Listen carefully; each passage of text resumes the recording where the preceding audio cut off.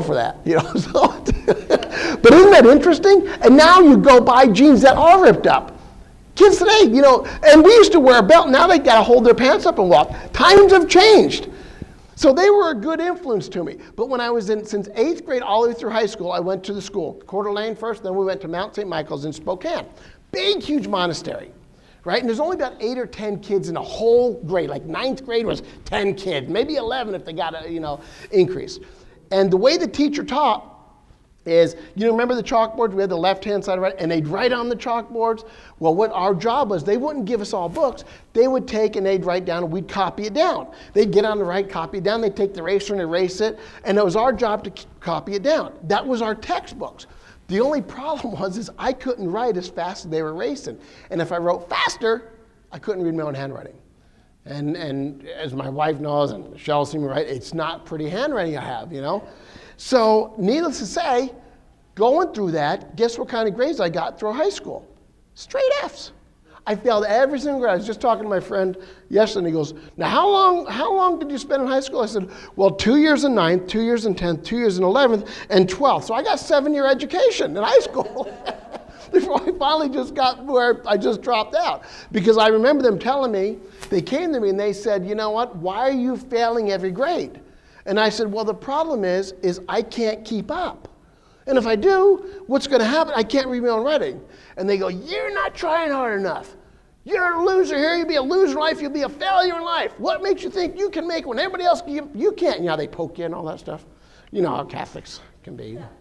You know, the ruler and all. That's what we went through. It actually wasn't a Catholic school. It was a cult, we found out, you know. And believe it or not, that had a big effect on me. They held me back, and I finally got so mad. They said, you're not going to graduate. You're never going to make it in life. You're not going to get your diploma. I left the 12th grade. And I left. I was like, done. And they were right. I did not graduate. But I did find where the diplomas were, and I stole one of the diplomas. So I do have a high school diploma. That is true. I really did. So if somebody says, hey, did you graduate high school? I go, do I have a diploma? Of course I have a diploma. Who doesn't have a high school diploma? I've got one. And I'm friends with one of the teachers who left too. He got tired of the abuse. And we still joke about that today. Like, you remember that diploma? Yeah, I got a diploma. And they asked me, you ever gone to college? I've done a lot. Yeah, I've been to college. Who hasn't gone to college? Because I've performed at colleges, so I've done shows there. And so I just left, and I get angry.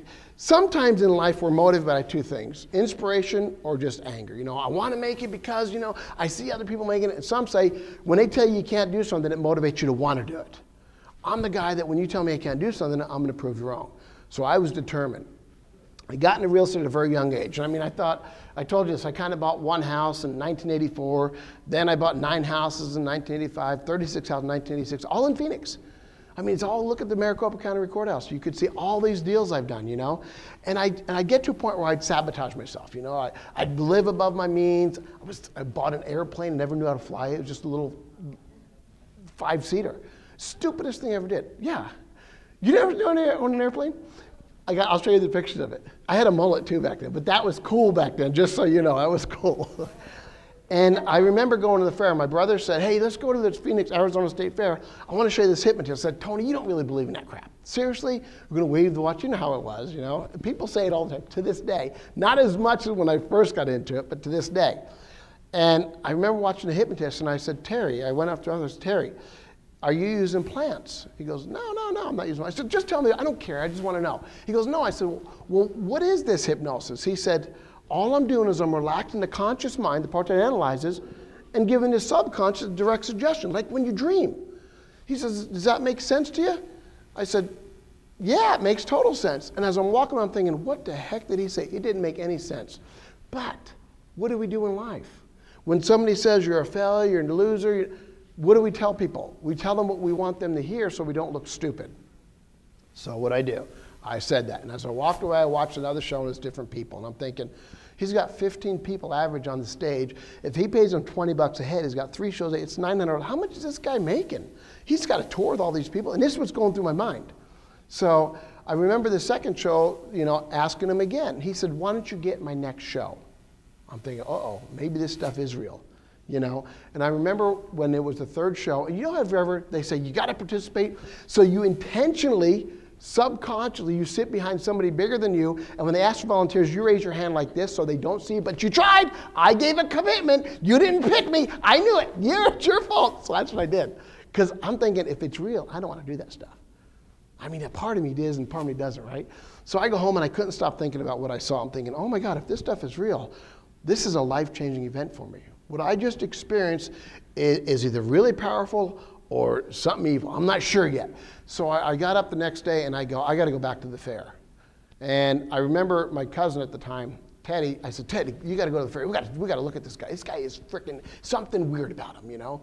And it would not be weird at this convention, but it was weird back in the 90s, you know, in the 80s. And I remember, Was it Terry Stokes? Terry Stokes. Is that who it was? Yeah, Terry Stokes. Best friends to this day. We just was at his house in Florida a few weeks ago. And yeah, to this day, he comes out and he stays with us, or we'll go back there. When you said the name Terry, I thought, I don't know. Terry, so you know. Yeah, I do. You've seen the show. Yeah. That was the turning point in my life. We all have turning points. Isn't that interesting? I'm in real estate. I go to a fair because that's what we would go to a fair for, to see hypnotists. No, you go there for the food and the rides. Oh, and then a hypnotist was there. Remember, there was the two bands, Muggy on Rim was there. They were performing. Remember that? Yep. And the other band, it'll come to me in a second, was there. And I remember seeing them, and I was like, oh my God, this is incredible. And so we went back the next day, and I watched the first show, because I'm thinking, I know I'm going to see the same people. They're going to be the same people. He travels. I'm going to catch this sucker right now. And a part of me wanted to, but a part of me didn't. And the reason why I thought, because if I don't catch him, then I've discovered something that is a life-changing event for me. And I remember the first show was different people, and I thought, oh my God, there's something to this. So the second show, when he asked for volunteers, first thing I did was, we got to figure this out. I'm going to find out if this is real or not. So I said, Teddy, volunteer. Make sure you volunteer. So my cousin volunteered, and he went under, and the things he did were out of this world. He would never do that. And I remember coming back at the end of the show, and I said, what was it like? You know, and Terry always gives a positive suggestion, you know, full of energy and all that. He goes, it was weird. I knew what I was doing. I just couldn't stop myself. It's kind of like we do in life. You know, why do we procrastinate? Why do we do things we do and we feel we can't stop ourselves and we do them anyway? It's like we're battling. Our conscious mind is battling our subconscious mind. And as we're walking around, and I said, it's weird. He goes, it's very weird. I knew everything that I was doing. I just didn't care. You have no fear. When it comes to hypnosis and you tap into your subconscious, you're oblivious. You know there's an audience. You just don't care. All fear, all judgment, all inhibitions are gone. That's why it's so powerful.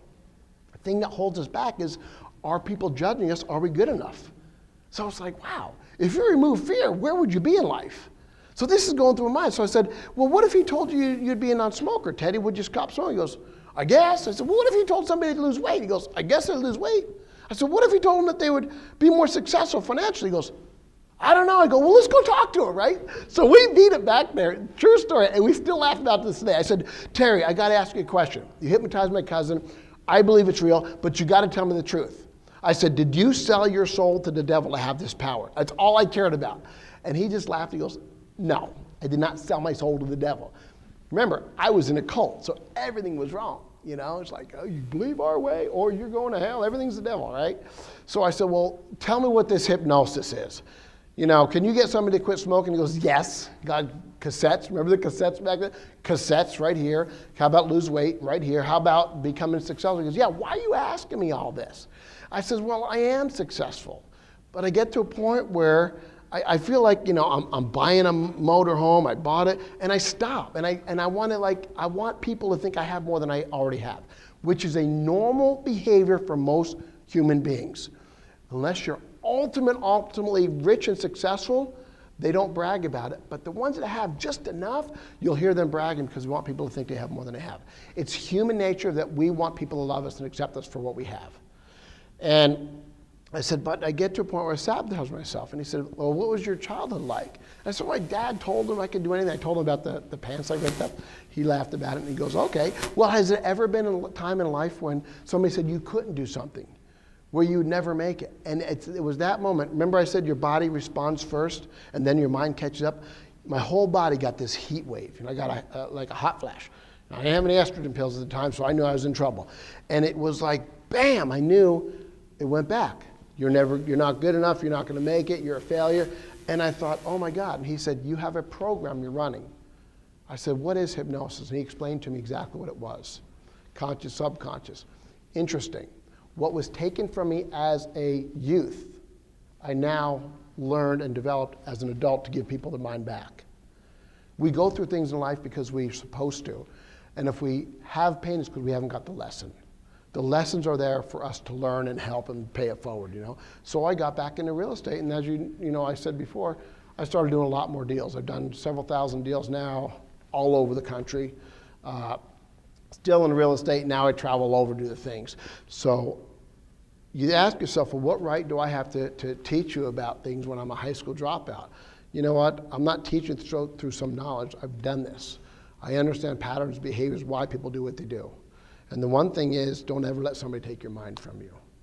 And the one thing I like to do is give people their mind and their choices back. Because so many times we tie ourselves into previous situations and events, and we let them control our present and dictate our future for us. And we're in charge of our own mind. So I at least have a high school diploma to prove that I have some kind of knowledge. And I've done shows, now I do shows all over California, all over the place. We used to do Pima County Fair in Tucson. Now I do Delmar Fair. I did Blythe. My first fair was Blythe. My first fair was Maricopa County, the little one. You know, not the big Arizona State Fair, but the little one. That was my very first time ever doing a show at that little fair, and nobody was there. So it's good that nobody was there, because when you bomb, you want to bomb in front of nobody instead of a whole big, large audience. So it was good learning, you know. And now since then we've done so many shows, you know. So 3 things you need to make a change in your life. One, you got to have the right mindset. Everybody's mindset is different. Your mindset's going to be different, somebody else's. Everybody has different patterns. Was 5 of us, you know. I'm the middle child. I have 2 older brothers. Had 2 older brothers, one passed. Me, a younger brother, younger sister. Same parents. We didn't have different parents, but yeah, we're totally different. All 5 of us are different. So what things mean to me is going to mean something to somebody else. You know, you grew up with an alcoholic dad. Well, my dad's an alcoholic, therefore I'm an alcoholic. Well, my dad's an alcoholic, so I don't want to be an alcoholic. Same parents. It's different meanings, right? So we got to know what our mindset is. If you don't know your mindset, you can't make the changes. Got to be aware of it. So self-awareness, right? And then what's your purpose? Why do you want something in life? Do you ever want something so bad that nobody's going to tell you couldn't have it? Nobody. It's like, you know, I'm freaking going to get it. I don't even know how I'm going to get it. I just know I'm going to get it. That's the biggest drive. Because if we think of how to do something, we stop ourselves. But when we say nothing's going to stop me, we know it's going to come to us. Because no matter what we want in life, it's going to change how we get it anyway. The path always changes. It's just knowing that the end result is right there. We'll figure out a way to get it, providing we have the right, strongest purpose in life.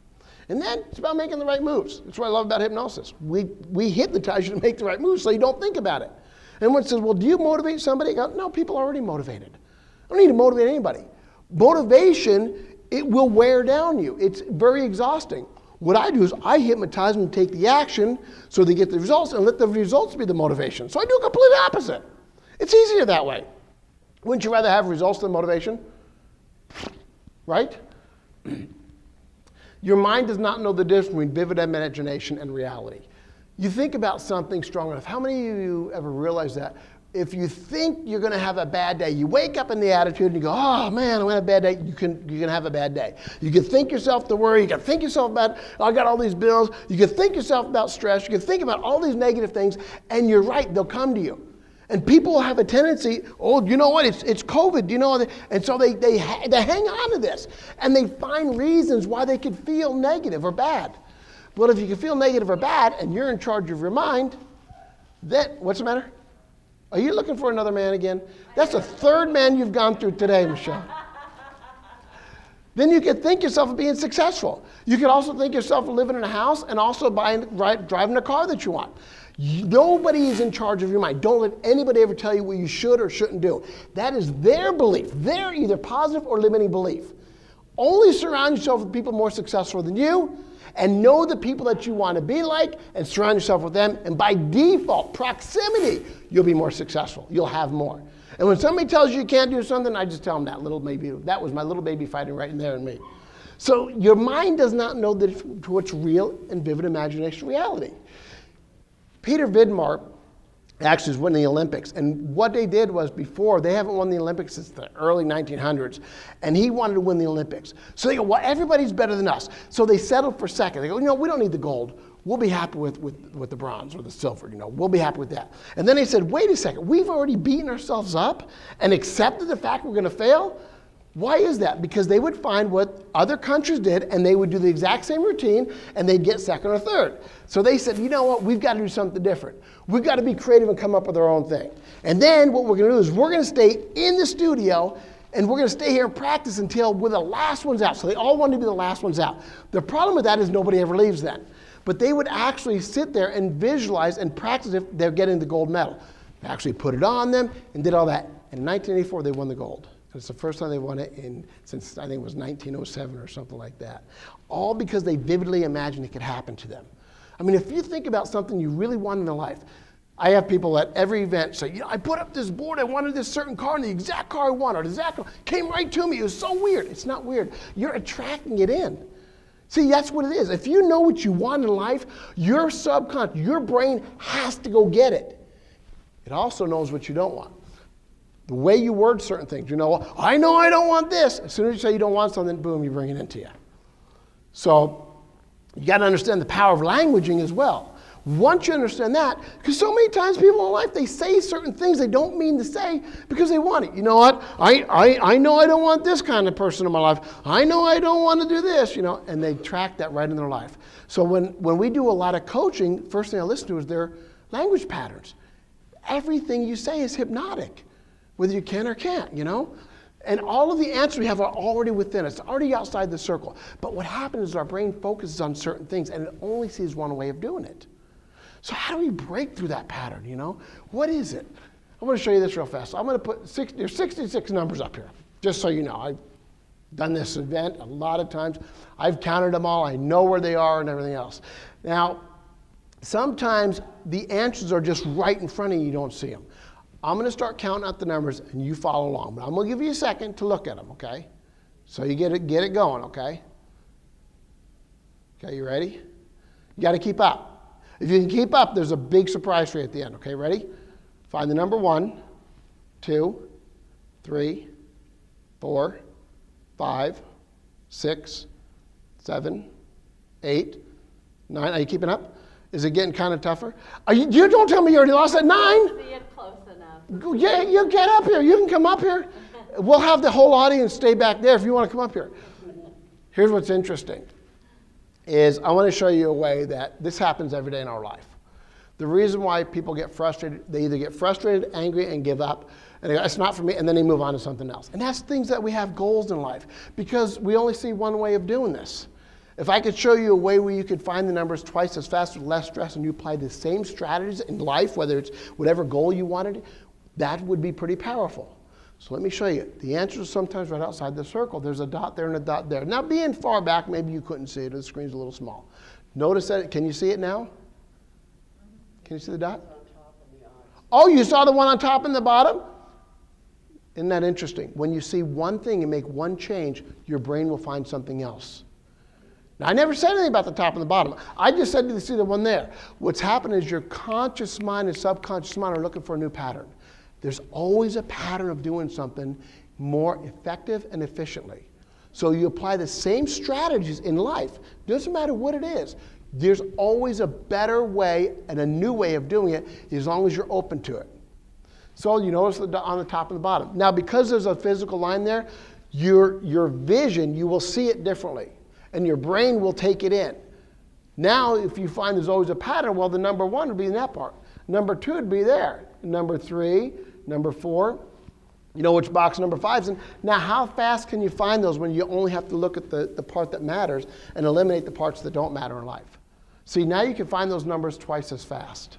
Less stress, more successful. And then you feel more motivated because you found the answers quicker. So let me ask you this now. If I said, I'm going to give you an hour to memorize 800 numbers at random, but you can't repeat the numbers. If you repeated the numbers, any one number, then you have to give me $1,000. But if you did it successfully, and I'll give you an hour to do it, Then I'll give you 1,000. Would you take me up on that? Have to think about it, don't you? Here's the reason why you're thinking about it. Your brain goes to instant survival. It goes right to the pattern of restriction. You develop a belief that what you want is impossible for you. So what you're thinking is, oh my God, how can I do that? The truth is you already have the answers within you.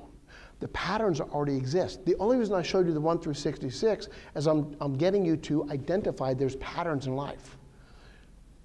What if I said for $500 I'll show you how to do it? I could teach you how to do it. Would you pay me? Some would, some wouldn't. Oh, Maria looked at you, so they go, well, you would pay. I don't want to pay. See? And that's the challenge. Is the difference between a consumer and an investor. Now, consumer can be financial as well as just by themselves. An investor can be financial or by their personal goals as well. And what happens is we go, how much is it going to cost me versus how much will I gain? And the consumer wants to know how much it costs. An investor knows how much can I gain. What's the results I'm going to get from it?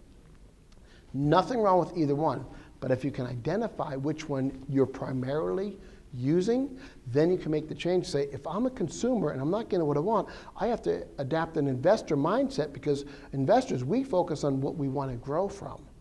That's the difference.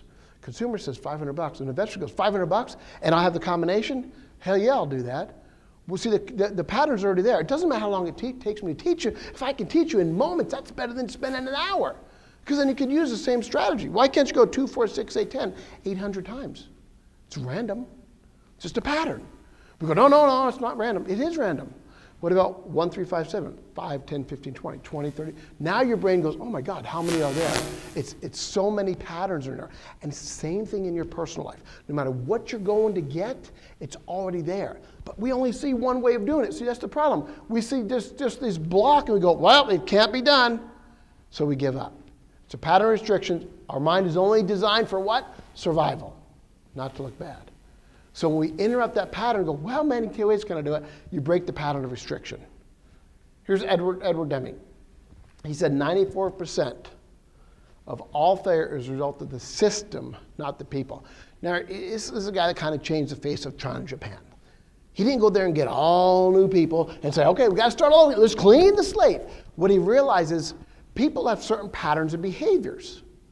And they adapt these and they constantly do the same thing over and over again. So he goes, I've got to fix their mind. If I can fix their mind and get them to think differently and shift it, at that point, guess what's going to happen? I'll get a new result. And you think about how many people out there know that they have the ability with the knowledge they already have to become more successful. Without getting any more knowledge, with the right opportunity, could you become more successful? And if this was all finance, I say in business or in any goal that you have. Is that possible you can be more successful with the results, the information you have? Absolutely. And are there many ways of being more successful? Absolutely. Why aren't we there? It's not that we don't want to or are capable of doing it. Your mind, your limitations are not based on what you can achieve, just so you know. Limitations have nothing to do with what you can achieve. It's based on what you feel you deserve. And society is going to say, you know what? It's not your fault. Just remember this happened in the past. So it brings up the past. And the reason why is they allow you to allow the events to create the meaning and the limitations instead of finding the empower ones. So instead of raising their standards and expectations and theirs, they pull you down because otherwise they have to raise theirs. Or they have to get you separated from their life. So everybody you hang out with is an influence to you. So you think about it. Who do I really want to hang out with? Who's the proximity? And everything you have is based on what you feel you deserve. We are where we are because maybe the pain we have is there because we haven't got the lesson yet. Maybe there's a bigger purpose for us in life, and that's our job to discover that, regardless of what it is. It's all the mindset. Okay, think of number 1, 2, 4. Think of number 1 to 4. Did you think of 3? Number 3? I'm not psychic. I just tricked you. Because what did I say? What did I say? What I asked you to do? What was the question? Think of the number between 1 and 4. As a question? Yeah, you said it right. Think of number 1 to 4, right? Yeah, what did I say? Is that right? I did say that. Here's what's interesting, is you think you hear certain things and you're being programmed to say certain things, you don't even realize it. Advertisers do it all the time. When you go home, I want you to Google subliminal advertising messages, and it'll blow your mind how much subliminal messages are in there, and you don't know it. I said it a couple times. Here's what I said, just so you know. I said, think of a number between 1, 2, 4. Your brain goes 3, 3. Now I thought 70% of people say 3, 20% say 2, and about 10% say 1 or 4. Because it's called an embedded command. It's a hypnotic suggestion. See, that's the whole thing. We don't realize what's being said. My wife and I just took a course on NLP, one of the greatest trainers out there. I actually, 21 years ago, September 6th, got him to quit smoking from a cassette that we would sell at a fair. He was an IT guy. He quit his job, and he's full-time into NLP. He's one of the most successful NLP artists in the world right now, all because of a $10 cassette. He quit smoking, 3-pack-a-day smoker. He calls me every year on September 6th crying, saying, thank you for giving me my life.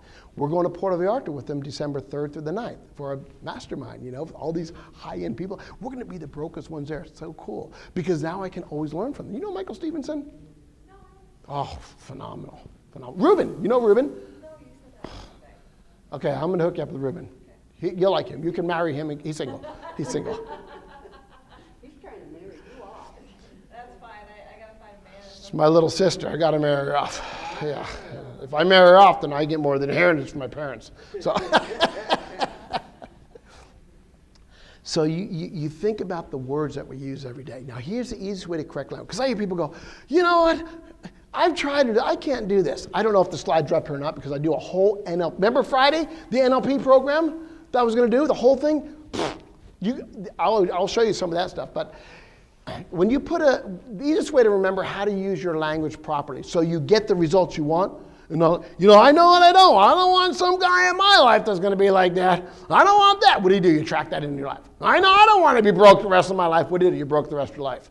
Right? Because we program ourselves. Our brain eliminates the word not and don't, and it doesn't realize, I want to have this one day. It doesn't realize that. I will do this one day. You'll never do it. Act as if it's already happening to you right now. My brother, I told him, I says, you need to NLP your house. He goes, what's that mean? I said, you got to put things in there. So he writes this big thing down. My whole family. You think my family will listen to me? He goes, I will be successful. I will be. And I said, stop. I said, take the word will out and put the word I am. I am successful. I attract people into my life. I do this. I do. It's as if it's already happening. Otherwise, you're chasing it. When you chase, what happens? Bill Walsh taught me this. When you chase money, what does it do? When you chase something, it runs from you. When you welcome it, it comes to you. So what if it already happened? So it's critical. So the way you think about it is put a bunch of letters together, and to spell is, in some dictionaries, to cast a spell. Easiest way to consciously remember how to say languaging is powerful. To cast a spell. So what's the spell you want to give to yourself and others by the word you're using? Now, if you put a bunch of those words together, and you put a period or an exclamation or a question mark at the end, what's that called? Sentence, right? Oh, so what's the sentence? The spell in the sentence you're giving yourself by the words and the language you're using, not only to you because you're saying them and hearing them, but to others as well. Subliminal advertising message. Google it, it'll blow your mind. And if it wasn't on video, I would tell you the number one way to influence the entire world is how to do it. Look at every one of Disney's things. And you know what's in every one of their advertising? You can say it. Do you know what it is? I always fast forward. No. In any of their print. Do you know what's hidden messages are in there? You know what the Lion King, all that? What is it? Come on, it's right there. I can't say it. I don't even know what the Lion King is. The Lion King's a Disney movie. Do you know what it is, Michelle? Any Disney movie. You know what the number one way of getting adults to watch it is? In their print advertising. There's subliminal pictures in every one of them. Of the cover, sex or alcohol. Bingo. No, it's more than that. I'll tell you off camera, and I'll show it to you, because when you see it, you'll go, oh my God. Do you realize what the election is based on?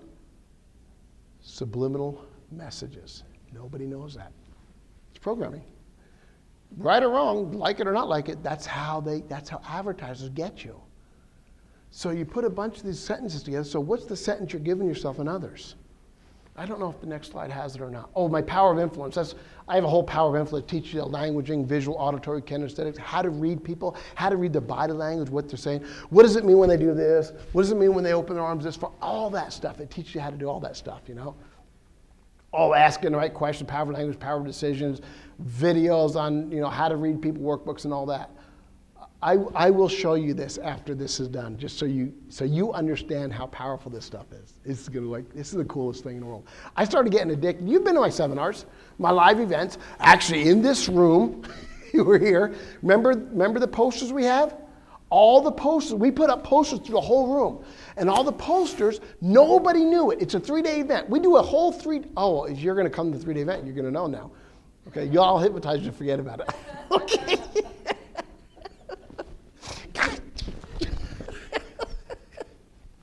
So all the posters, from the time they walk in, they have no idea. And they're walking around, and I get them to sign contracts, you know, what they're going to do for themselves and all that, but don't sign until you're ready. And on the 3rd day, we teach NLP, Neuro-Linguistic Programming. So I go, when you walk around the poster, what does it feel like? We deck our rooms out. I mean, we have plants, we have, not plants like, we have tree plants, like, you know, not like human plants, you know. Hypnosis, people say, oh, you're plants, right? Yeah. I mean, our pipe, our drape, our lights, everything, the music, everything matters. Everything moves people. So we have all these subliminal messages in the posters, and we get people to read them and go, what did it say? I don't know, I just read it. And I go, now I teach them it. And I go, now go back and look at the posters. And I go, oh my God, we never saw that. I go, right, but you felt it. I got you to do one thing, to start realizing that all this information you get to take action on. All I want them to do is take action on the results that they want. That's all I want. How they get there, many ways of doing it. You know, I do a chiropractic convention, and I get them to get better and get them to pay, feel. I'll show you that little slide in a little bit too. And then they, after I teach them, I go, now, go back there, and I teach them more, right? They go back and I go, here's what you didn't see in the poster, subliminal messages. Were you there for that? The subliminal message. So I show them next slide. I go, now go back and look at the posters and look at the subliminal messages. And on the back of the posters are all the subliminal messages. And they go, oh my God. Then they see it. It's because, think of a number between 1 to 4, right? And there's nothing quite as beautiful as Italy in the spring. Our brain doesn't realize what's accepting. It has no conscious mind of it. So we're being set up to respond and react a certain way by society, and we don't realize it. It's pretty cool, huh? Now, self-awareness versus self-observation, just so you know the difference. Self-awareness, I'm aware that I'm doing these things. I'm aware. And self-observation, see, that's information-based. Up until now, it's all been information-based. Self-observation is knowing when you're doing something and why you're doing it. The reason why you're doing something, even if you're not getting the results you want, is because you're getting certain needs met. You're like, okay, right there, I don't believe it. Why would I procrastinate? Because you're getting certain needs met. Why would anybody have procrastination? Well, I don't have to take the action. I don't have to take any risk. Now's not the right time. So you're getting a certain need met. You know? So you can make a change before, during, or after, as long as you interrupt the self-observation. Go, oh, this is when I'm doing it. Wait a second, I'm having a cigarette right after my coffee. I'm having a cigarette when I'm out drinking. I can change that. Or I'm not getting the results. And you can change it before, but you have to be aware of it from self-observation. It's like being stuck in traffic in Phoenix. You're stuck in the traffic, but if you're in a helicopter, oh, you don't like traffic, do you? You're in a lot of traffic, aren't you? A lot. Anytime we go through Phoenix. Anytime? Every time? Not every time. Oh, but see, now here, this is a prime example. Do you see how people respond? Sentence. So what do? We generalize, human generalize. Anytime I go through Phoenix. Anytime? Or sometimes, or is it really once in a while? Is it really sometimes or once in a while, or when do you notice it? See, that's noticing it. Now you're noticing it. Most of the time. See? But isn't it interesting how we generalize? So what do? We are drawn to go into traffic only when it's busy. Because guess what? We have set ourselves up hypnotically to go, oh, got to go somewhere, you will plan your day subconsciously without you constantly knowing it based on when there's traffic. Do you know that? Instead of finding what you do, you don't know that because I saw your eyes go that way, but that is true. Trust me when I tell you this. Well, we started finding out what times, like the times were before 9 o'clock, like 6 to 9. Yep. We don't do it then. Yep, self-observation, right? Self-observation. Now you're aware of that. So you can make the changes when you observe when, correct? Now you can make the changes. However, what did you do? You set yourself up to hypnotize yourself to go, then you leave late and you get into those traffic. Or you leave early and you get stuck in the traffic. So you will actually sometimes even, you kind of like self-sabotage yourself based on the language you go, I always get stuck in traffic. What do you say? You know what? I avoid traffic constantly and I'm out there when the traffic is light. Then you'll start finding that. You got to go. Oh, for crying out loud. Yeah, it might be good for one of those little breaks. Hurry up. Go pee. We're going to talk about you when you're young. I'm just going to stand up and stretch. Yeah, stand up and stretch. So do you have any, Susan, do you have any questions so far? This is such a different event than I normally, it's not done like this normally.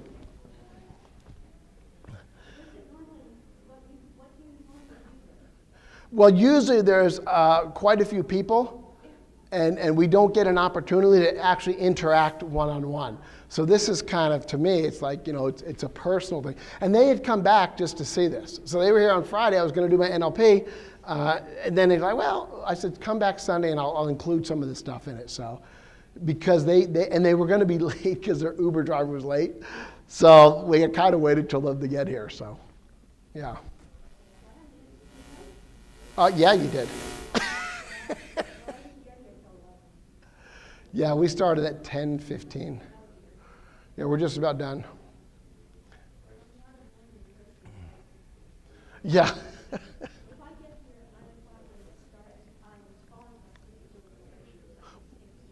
Well, nobody was here at 9. So you could have slept and no one would have even bothered you.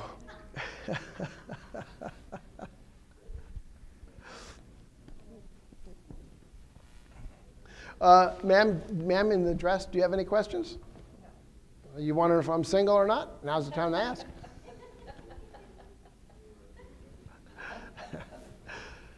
I'm going to do some psychic things. I want to get in tune and in touch with your energy. You have a birthday coming up. No. Yes, you do. You have a birthday coming up. Why do people dress up for your birthday? Don't be announcing that. You have a birthday, dress up. Halloween. Is your birthday Halloween?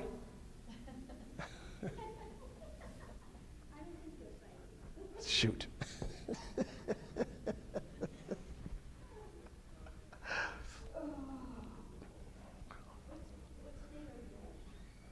Originally, I was born in Jersey. I was born in Plainfield. Yeah, I lived in the Shannock Station in Bridgewater for a while.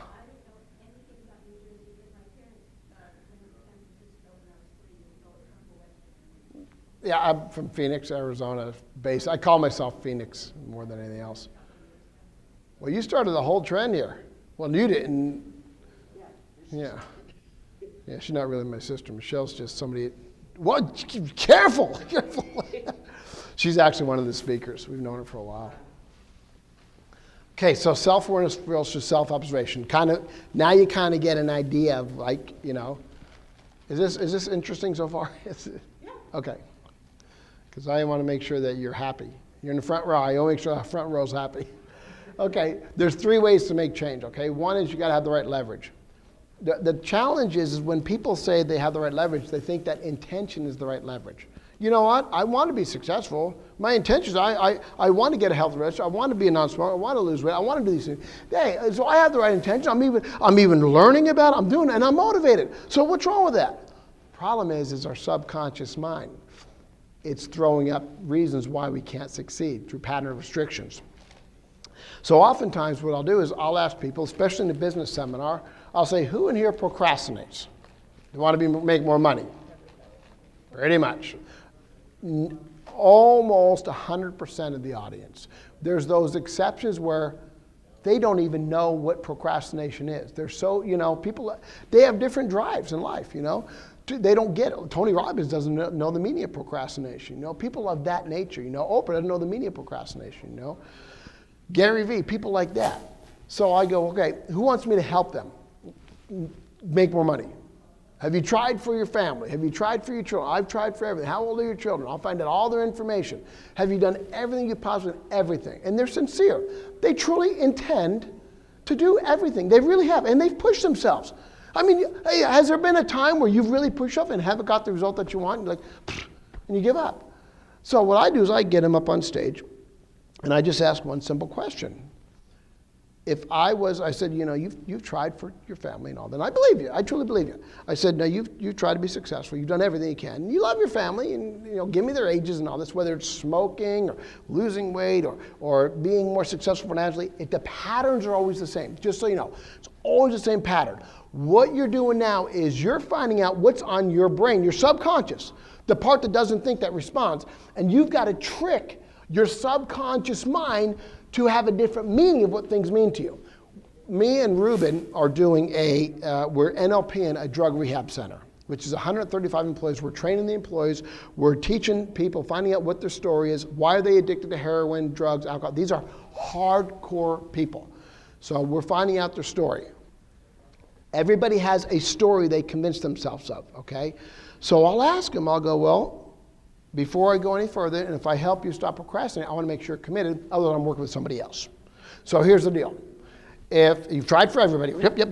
Okay, I got it. I said, if I gave you a check for $100,000 right now to increase your income, or to be a non-smoker, or to lose weight, whatever, in the next 90 days by 10%, would you do it? You know how fast they answer? Instantly. Here's why they answered instantly. At that moment, without you constantly thinking, what goes through the mind is, 100 grand, no stress, I can buy what I want, I have the freedom, people accept me, because we have a global belief what money means to us. Now, people say, money don't make you happy? That's not true. If somebody gave you a check for $100,000, would that make you happy? Heck yeah. You better believe it would. So those people that say that, if they don't want any checks, they can give them to me all they want. I'll show you how happy I can be. Now, here's why they answer fast. And I laugh at it. I go, who won, right? I said, what's interesting is you'll do it for 100 grand, but you won't do it for your family. And they go, oh my God. The reason why is you're finding out what's going on in their brain. What have they tried to accomplish or eliminated from their brain? And what happens is the brain goes, wait a second, we've got pleasure. Are you kidding me? If we try to make more money, we got to give up our time. We're taking risks. We'll be away from our family. So it sends that message instantly without you thinking about it. And that's why people procrastinate. But I've tried for my children. I've tried for my love. Yes, but your family will love you unconditionally, even if you fail. The difference is now you're setting your family up to be a failure. And then they go, oh my God, I never realized it. Because we don't know what patterns we're running. All I'm doing is saying, how do you get a new story in your subconscious mind, your hard drive right here, so procrastination means pain instead of pleasure. And being successful means pleasure instead of pain, what I have to do. Because we focus on what we have to do instead of what we want. Vivid imagination reality. So what I do is I create a new story. This is how I got Michael Stevenson to quit smoking 3 packs a day. Through the cassette. These are all embedded commands, okay? I said, okay, now we know that you're capable of doing it. Because you didn't think about what you had to do, right? You go, no, 100 grand, I'll figure it out. Because we do, right? When there's enough reward, enough purpose, we go, I'll figure this out, I don't care what it is. You ain't going to stop me. Nothing stops you. That's the purpose. See? But we have to have accountability. I go, now accountability, that doesn't mean, oh, ma'am, you're not leaving, are you, ma'am? I figured your birthday out and everything. I did this psychic thing. Little Halloween birthday girl coming up. So I said, you got to have some accountability. Accountability needs to be based on pain. In other words, by you not succeeding, you can't just say, well, I'll try again. Because what we'll do is we'll give ourselves excuses not to succeed. Our brain will go, we don't really need to do that. It's not your family loves you anyway. So you got to know, okay, I got to figure out how to fix this hard drive, this subconscious mind. So I go, okay, you don't have to make it. It's your choice. I never force anybody. When you push, they resist, they push back. So you invite them based on their own story. It's your story. You told me the story. I'm just asking the question. Knowing what question to ask is the most powerful thing you can do for yourself and others. The question is the most empowering thing. How do you ask an empowering question? And when I'm done here, I'll show you some of that stuff. A little bonus session, right? That you didn't get on Friday. The subliminal bonus session, right? And that's all in the power of influence, all this stuff, right? So I tell them this, you can do it. Now, by not getting 10% more success financially, then you have to go to your children and you sit down with them and you have to tell them that you didn't love them enough, that they have to be homeless for 10 days and you get one set of clothing. And you could feel the whole, like, oh, they could tell. Now, here's what's interesting, is the whole audience feels that. The reason why the audience feels that is because they are running the same patterns as the person on stage. And they feel the same things that they feel on stage. It's just hidden. So what happens is, now what does procrastination mean to you? Procrastinating means I'm going to lose my family. However, you get a new meaning, and a new meaning means if I could break this pattern, what else can I do? And when my children grow up, if they have any addictions, I can show them how to get rid of it. It's understanding how you can get to your subconscious mind to give the right programs. We have programs. We have some we like and some we don't. So how do we fix the things that are falling apart? We know what fixes them. If our roof has got a leak in it, what do? We fix the leak. And then it's not going to damage other things in the house. What we're doing is we're fixing the problems so we understand. This is understanding how it works. Does this make sense to you? Okay. Do you have anything that you wanted to do in life that you know, why do I procrastinate? Now you know how to get rid of it. It's what it means to you. Now here's interesting. I did an event one time, and it was a smoking event to help somebody be a non-smoker. And the lady, I said, you know, for $100,000 would you? She said, no, I won't do it. Didn't need money. So you got to know what influenced people. I said, well, what is it that you really want? She goes, I just want to live 10 more years so I can see my son get out of prison. Different, I know. I don't judge people. I do, but I don't. Okay, we all judge people. We just say we don't, you know. That's the Catholic way. We don't judge you. You're all going to hell with me. Oh, my God. And it's my Love and Wealth program. Love and Wealth helps you stop procrastinating, eliminate fear, attract the things that you want in life. Whole program on that. You can see them all up here, right? Just so you know. Now, here's, I do a chiropractic convention every year, and I show chiropractors how you can increase your business. And I hypnotize this guy, and a week later, now that's chiropractors, you know, everybody's financial situation is different. The guy in 1 week, the following week, because I hypnotized him, made $19,000 in his upcoming. Over a year, that's $1 million. Now, not everybody's going to do that, you know. It just shows you the power of what people can do, understanding and applying this. Now, I'm going to show you the power of 10%, okay? Just so you know. It doesn't matter if it's smoking. Like I say, no matter what it is, all patterns run the same way. No matter what it is, we all have the same patterns. She was 364 pounds. She came to me, she goes, Mark, I can't lose weight. I've been big my whole life. I've been on every diet. I can't lose weight. Now, based on that language pattern, do you think there's ever a shot that she'll ever lose weight? Hell no. Why? What is she telling herself? I can't lose weight. Boom. So if she goes on a diet, what happens? Her brain goes, well, Cindy, you can't lose weight. Put it back on, right? I've been big my whole life. You know, Cindy, remember you've been big your whole life, right? So these are patterns that are going in. You know, I've been on every diet. Do diets work? Of course they work. But the problem is once we get off the diet, weight comes back on. So I had to say, okay, how do I get in? I have to change, number one, her pattern, her story. We've got to get a new story. See, some people aren't overweight. They just have a storage problem. Storage based on previous things that happened in the past, and they store it. They don't overeat. They exercise. They do it. Why do they have the weight on, you know? And that's what you have to find out, you know? So she wrote me a letter. She said she wanted to lose 100 pounds within a year. This was August 15, 2015. And in 1 year, she lost 110 pounds. It's kind of cool. So she came to me and she got stuck again, and I worked with her because she had a thing. Same thing. And what I did was I gave her a 10% rule. 10%. Here's why I say 10%. I go, can you do this? And this is all in my Mind to Body program. Can you eat 10% less per meal? You know, that's it. She goes, yeah, I could do that. I go, don't do more than that. Here's a problem with diets. When you think of a diet, what's the first feeling comes to your mind? I got to go on a diet. Ugh.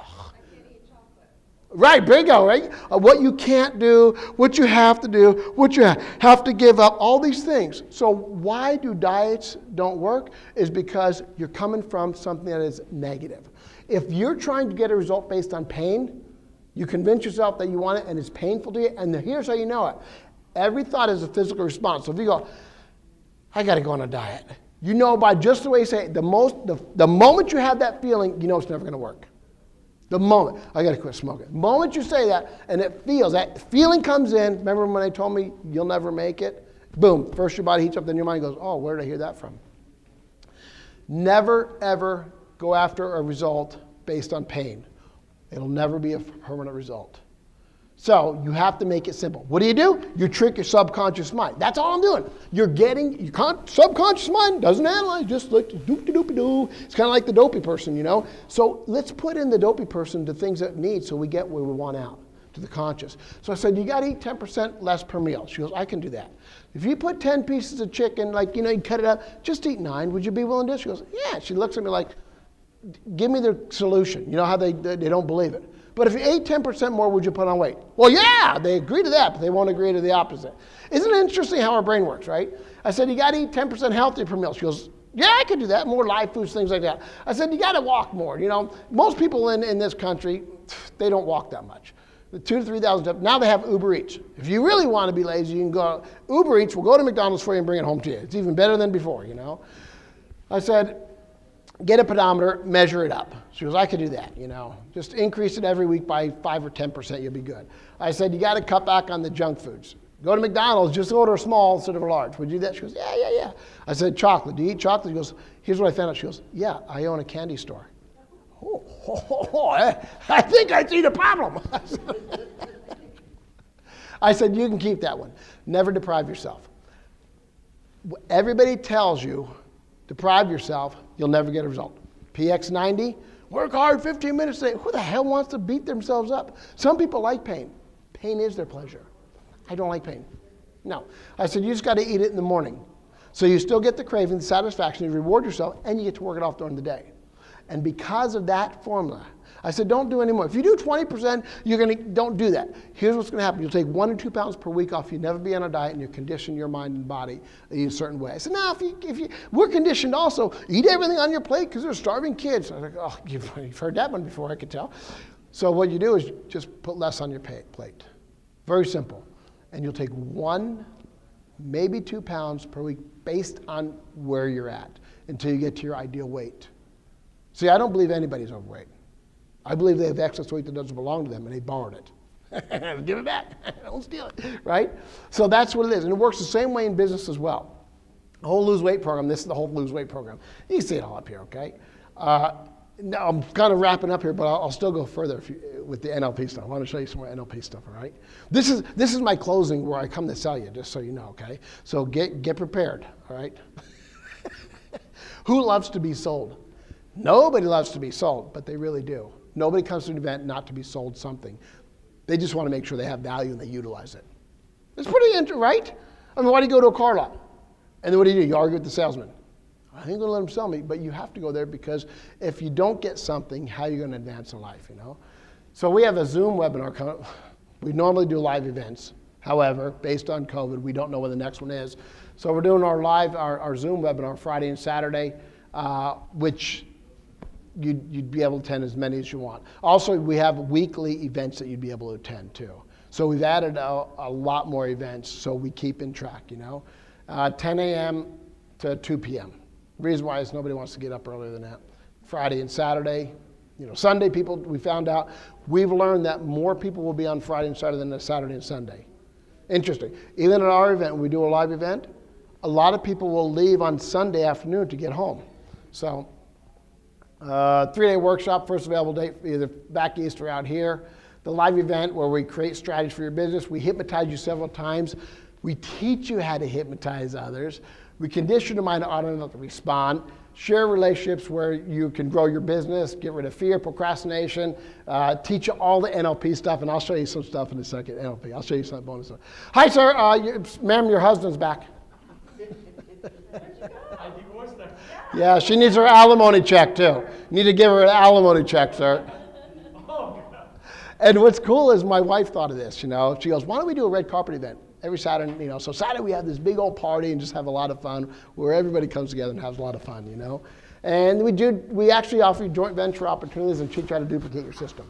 So, and it's for 2 people. Now, what I'm doing something a little bit different here, and Bill Walsh actually told me this, and I personally call you too. I want to make sure I call you if you need any help working through it. I'm going to make sure that you get everything up here, all of my programs.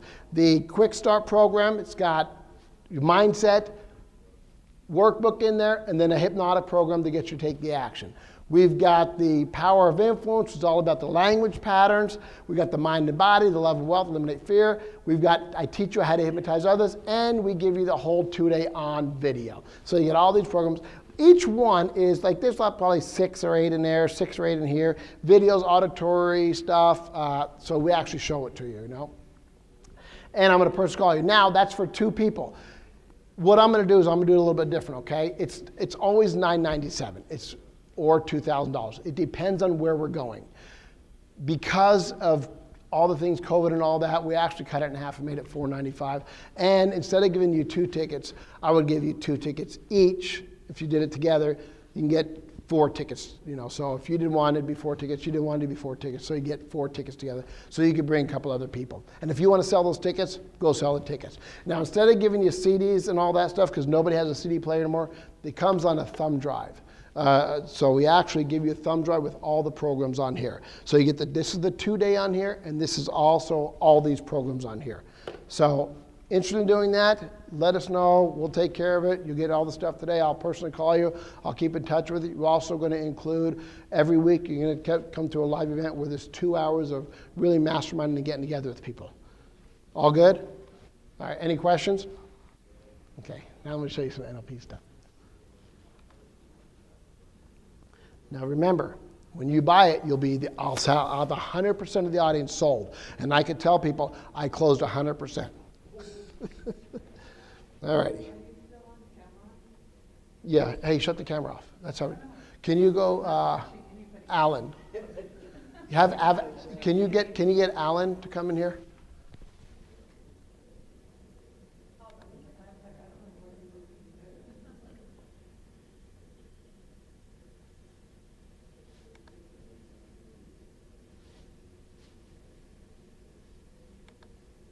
Okay, now you want to see some subliminal messages? Come here, I'll show you this. This is what advertisers do to us every day. Oh, let me turn this off because they can't hear me.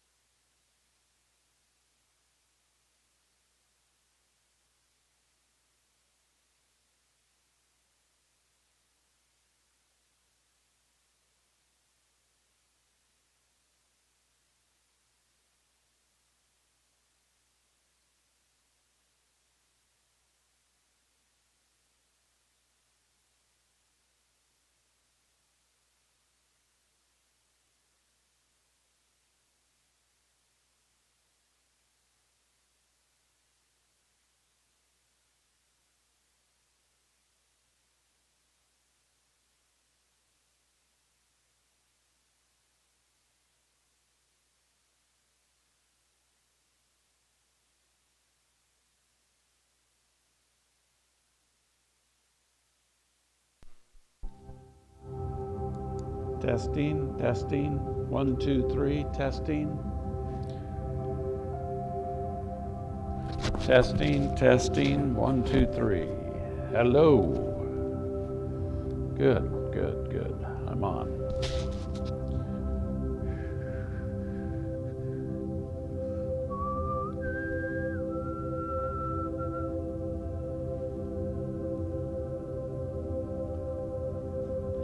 Testing, testing, 1, 2, 3, testing, testing, testing.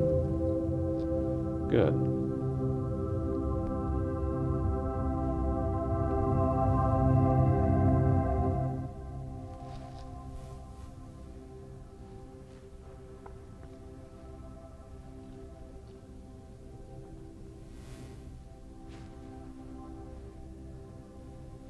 Testing, testing. 1, 2, 3, testing. It's on the other side. Testing, testing, testing, testing. 1, 2, 3. Om.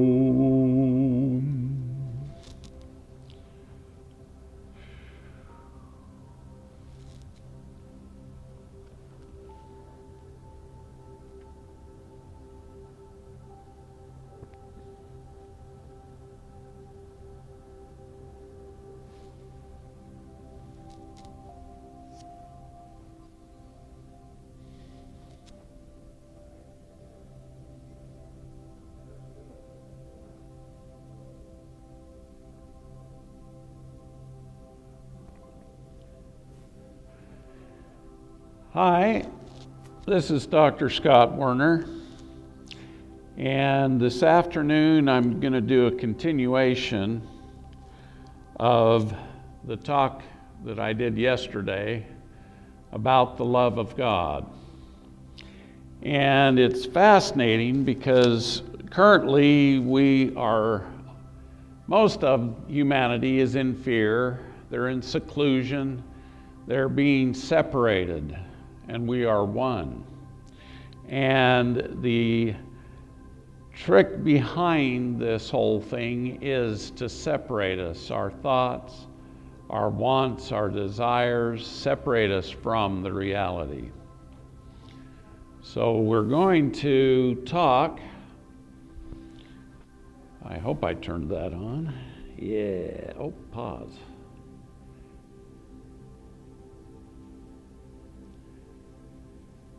Okay, is it recording? Nope. For some reason this thing is not going. That's interesting. Pause. Okay.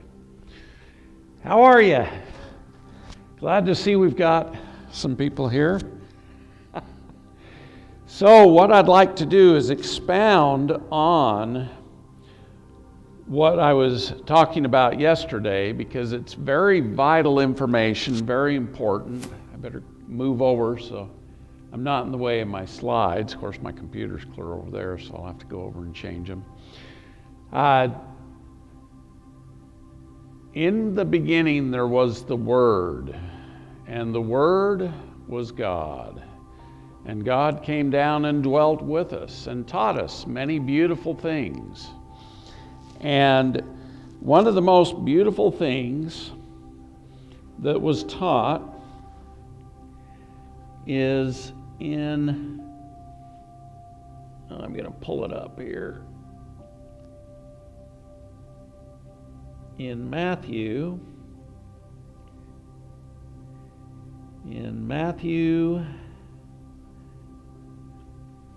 22, 36 through 40. I want to make sure I give you the right one.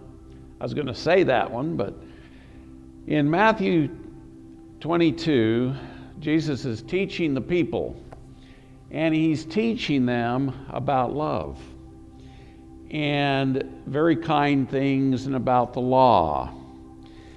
And a man approaches him to catch him. He's a Pharisee, and he wants to trick Jesus. And he says, "What's the most important law?" And Jesus said to him, "Love the Lord thy God with all thy heart, all thy mind, and all thy soul."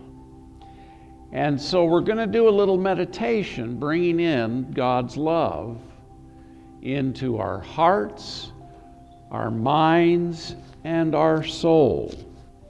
And so we're going to do this. I'm going to turn up the music a little bit, and I want you to breathe with me.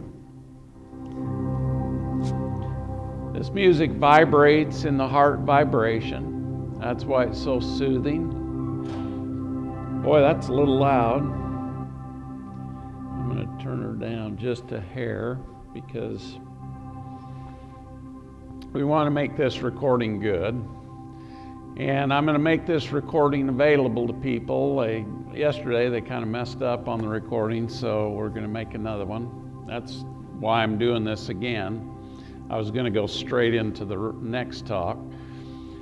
Okay, what I want you to do is take a big, deep clearing breath. Bring in your breath up into your body from the earth. Send it up into the great central sun. Bring it back from the great central sun. Bring it back down into your heart and breathe out.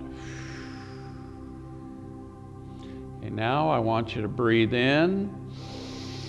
Bring God's love into your heart and make your heart full of the purity of God's love.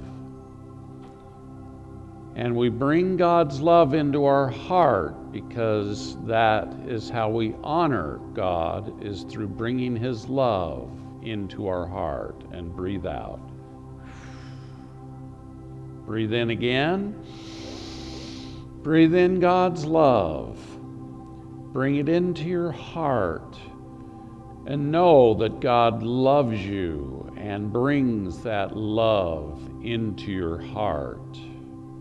And that love expands into your chest and into your lungs and your thymus gland. And breathe out. Breathe in a third time. Bring in the love of God into your heart. And have your heart expand that love of God into your body. And breathe out. Now we're going to bring the love of God up into our mind, all the way up into your mind, so that your mind is filled with God's love, fulfilling the second part of the commandment. And breathe out. Breathe in again. Up into your mind chakra, the seventh center of energy. And fill your mind with God's love so that you only have the thoughts of God's love for yourself and for others. And breathe out. Breathe in again. Bringing the God's love into your heart and connecting your heart and your mind together so you become one-minded with the thoughts and the love of God in your mind and in your heart, connecting them together. And breathe out. Breathe in again into your heart, God's love. Bring it up into your mind and then bring it up into your soul, your mighty I Am presence. Fill your mighty I Am presence with the presence of God's love. Connect that to your mind and to your heart and breathe out. Breathe in again. God's love into your heart, bring it up into the seventh center and then up into the eighth center, into the mighty I Am presence. God's love is connected to your soul and connected to your mind and connected to your heart, fulfilling the commandment to love thy God with all thy heart, mind, and soul. And breathe out. Okay, we're going to go ahead and relax this for a minute. I'm going to undo my, boy, it wants my face. Oh, there it came. Okay. Boy, they always want you to do all kinds of fun stuff. Okay. So we're stopped now on that. Now, we're going to talk about a couple of other things with God's love. Now, the other thing we're going to talk about is the second part of that commandment. Not only are you supposed to love the Lord thy God with all thy heart and all thy mind and all thy soul, but you're also, Jesus continued, and the second is like unto it, love thy neighbor as thyself. And this Pharisee said to him, who is my neighbor? Now, when I was meditating on this morning, I had a really interesting thing happen to me. It was 5 a.m, and I had a visitor in my room, and he started talking to me, and I recognized him immediately. He was Jesus. And he says, Scott, talk about the modern definition of who is your neighbor. You know, we always think of the guy living next door to us or our tribe around us as being our neighbors. But that has shifted on the planet. And now our neighbors are the entire world. The United States is our neighbor. So we've got our love ourself as our neighbor. The rest of the world is our neighbor because we can fly there in a matter of hours.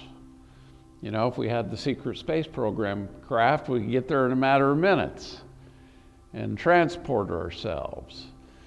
But the fact is now, in this day and time, our neighbors are all our humans here on planet Earth.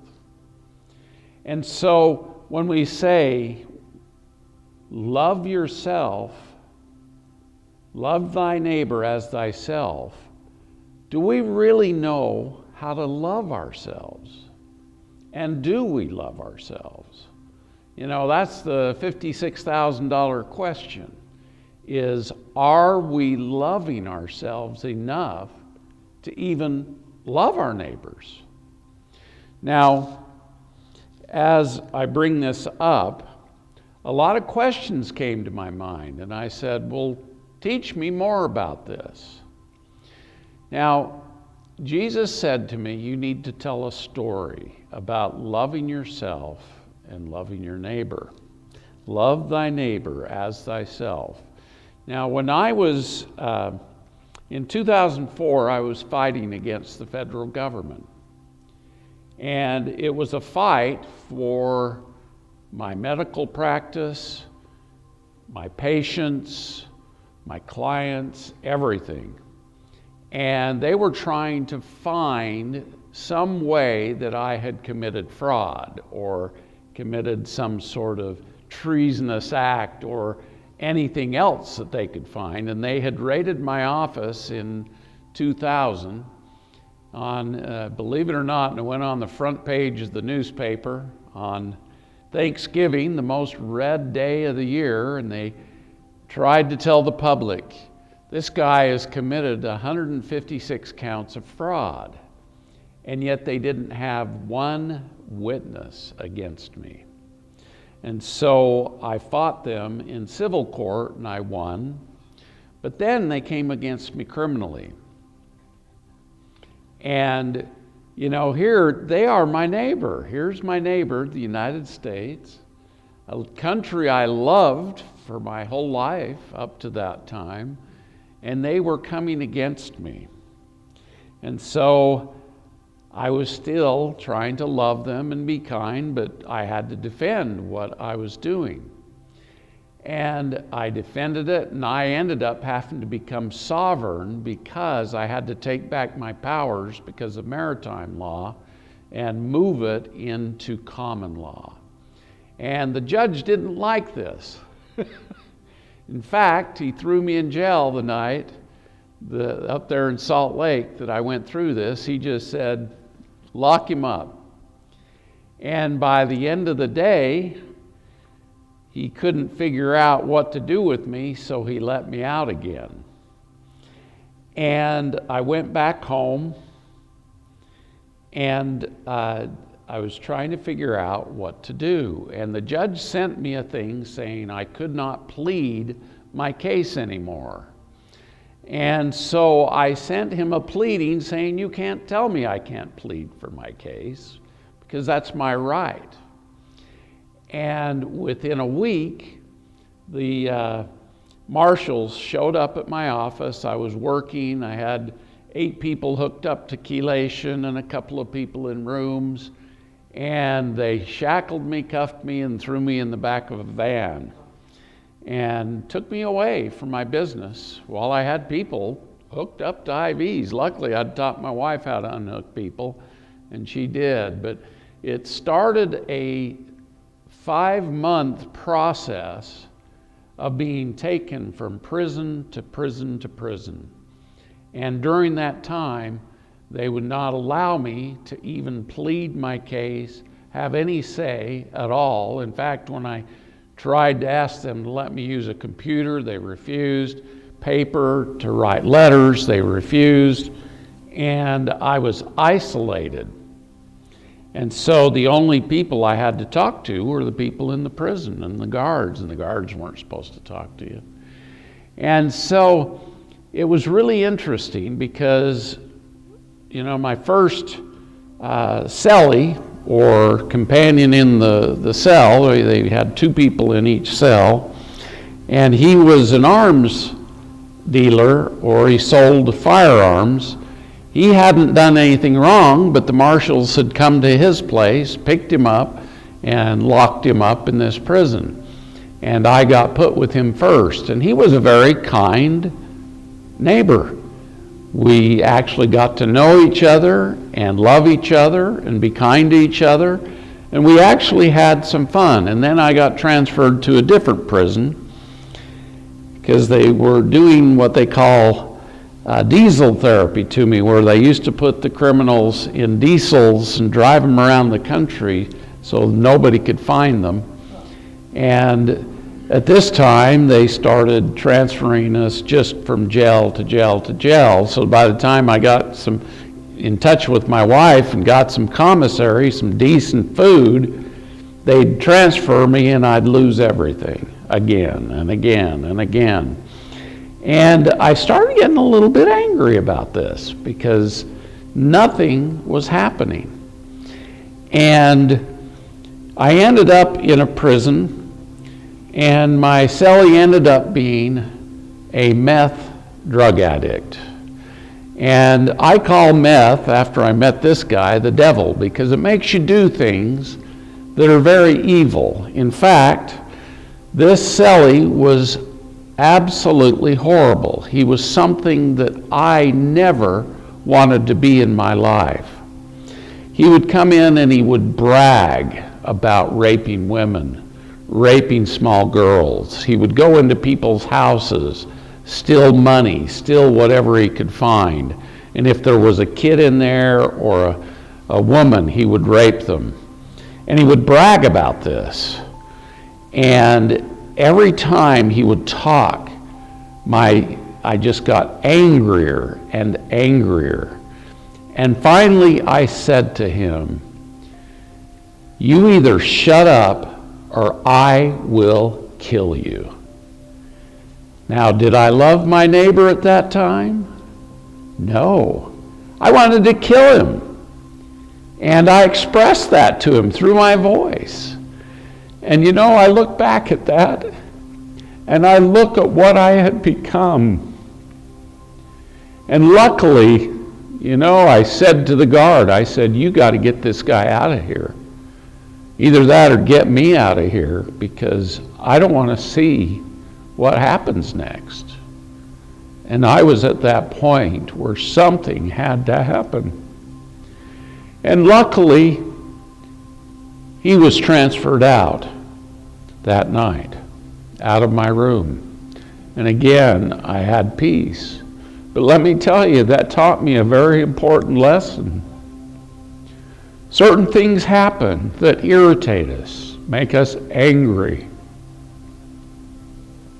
This morning, when Jesus reviewed what had happened to me in that instance, he said, Scott, you've always wondered when your cancer recurred in your body.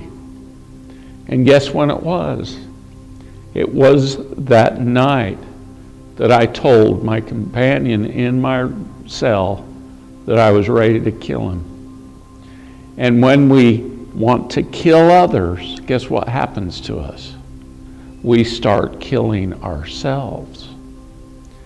Very fascinating how Jesus said that to me, that I was actually, through my voice, I started the process of getting cancer again.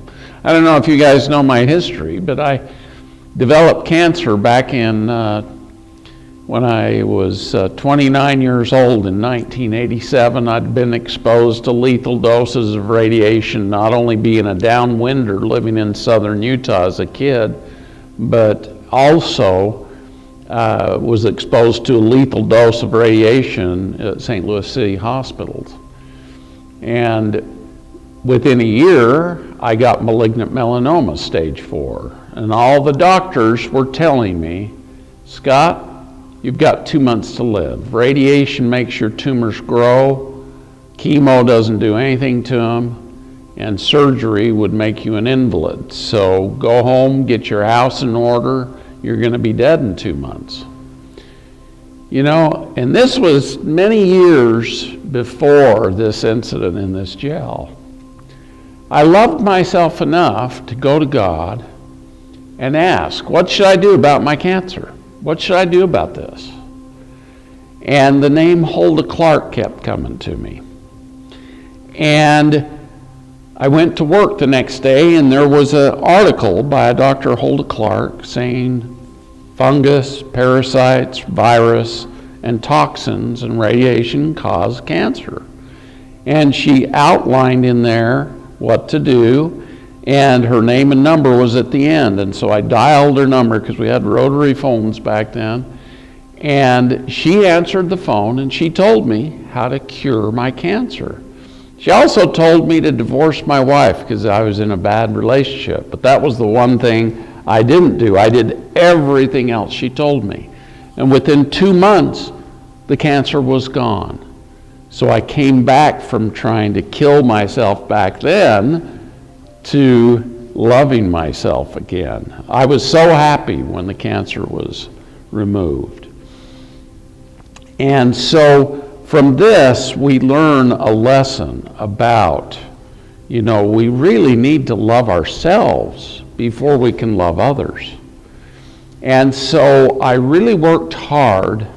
You know, after I got out of prison, I was still very angry. I was angry at the government. I was angry at the judge. I was angry at the prosecutors, the federal prosecutors, because they used things to try and get me for something I never did. And in order to get out, when Jesus came to me in prison, when I had my cancer recur in prison, and I started dying because it recurred in my bone after I had been with that cellie, and within 2 months I had cancer in my arm because of wanting to kill somebody else makes you kill yourself.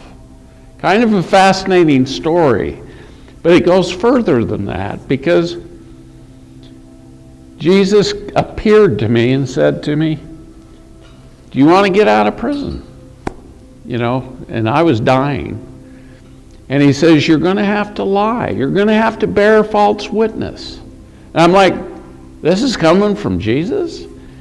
And he said, yes, you're going to have to admit to one count of fraud. Even though you didn't commit any fraud, you'll need to admit to one count so that these prosecutors save face and the judge can have his judgment against you. And he said, they'll want your medical license and they'll want you to pay a big fine. And so I got on the phone with my wife the next morning and I told her about what Jesus had told me, that I was ready to give up my medical license and admit to one count of fraud in order to get out of prison. And so the next day, the prosecuting attorney called me up. I was called out to the phone by the guards, and it was the prosecuting attorney. I didn't have a defense attorney because they weren't doing any good anyway. And the prosecuting attorney said, are you really willing to do this? And I said, yes, if you'll let me out. He said, well, we want you to admit to 156 counts of insurance fraud. And I said to him, you know dang well I didn't commit any insurance fraud, but I will admit to one count for you to save face. And back then they would brag about how they had a 99% conviction rate, and they did, because once the government came against you, they had so much money and so many paid off witnesses and everything. They actually tried to get witnesses against me, and they couldn't find one of my clients or patients who would witness against me, because they'd always say to them, he cured me, he took care of me, he made me feel better. And they would say, well, we're going to take away your government benefits, your Medicare, your Social Security, your Medicaid, whatever. And they would say, I still can't testify against him. So luckily, they didn't cause me trouble. And so I was very grateful when I got out and found out nobody had actually testified against me, that my own admission was what convicted me and made me become a felon. So I was angry.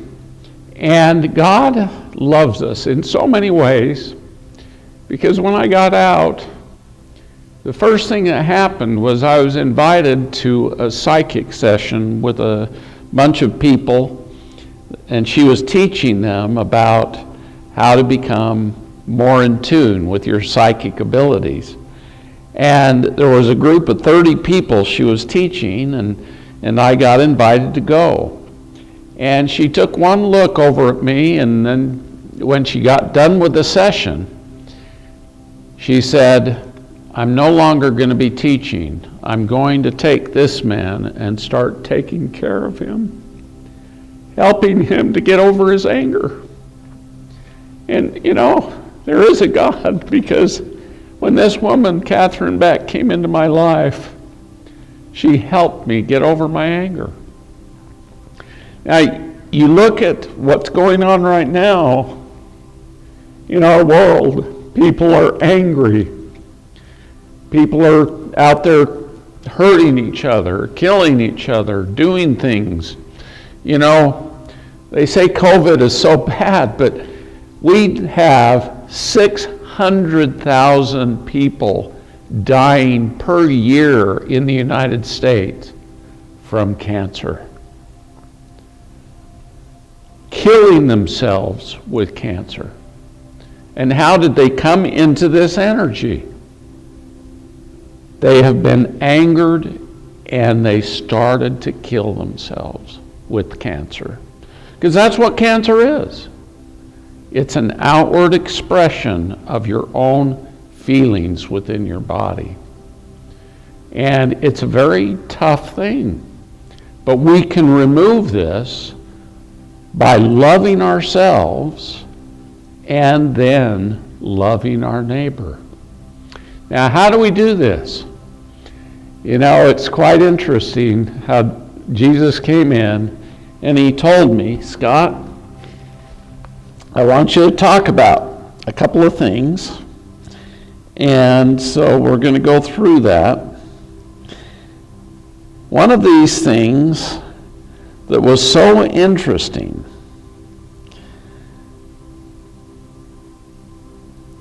The law, thou shalt love thy neighbor as thyself. There is none other commandment greater than these, those two, of loving God with all our heart, soul, mind. Okay, so going down, it's quite interesting. Because he went on to discuss several things. Okay. One of the things he wanted me to talk about was that God so loved the world that he gave his only begotten Son, that whosoever believeth in him should not perish, but have everlasting life. Now, this is an interesting scripture, because Jesus is talking about how God loved the world so much that he gave his Son to be crucified and raise him up again to teach us a lot of things. But the main reason he sent Jesus here was to teach us about love. Now, a lot of people, in the world right now, the world is inverted. There's a lot of people saying Jesus never existed. Half of us have become atheists. We don't even believe in God anymore. And so you can see that we're undergoing quite interesting things. And when we believe in the Son of God and in the love of God, we shall not perish but have everlasting life. Now, it's interesting again, thou shalt not defraud thy neighbor, neither rob. The wages of him that is hired shall not abide with thee all night until the morning. And love worketh no ill to their neighbor, wherefore love is the fulfilling of the law. Now, we've turned love upside down, because it's interesting, in Revelations, they say they overcame him by the blood of the Lamb and by the word of their testimony, and they loved not their lives unto the death. And this is interesting because it's telling us that we are being taught not to love others. We're being taught to take advantage of others, to take things from others. Socialism does that. I hate to tell you that, but socialism doesn't work. And why doesn't it work? Because you have a government entity taking away from others and giving it to their own systems. Governments become huge when they become socialized. And they use a lot of the money for the government employees, not for the people. That's the definition of socialism. And a certain liar stood up and tempted him, saying, Master, what shall I do to inherit eternal life? Well, we've got a lot of transhumanists now who want eternal life by becoming robots, by putting themselves in avatars, putting their life essence in avatars. And so they don't believe in the eternal life of God. They believe in creating it through robotics. Okay, the other one that was so interesting. Okay. Thou shalt not avenge nor bear any grudge against the children of thy people, but thou shalt love thy neighbor as thyself. Now this is in Leviticus. And basically, Jesus said that it's better that a man have a noose around his neck and a boulder attached to him and he be thrown into the depths of the ocean before he commits pedophilia and doing mean things to children. And yet we've got our Satanists out there doing all of this kind of stuff. And so are they loving their neighbor? No, they're harming these children, these defenseless children. Children are born so pure that they produce the adrenochrome, and they are such loving beings. They do what they're told, and they're being abused and harmed. And one of the biggest problems we have right now is the child trafficking, and they're taking them out into space, selling them into slavery, into space, to other aliens who are naughty. You know, the good aliens don't want to do this kind of stuff. They don't want to have slaves, but the bad ones do, and they use them and abuse them and do all kinds of stuff. And you know, it's interesting, when David Icke started speaking out first about a lot of this stuff, I didn't believe it. And then I came to find that everything he was speaking about was true. And now, you know, he goes and speaks, and he's like Trump. He's out there speaking away, and thousands and thousands of people are coming to his speaking engagements because he's spoke truth for so many years. But I tell you, the world leaders made fun of him for a lot of years, and they mistreated him and caused him trouble. But he talks about how everything gets inverted when the evil comes in.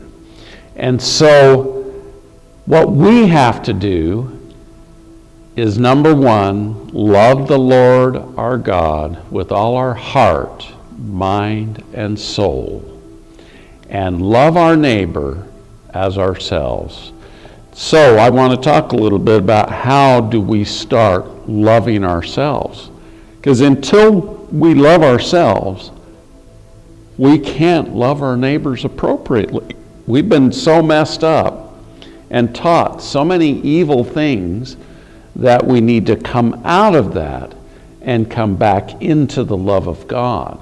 Because when we start coming back into the love of God, we can't help but love ourselves. And let me demonstrate why. When we start praying more, meditating more, accessing that love of God fills our body with these particles of love. And it goes into every cell of our body, and it goes into our DNA. It makes corrections in our DNA. And the first time I noticed this was when I was an obstetrician gynecologist. I was also a geneticist, and I would advise women who were thinking of getting an abortion because their child had a genetic defect.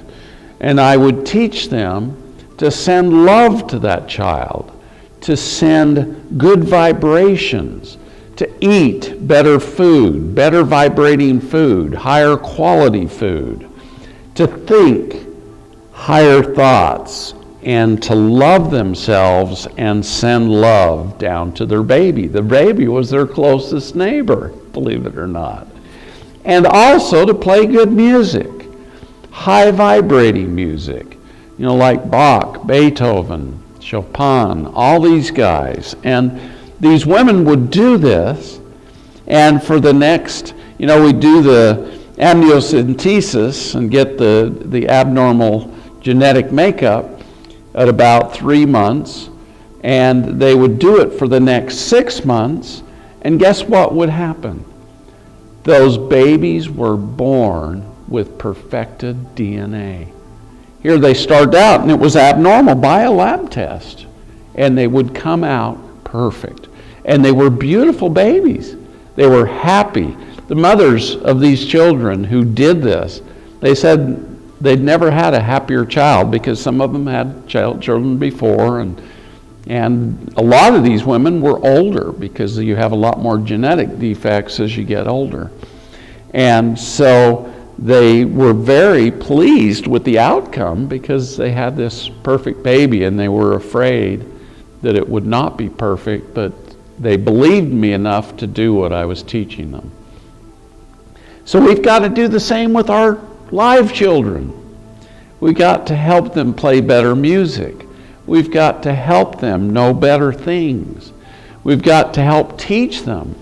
Now you think about the 400,000 kids that came out of the sewers and tunnels under New York City that were in cages, being abused for years, some of them. And as they were brought out, they were confused. You know, they hadn't been out in the light, some of them, for a very long time. And their minds were distorted because of all the abuse, all of the things that had happened to them. And I don't even want to even know what had they been through, but I do know this. They need to be taught to love themselves again. Now, Father Gabriel, I was sent by Saint Germain after I wrote this book, The Next Step in Human Evolution, about the DNA.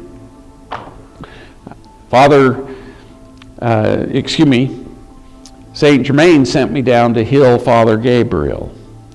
And Father Gabriel was a Claretian priest who was helping bring the children, the orphan children who were living in the streets because their parents had been killed in the cocaine wars, the arms and drug stuff, and their parents had been killed and they ended up in the streets, and they were prostituting themselves. They were selling drugs. They were doing all kinds of stuff. And these were just children. And Father Gabriel came back to Colombia to help these children. And he started a foundation of Hogares Claret. And there's a movie about this called The Deplorable Ones. And it's a story about Father Gabriel's work that he came back to do. And what's interesting is when I went down there, he had been pummeled in the face by a 13-year-old kid that was a pretty big kid. And this kid didn't even realize he had hit Father Gabriel with this rock and literally broke 7 of the bones. And I went and met this kid and I asked him about it. And he says, honest, I don't even remember doing that to Father Gabriel. And the reason he didn't remember, he was possessed.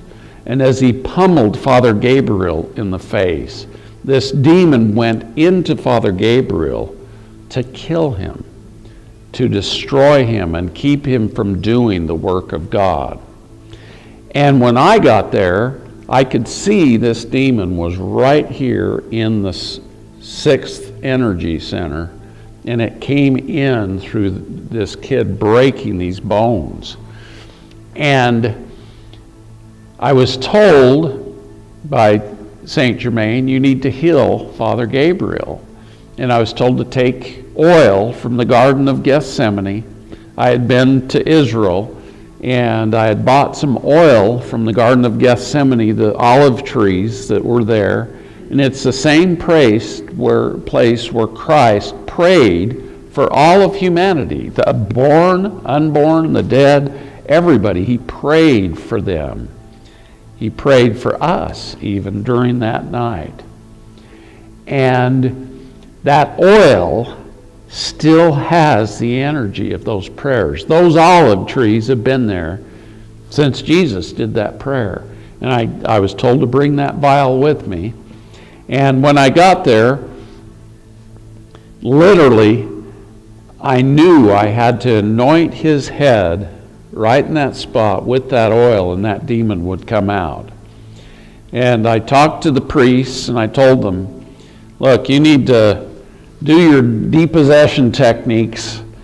As I bring this demon out, it'll attack me, and you guys need to grab a hold of it and do your thing so I can form a cylinder of light and put the demon in this cylinder and seal it up with the seal of Solomon with the 72 names of God made of gold and silver. And we can form these in our mind and put demons into them. There was a book called The Secret Scrolls of King Solomon, and King Solomon talks about how he cleared his entire kingdom of all the demons and dark entities, and his kingdom became the most prosperous kingdom on the planet and the most loving, because he was able to get rid of all these beings. And that night, I didn't do it right then. I needed to gain strength, so I fasted that night and I prayed. And that night, a being by the name of the Great Divine Director appeared to me and he said, come with me. And then I went astral traveling with him. And we went out into the universe, clear out to the great central sun, the first light that was created in the universe. And he showed me all the universe, and it's huge and it's still expanding. And he said, Scott, there's humans throughout this universe. Your job is to bless them. And you're going to start with Father Gabriel.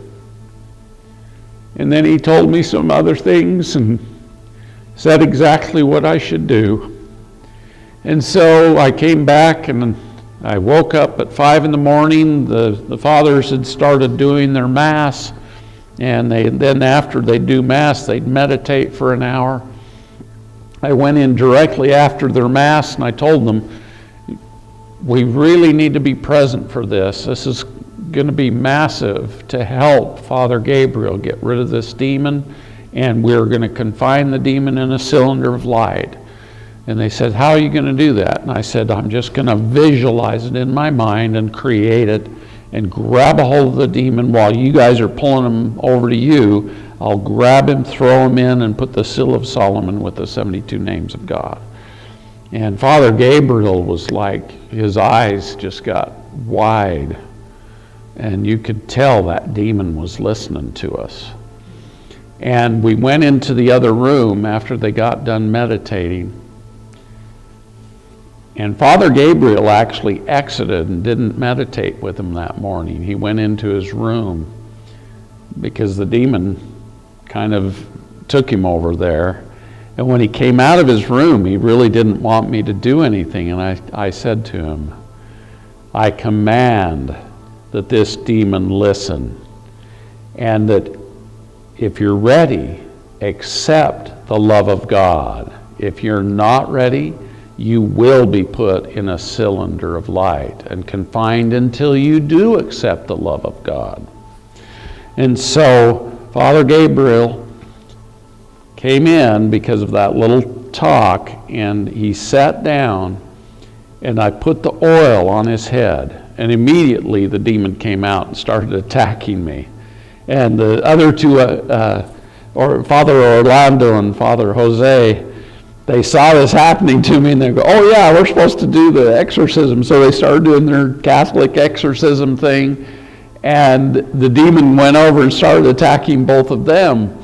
And so it gave me the wherewithal. I created the cylinder of light, and I grabbed a hold of the demon, threw it in, and confined it into the cylinder of light with the 72 names of God made of gold and silver, and commanded that it should remain in this cylinder until it accepted the love or the redemption of God, which is pretty much the same thing. And Father Gabriel, his countenance totally shifted, and he started healing. He'd been bashed in the head with this rock 2 months previous to me getting down to Colombia, and he hadn't healed well. He still had infections and festering and deformity because this demon was causing so much trouble in there. And he started to heal. And in the next 3 days, he healed so much, he came up to me and he said, Scott, thank you for coming to Colombia to heal me. And I said, Father Gabriel, you're worth it, because you are healing so many children. And he says, I want you to come with me and go with me everywhere. And I want you to see what I'm doing and how I do it. And that's when I wrote the book about Father Gabriel. I wrote down everything that he was doing. And I was told by St. Germain to do that because, I really didn't know so much about the human trafficking. I knew that there were satanic groups around the United States abusing and using women and children and all kinds of stuff, but I didn't know how extensive it had become.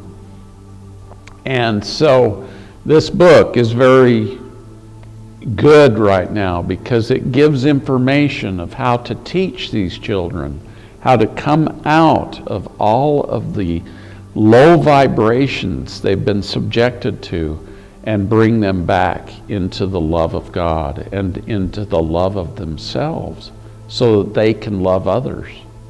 A very, very fascinating thing. I'm going to check my time. Don't want to take too much of your time. So,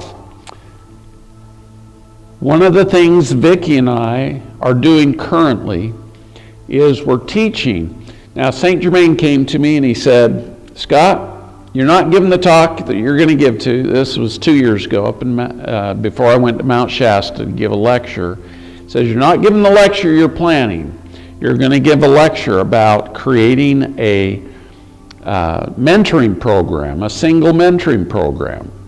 And he gave me all the details, and I put it all together, and when I got up to Mount Shasta, I offered it. And I had people lining up at my table, and we signed up 18 people for single mentoring for a 6-month period. And every one of these people are so happy they did that mentoring because it was stuff that St. Germain had taught me, and I taught them, and 6 of them wanted to write books, and they'd never had written their books. And I've written 3 now, and so during the mentoring, I taught them how to get motivated and how to get their stuff together and how to start writing, how to develop a text of what was going to be in there, a summary of the book, and then write the name of each chapter, and got them writing the books. And 6 people got their books written in those 6 months, which was cool. And then there were several that wanted to do other stuff. One guy wanted to write a play, and he had it in his head all these years, but he was never able to do that, and he was able to do that. Now, all of them wanted to have experiences like I had, have an ascended master appear to them, have Jesus appear to them. And I taught them how to have that happen. And 50% of them within the 6 months had a celestial visitation. And the others kept working on it. And we've had 75% of them now have had celestial experiences. So 14 out of the 18, which is cool. So this mentoring works. And then when I got done with that 6 months of mentoring with these 18 people, St. Germain said, now you're going to start group mentoring on the internet. And so I started doing that.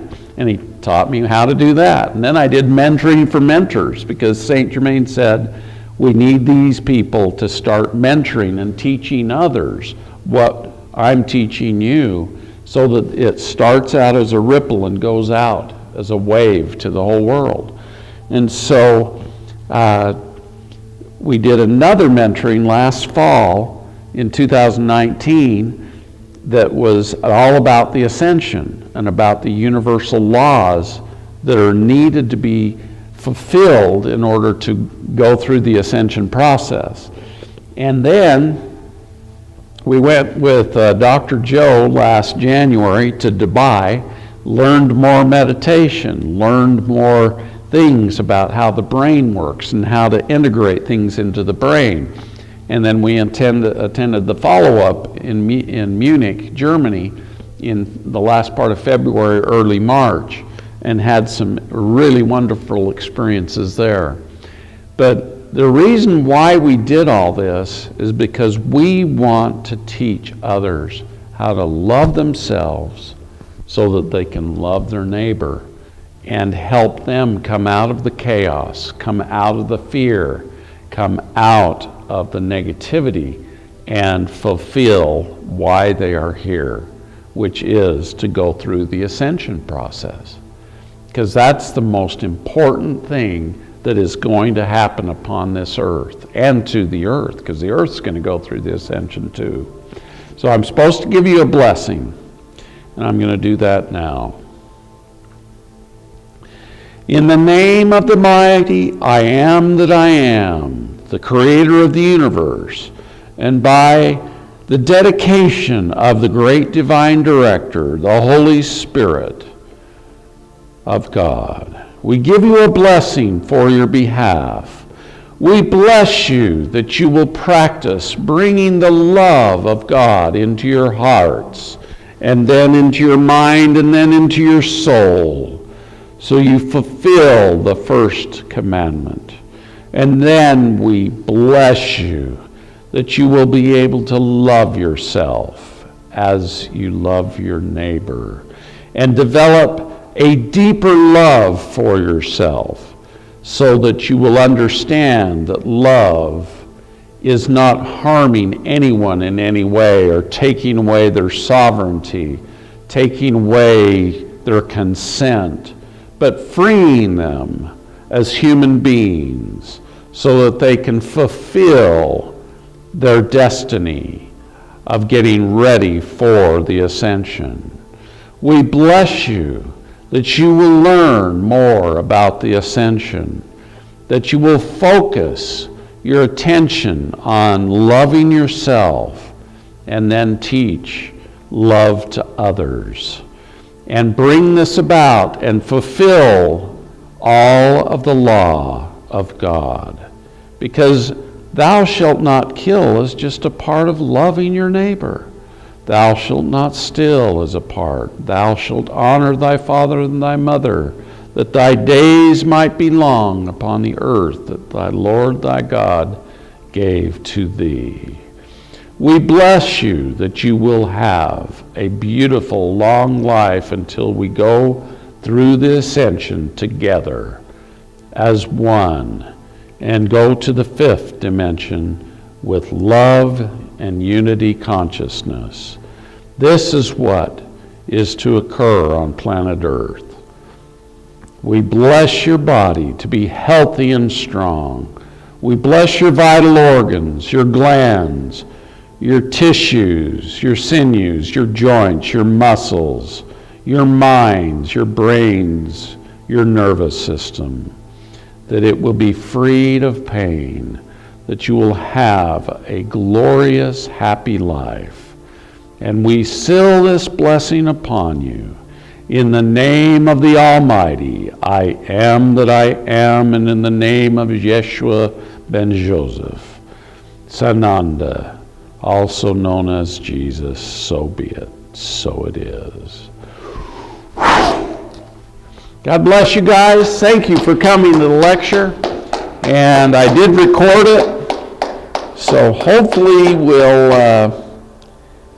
we'll get the recording out and on YouTube's, and we'll send you the link. If you're not subscribed to my channel, send me your email, or go to scottwarner.org and get the 24-strand DNA manifestation and put in the comments that you want to receive the angel cards or whatever. You know, we supply all of this. Oh, yeah. Bye-bye.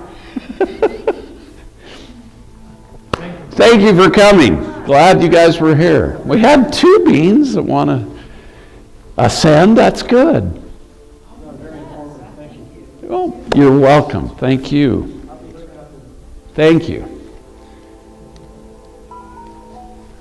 Hey, my camera even lasted the whole hour. What do you know? That's good. That's good. How's the lecture? Well, you're always wonderful. Well, thank you. I'm not wonderful. It's the Spirit coming through me that's wonderful.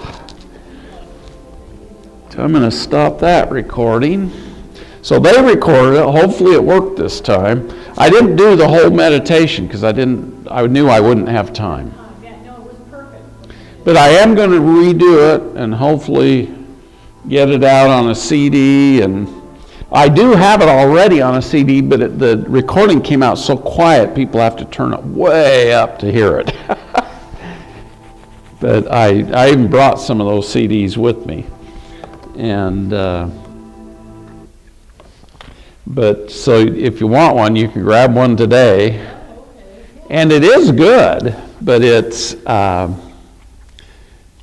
quite fascinating. Everything, you know, I think there's a lot of little minions out there disturbing the force and making us have a rougher time getting things done. Well, I just, yeah, it's part of the challenge, and keep just sliding through everything and making go in the right direction. Yep, yep. No extra energy, Oh, we just have to be so persistent. well, the thing is too, it's just, right thought, right, just the right everything in alignment all the time. And Yep. when it's not flowing, you just get off a little bit, that's all. Yes. So, Very true, very true. well, I'm working on it myself, so. Yeah, yeah. Currently, we're doing the ABCs of transformation, and my wife had to take that over because I was so busy in our office taking care of the COVID thing. I didn't have time to do the slides and the mentoring information, so my wife took it over, and she has done. I don't even want to say this, but she's done a better job than I would have. Well, she must have had a good teacher trainer. Oh man, she did. She did. And she paid attention. Oh, she did. She started mentoring before I did. And when I saw the changes she was going through, then I decided, boy, I better go and find out who this guy is that's teaching him and teaching her. And I went and I became very involved in it, but I never thought I'd ever be a mentor. And then when Mount Shasta happened, and St. Germain told me, you're going to be a mentor, it was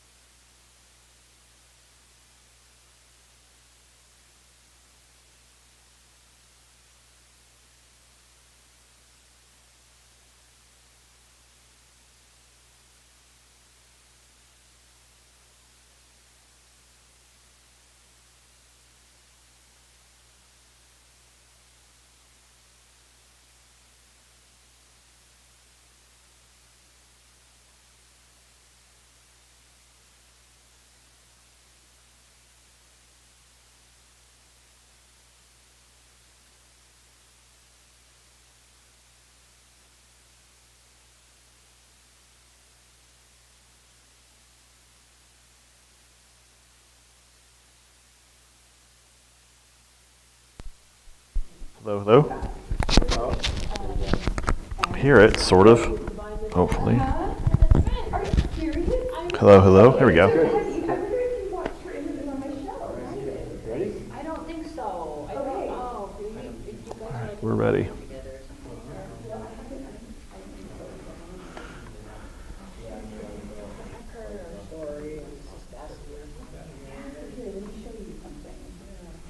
So you may go ahead and get started now, or? Yeah, go ahead. All right. We're ready. I got the recorder going. All right.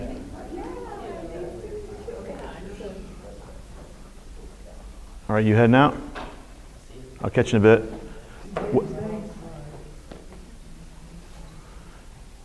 Get everybody in seats. Da-da-da. Yes, thank you. Hello, everyone. Hello. Hello.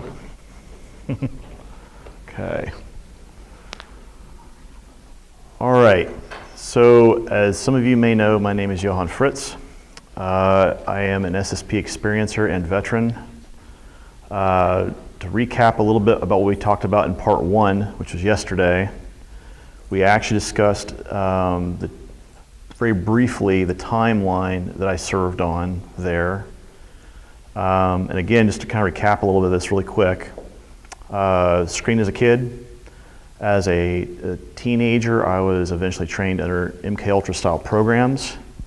Then, as I became more of an early adult, I was brought into the U.S. military, U.S. Marine Corps, where I was eventually MyLabbed and then used in the programs up there, specifically in Kruger, Mars Defense Forces, Nachtwaffen, and Alliance. Now, some of the topics that I really wanted to kind of go over today that some people have asked me about, and I realize some of this stuff's a little touchy.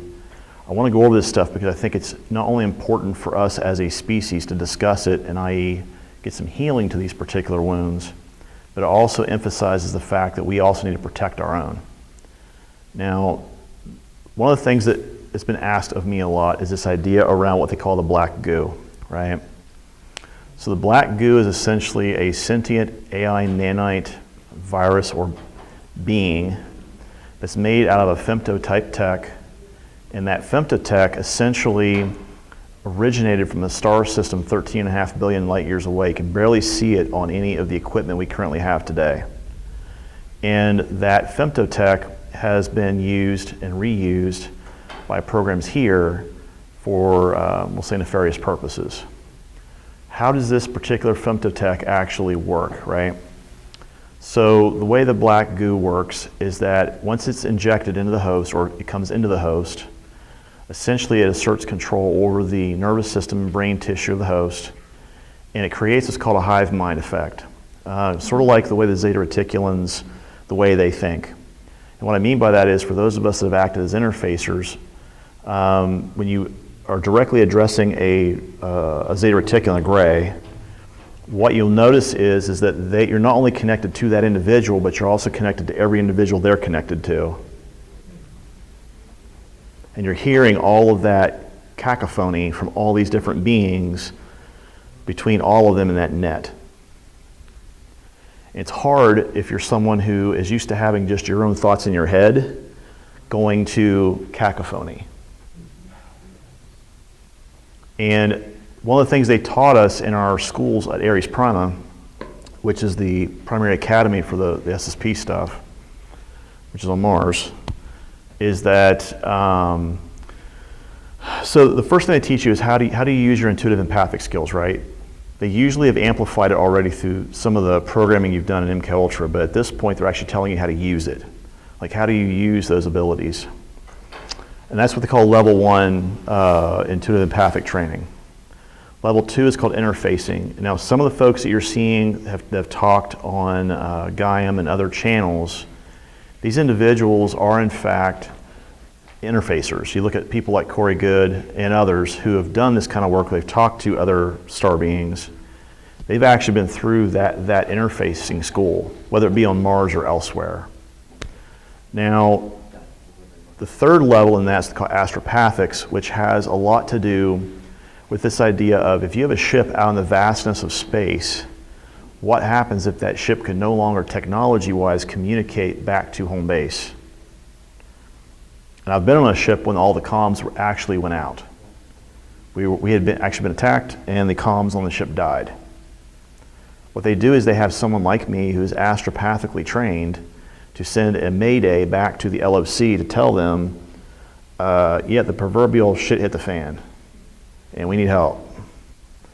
And what they do is they get any ship that's in the area to assist. They give us a jump point. We jump to that point, and this other ship comes in and they assist from whatever program they may happen to be on. It's kind of like the Coast Guard rules of maritime assistance, right? Very similar. The fourth layer of that, which also dovetails into MK Ultra, they call an informationer. Informationers, what they do is that when you're on the battlefield, specifically in a lot of the more grunt-based units like I was an infantry guy, what I had the ability to do as an informationer is if we're in a situation and we did not want to actually emit any electricity or electronic signatures out, I could focus on one of my soldiers that I could see, and I would literally drop a thought in his head that this needs to happen now. Now here's the thing, if someone's close enough, they can still detect that thought pattern being transferred, but they had to be within a certain distance. Whereas RF and electricity, you can see for a long distance. You can detect it with equipment. So if you're doing like a covert black ops mission, you don't want to use anything that emits electrical signatures, which is why they had people like me who are informationers who could handle that stuff without using the technology. There are other species who do this exact same thing, the Draco being one of them, the Zeta Reticulans being another one of them.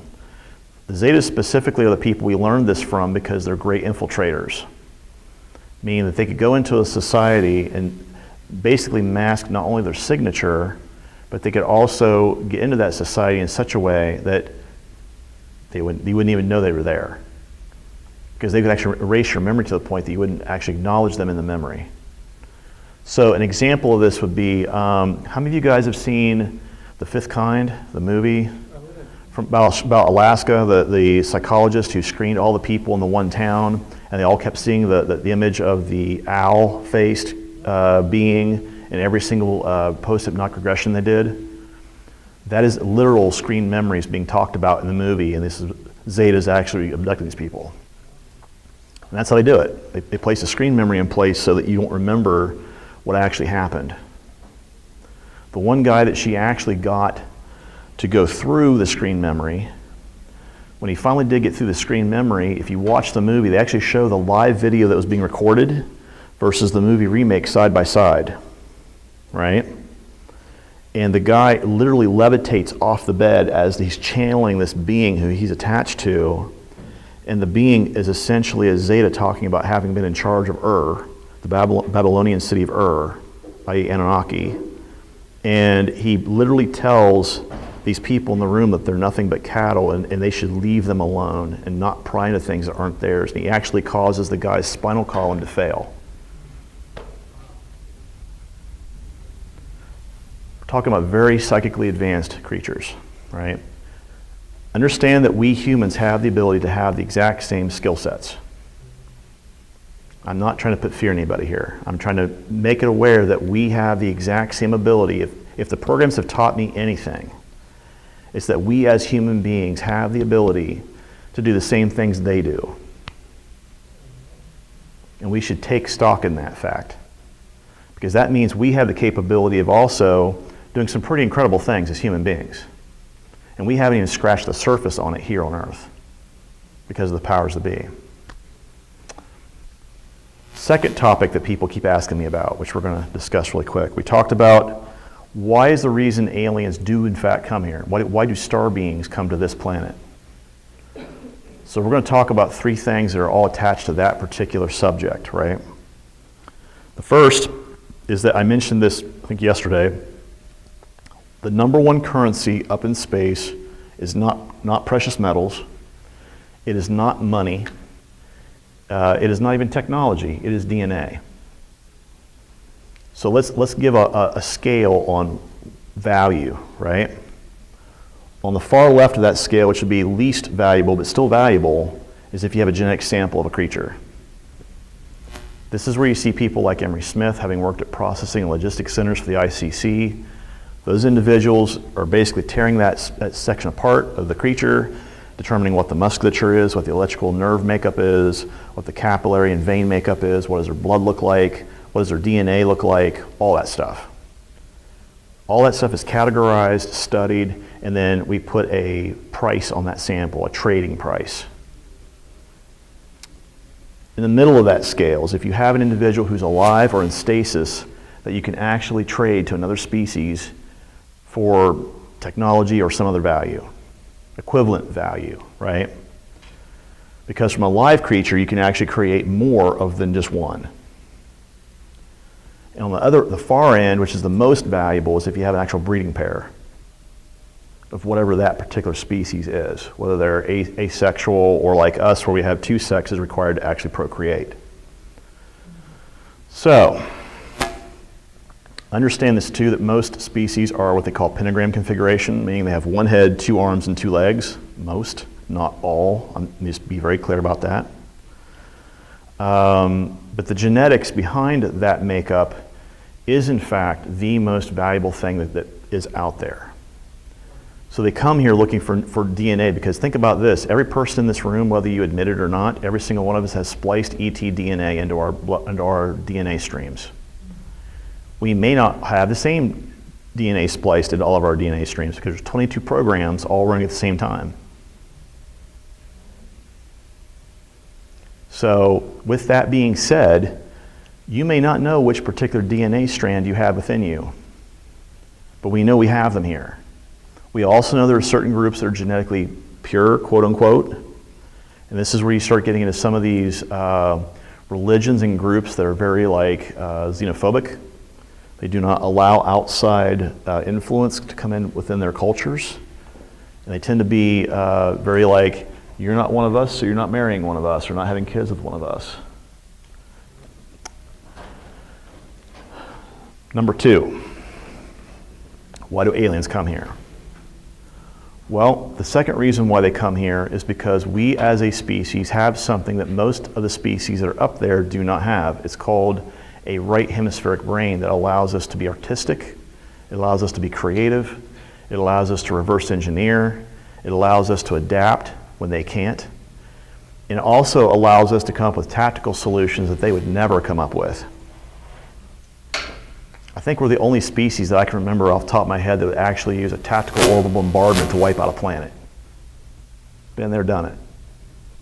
The protocol is called glassing a planet. Oh, you gonna take our base? Okay, fine. Have the base. Have fun with that. So that's the idea, is we can come up with solutions that they would never ever think of. Because to us, sometimes Pyrrhic victory is still a victory. Does anyone know what a Pyrrhic victory is, right? You're willing to sacrifice everything, including your own well-being, to make sure they don't win. That's a Pyrrhic victory. Number three. We as a species procreate faster than many of the star-being races that we interface with. And we're talking some of their species live thousands of years, in some cases tens of thousands of years. If you look at like the Sakar, the royal family of the Draco bloodline, the queen will live for 10,000 years, easily. And we just had a new queen installed not too long ago within their bloodline. Now what happens in that case is her offspring, when they're born, they look through each of the kids as they come out of the shells, the eggs, and they look for those children that are actual Draco whites first, because they are of direct Sakar lineage. Some of the other children may have mixed genetics, is what they call it, or non-Sakar genetics. CIKAR, by the way, for those of you who are taking notes. The idea is that the queen is looking for those sons, specifically, and daughters, who she can install into certain bloodlines and on certain planets. Earth is considered, like I said yesterday, Earth is considered to be their Eden. So they also have this kind of a spiritual reverence. They also have a spiritual reverence for this planet because this is where they genetically started. If you look 250 million years ago, when we had dinosaurs here, guess who was walking along beside them? As I said yesterday, we are not the first species, bipedal intelligent species on this planet. You need to eradicate that thought from your mind. You can have fun doing that. But the Draco specifically, when they left this planet, because our vibrational density changed here, they decided to no longer stay here. And they went to Thuban, which is, that system is a much lower system. Now, what I said yesterday is that if you look at constellations, the constellations are essentially embedding knowledge, telling us where each of these species are, and more importantly, who the friendlies and not friendlies are. That's why Thuban is inside the constellation of Draco. Ironic? Coinky-dink? I think not. Next point. Now, on this third point that I'm going to make here, this may upset some people, but I'm going to go ahead and say it because I think we need to address the wound that we're seeing. For us specifically, since we do procreate much faster than these other species, what we're seeing is a group of souls coming in. We call them star seeds, right? So let's talk about this idea for a minute, right? Sir Isaac Newton, in my opinion, set up the best argument for the idea of reincarnation. If you look at the idea of the law of thermodynamics, right? In his second axiom, he basically says energy can neither be created nor destroyed. The law of energy of conservation, right? Everyone heard of this? If you've ever been an engineer or went to college, done physics. So the law of energy conservation also means that if you were to take a look at your soul, which is energy, right? We all believe that electrical impulses travel within our body, right? That energy cannot be either created or destroyed. It has to go somewhere. In the programs, we did not call them souls. We called them essence. That was the actual term used. And we had devices that could either copy or move essence or a segment of that essence from one body to another. A clone body or a rebuilt body or a genetically modified body or whatever it was. In some cases, we even had copies of ET bodies, and we would jump into those too. Let you get your head around that for a minute. And we'll be a Draco for a minute. No, thank you. Right. The idea is that within that idea, because we procreate so quickly, other species have figured out that they can use us as breeding stock to further their genetic lineage and line. And this is where the whole argument of hybrids comes in, right? But these souls that are coming in are from other planets. So since a soul can't be destroyed, think about this. NASA did their last survey, was it 2 years ago, right? And what they said was, we've estimated that there's at least, conservatively, 10 quadrillion planets in the universe.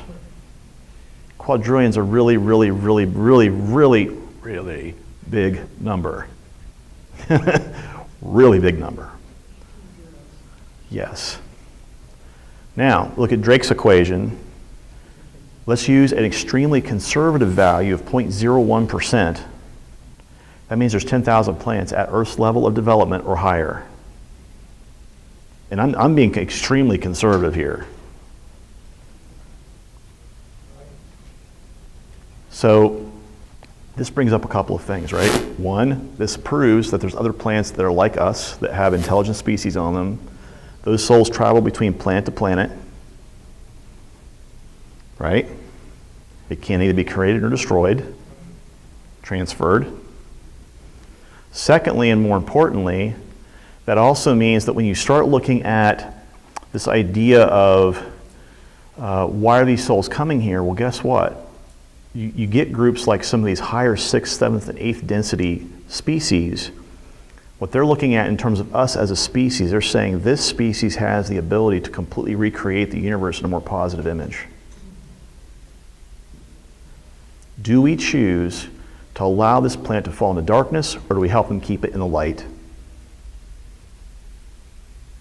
Now, there are some caveats to this, right? The Federation has already told us this numerous times. They've said, one, stop acting like 2-year-olds. You guys are like little babies throwing temper tantrums out in the world, and we're hearing all your psychic junk. Quit acting like a 2-year-old yelling in the room. Please. We do this. I mean, let's get our heads around it, because this is the honest to truth fact. That's why the Zetas came here in the first place, because they heard us yelling out into the cosmos. That's why Roswell and Socorro and some of these other accidents happened. Because they heard us, and then our military stepped in. Now, the second thing I would say on that front is that the second thing the Federation told us was, we will assist you in putting souls on your planet that can make the choice to incarnate here, if they so choose, without enduring karma, so long as it in fact helps this planet not fall into darkness.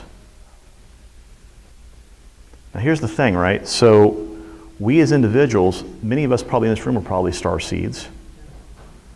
And the question becomes, well, what is my calling if I'm a star seed? Well, it's exactly what I just said a few minutes ago.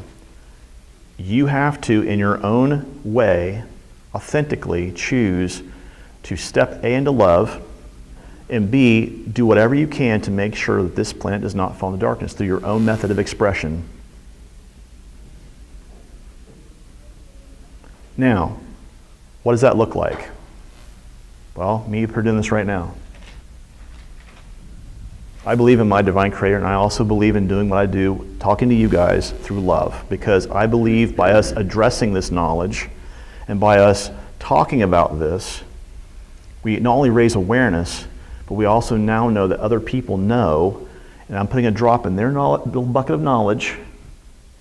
And all of a sudden they go, yeah, that guy talked about such and such, and bam, the little thermonuclear bomb goes off in the brain, and all of a sudden that section of the world now changes. That's why I do what I do. Because I hope I'm the person that wakes up the 100th monkey. No disrespect intended. Does everyone understand the 100th monkey story, by the way? Has everyone heard it? Okay, well, I'll go over it very, very quickly, just because I know some people haven't heard this. In Tanzania and in Mozambique, they had some anthropologists who were studying a very specific breed of monkey. Mozambique specifically, they had 3 areas that were on these lakes that were around the tip of Mozambique, and they were all genetically and locationally isolated from each other. They had no interaction with each other, which is why they were doing this study. In the first lake, what they noticed is that they had 3 males at this lake, 3 male monkeys. They got kicked out of the tribe, and these 3 male monkeys were not getting the food or allowed to eat out of the trees where the other monkeys could eat, because they are officially no longer part of the tribe.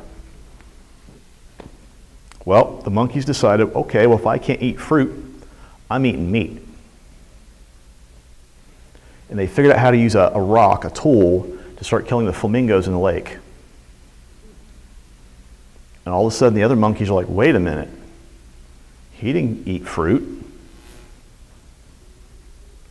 And all of a sudden, other monkeys started doing it. At the 100th monkey, it jumped from Lake A to Lake B. And these anthropologists who were watching this on camera were like, what the hell just happened? When the 100th monkey hit here, the next lake jumped. And it kept happening. This is what we are talking about, this idea of direct genetic and energetic evolution happening right before our eyes. Because the Schumann resonance of this planet, as it jumps up, causes a certain change in the DNA and the way we process energy. Because we have to be in resonance with it, right? How many of you guys were here last night when we did the panel talk in here? Okay, quite a few of you. This is why many of us, you probably heard us make this statement, we want people to choose a more positive path and co-create a more positive path. This is something else that we as a species have that these other species don't necessarily have.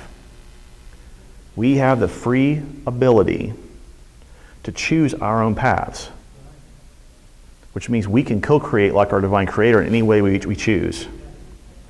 They don't have that. Now, yes, they want it, which is why I heard someone say hybrid earlier. That's why those hybrid children show up. But the idea is that those hybrid children not only have part of us in them, but they also have part of them. And all of a sudden, they now act as a bridge. Let me show you through that bridge how we do this. And this is why I think another point I'll make very quickly is this idea that when you are looking at, why do they come here? I think many of these species are trying to reach out. So let's talk about this for a minute. 95% of the ET/star being races that I've interfaced with were very positive. Many of them were. And sure, yes, you have those bad individuals, just like we do. I mean, if everyone looked at the human race based on Hitler, we'd have a problem. I'm just being honest here. Well, let's be real here for a minute, okay? So I'm not going to expect them to judge me on Hitler. I'm not going to judge them on whoever their bad guy is, right? But what I will look at them on is what their energetic signature is. And what that means is when they choose to act, when they choose to speak or think with me, what is the energy signature of that particular thought or feeling? Is it in love or not? Because love is our divine creator. It's that plain and simple. If they're stepping into that space with me, talking with me, in a space of love, then we're all good. And many of them do that, by the way. I mean, sure, there are those handful of species that absolutely are service to self, sorry. And that's where the real divide is, by the way. Most species are service to other. Why?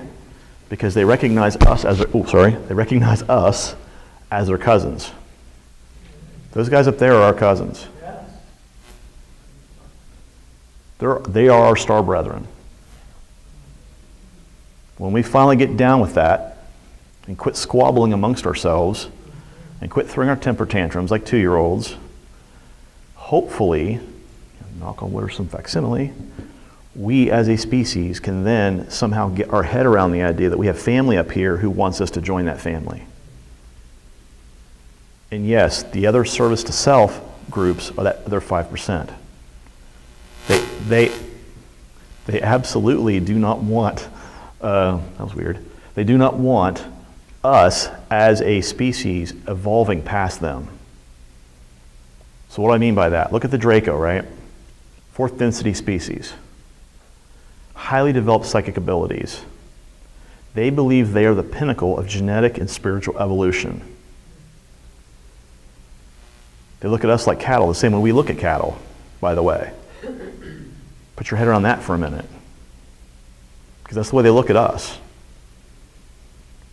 You're just a dumb sheep. Bah, right? That's the way they look at us, though. So when you hear people using that term sheeple on, your mimes on Facebook, this is why that should sting a little bit, because it's actually a little true. We as a species have got to gravitate energetically toward love. We have to. That's the only way to make it to 4th density. Now, when I say 4th density, what am I really referring to, right? So I'm going to talk about something for a minute so you guys can understand this. I had a near-death experience in 2012, December 19th, 2012. And one of the things that happened in that experience was that when the person that I would call the Christ consciousness or Christ stepped behind me and moved up toward me, I saw this green orb passing through my light body. And as it did, it was pulling all these gold strands out of my light body. All of that stuff was trauma, pain, fear, and all of that. Gone. Because if it does not resonate with love or higher, it does not stay. It is that plain and simple. And that is exactly, we as a species have to get with that. How do we as a species figure out, how do we put ourselves in a position where that's what we do? And what I mean by that is, how do we think? How do we speak? How how do we feel, and how do we act and manifest. Because here's the thing, everybody in this room wants to be successful, right? Yeah. Seriously, let's put our hands up in there. Who wants to be successful? Okay, all you guys that have your hands up in there, you want to know how you want to be successful? One very simple thing. Your thought, your speech, your feelings, and the way you act and behave are all directly in alignment with love and your divine creator. It has to be that way. Because if you're in alignment with that, everything flows through you the same way it does with the divine creator when he created the earth. It's that plain and simple. We have a fragment of that soul in us. Okay. Enough of me up here preaching and prattling. Next topic that people were asking me about. Some people were asking about this whole thing about yes, I'm probably getting banned off of YouTube and every other platform when I say this in a minute. But I'm going to talk about it anyhow because that's just what I do. The subject came up last night about the whole thing about child trafficking and the adrenochrome stuff, right? So I did talk about it a little bit yesterday, but the idea is this, right? This ties directly into our procreative rate that we talked about earlier, right? There are many people, meaning the elites and these people that run these organizations, that firmly believe our procreative rate, we can always create more children. And that is in fact the way they run these programs. They believe that we can always create more children and who cares? Whoop-de-doo. So this is why when you walk into some of these facilities, or at least from what I've heard from people who've walked in these facilities, now think about this, right? A standard child, we'll say a child who's between the age of 3 and 8, typically speaking will produce 1 milligram of adrenochrome per year, right? So what is that? It's a 5-year period, so looking at 5 milligrams per kid. Or 5, let's just say 5 cc's, sorry, incorrect measurement there. 5 cc's, right? Right, teaspoon, right. Now, when this seal, I think I told you the seal I talked about yesterday, right? Did I mention that in here? Okay. So that individual said they had 55-gallon drums full of adrenochrome, which should tell you how many children have been sacrificed in the name of that black market program. Think about how many teaspoons were in that.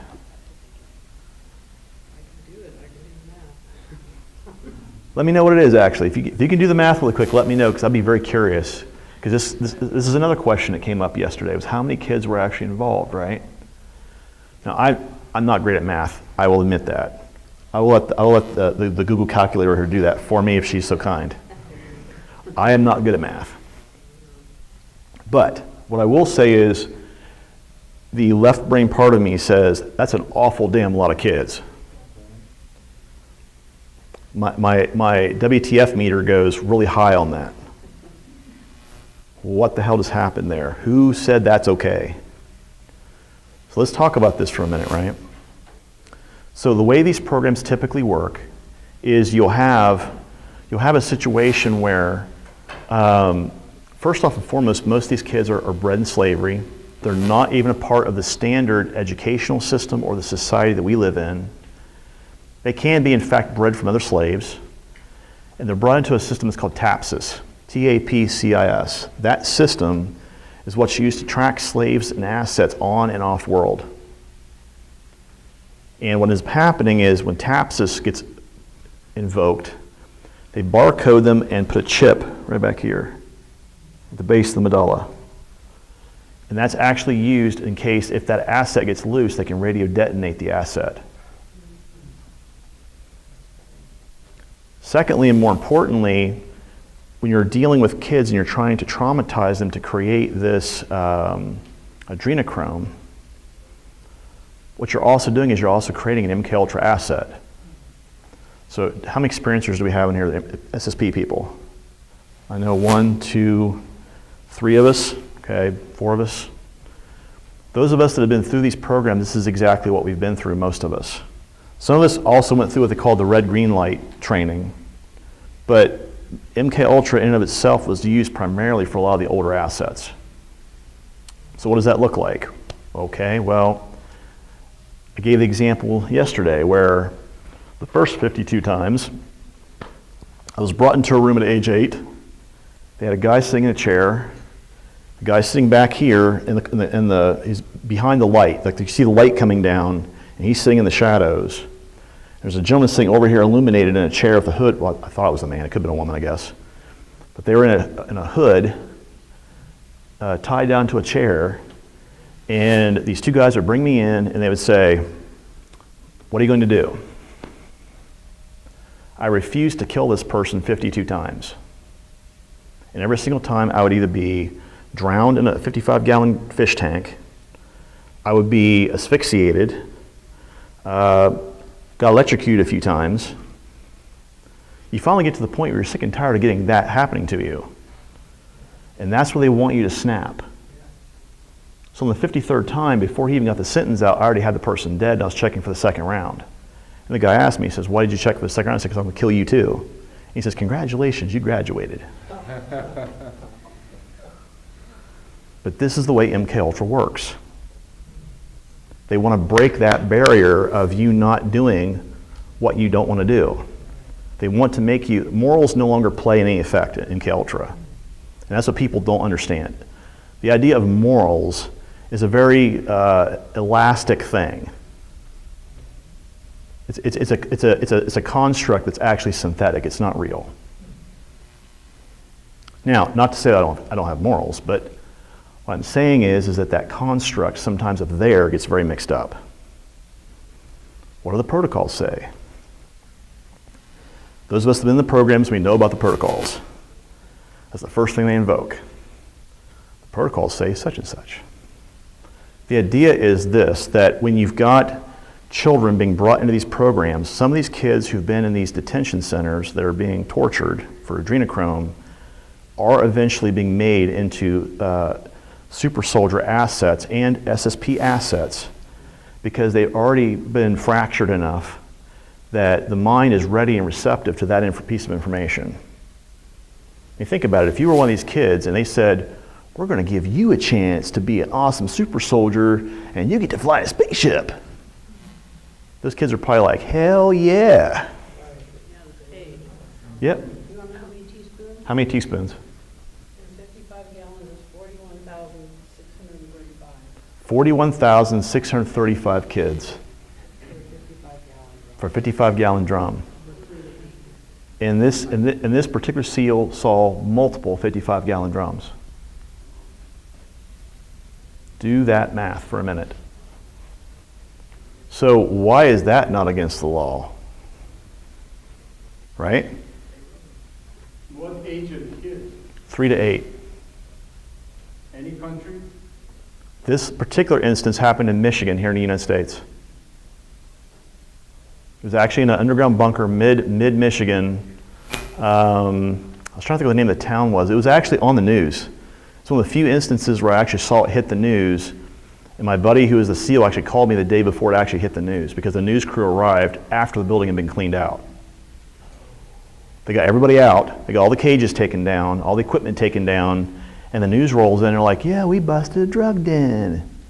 And my buddy's like, "No, that was not a drug den." Well, it technically was, but not the kind of drug den people typically think of today, right? The kids are not high. Well, no, they're not high. They were physically high, but not chemically high. We heard they picked, actually we saw a picture that they put the Chinese kid in, like you said, to be less than 2-3 walking, in cages that they would feed the reptilians. I guess with their UFO, US UFOs, they would land and suddenly take a bunch of kids and go, but that was a different case. Well, and what you're talking about there, that feeds another side of this, right? So when you're looking at the cabal end of this, right? So let's talk a minute about how the cabal really works. What is the machination behind how that group works, right? Remember I said earlier, the Draco consider Earth to be their Eden, right? Does everyone remember that? Yeah? Okay. So usually the eldest son of the queen, the current queen, gets the option of choosing whether or not to rule over Eden, Earth, or not. He may not, but most of them do because it's considered a position of very high importance. What usually happens is when that son takes over, they will genetically create hybrids of his lineage with human females, and those hybrids are used to control organizations within countries here on our world. They will send these individuals into the political circles, into Hollywood, into the music industry, wherever that we have to control those individuals. They'll have them infiltrate and disseminate their orders. Go ahead. Do those offspring, like, do they have a life growing up, or are they just cloned at an adult age? Do they have like a child? They actually are half Draco. Okay. And you have to consider the fact that most of the women who are being impregnated that way are usually raped. Human looking drake. Or shapeshifting. Sort of. Shapeshifting. Well, some of them do shapeshift, but in more proper terms, they actually use holographic or shape-shifting technology to cloak their physical form when they're in front of people like us, right? This is where when you see stories about people, for example, we hear all these stories about Luciferian cults in Hollywood and elsewhere. I'm not a betting guy, because I'm not. But what I would say is I'll bet money that 99% of these people that talk about having seen Satan have actually seen a Draco who's holographically transformed into that shape because they know they can use that shape to manipulate us. Let's be really blunt here. They know by using our religious overtones and what we've been imprinted with in our culture, they can use that overtone of that image to manipulate us out of fear to do certain things. CNN. Slated eye reporters. So, that being said, think about the number of instances where we now know when we hear about people like Marina Abramovich and some of these other folks who we know are self-declared Satanists, who are they really worshiping? I'm just saying. Draco. Exactly. You said Draco, and that you're getting close. Go ahead. So, but also they can shapeshift into beings of light to manipulate as well, to your point. But Yes. Can we also rewind? Why Michigan? Okay, we'll get that in 1 second here. So she's asking the question, she made a comment, she said, they can also transform into beings of light. Okay, so Matthew in the Bible, I hate to be a preach here for a second, my old job, right? There is a statement in the Bible that says, be wary of spirits because they can be spirits masquerading as beings of light. And that is exactly what we're talking about here.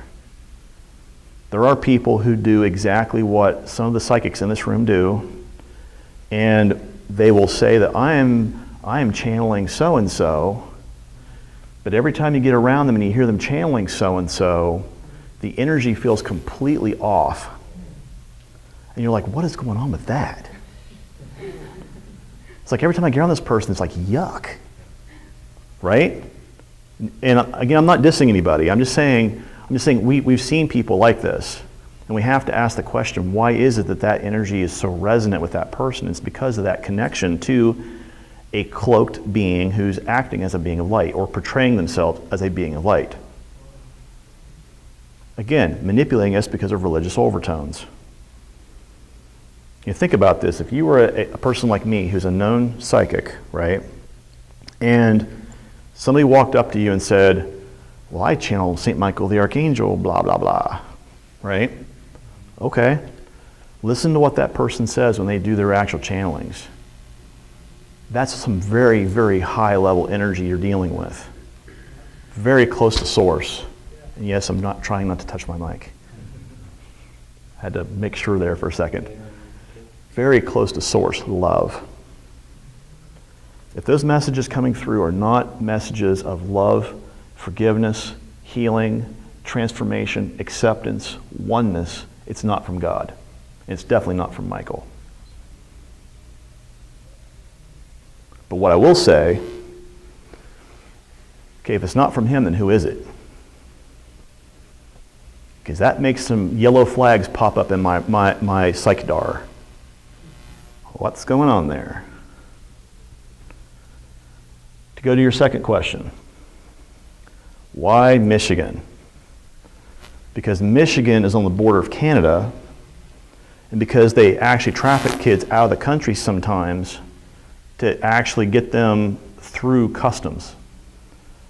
My firm belief was that when my buddy who's the SEAL who was working with the Coast Guard was telling me about this story, I believe that the Coast Guard was actually trying to train to interdict some of these boats that were taking kids out of the country. Because they can't take them through airports, which means they have to take them through boats to get across Lake Erie and Lake Superior, Lake Huron.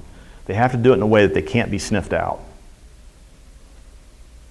So that tells me that if it's going to, that child is staying here, terrestrially speaking, they're going to move them by boat. What's in Canada? Well, you've got Project Murkov, which is a Russian-based program much like MK Ultra, except more severe. U.S. is working with them? No. The kids don't have a choice. or somebody stealing? No, they get sold. They're sold traffic. Yeah, they're a traded asset.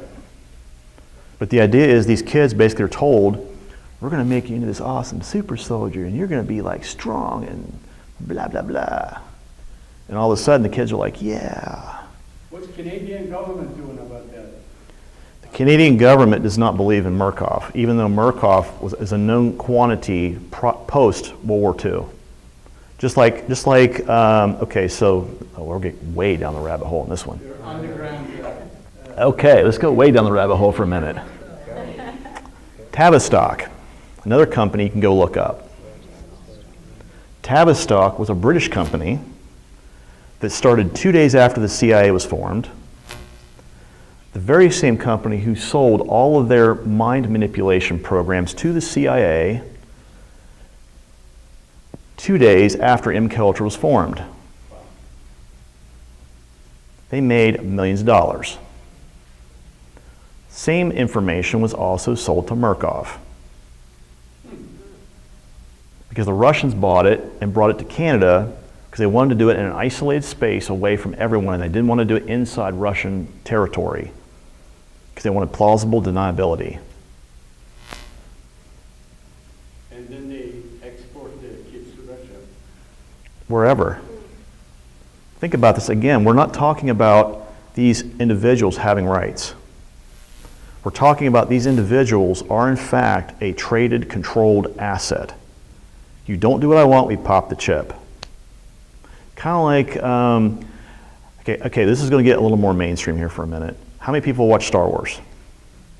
Anyone remember the clone warriors from the Republic? Okay? The little chip in the back of their head that had all the orders already built in. If you don't follow orders, we blow you up. That's exactly what we're talking about. That was soft disclosure. Very much so. And that's how they hacked into the Order 666. Yes. Yeah, Order 66, yes. Go ahead. I mean, after they're sold, but they're also even like leased or licensed. Correct. Because at that level, you're treated like intellectual property. So to get to that point, let's address this really quick. So when you hear stories about people like Jeffrey Epstein, right? One has to ask the question, especially the ladies who are in their teens, becoming adults. That's exactly who some of these people are. They are in fact leased assets, contracted assets, beta-trained MK Ultra assets. What does beta-trained meaning? Okay, I'm going to give you a movie that if you have not watched it, you absolutely should go watch it and then rewatch it 2 more times because you will not get it the first time. Go watch the movie Eyes Wide Shut. Well, if you're all saying yes, go rewatch it yet again. Eyes Wide Shut. Tom Cruise. Stanley Kubrick. Now the reason why that name is important is because if you go watch that movie, I want you to watch the scene. There's 2 scenes specifically you need to watch. And it's not the scenes you think. The first scene that I want you to go watch is the kid toy store section of the movie where you see Tom Cruise's character and this other guy walking around the store.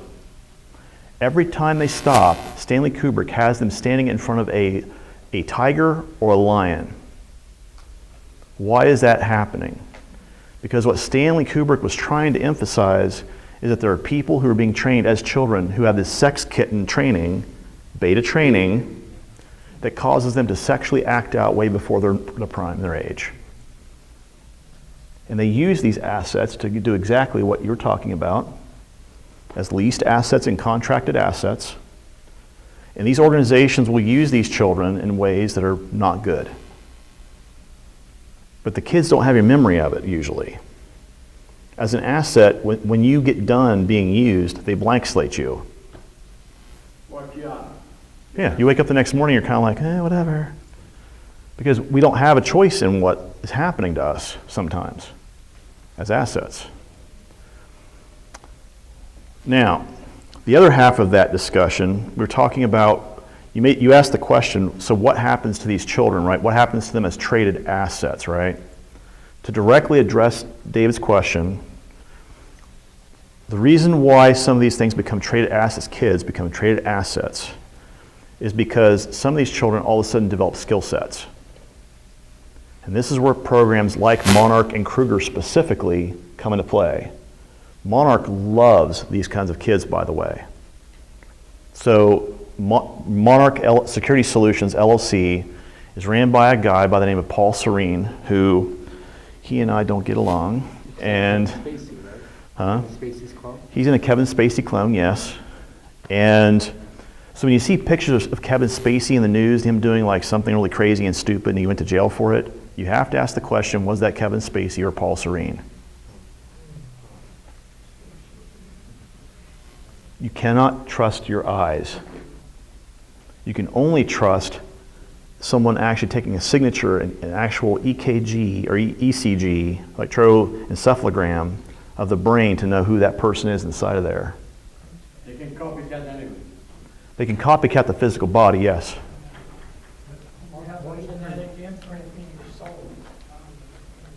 That is the ECG I'm talking about. Same vocal cords. ECG is the only known method. Now, there are technologies up there that we saw where they use what they call ring technology, that you can actually scan someone synaptically. You can map their genetics, their whole synaptic brain pattern, their electrical signature, and any injuries to their body all in one fatal whack. Any asset brought into Kruger, MDF, JDFC, Knockwaffen will have that done 9 times out of 10. They may not know it's being done to them, but they have had it done. And the reason why they do that is that timestamp on that signature on what's being done is what they bring them back to when they regress them.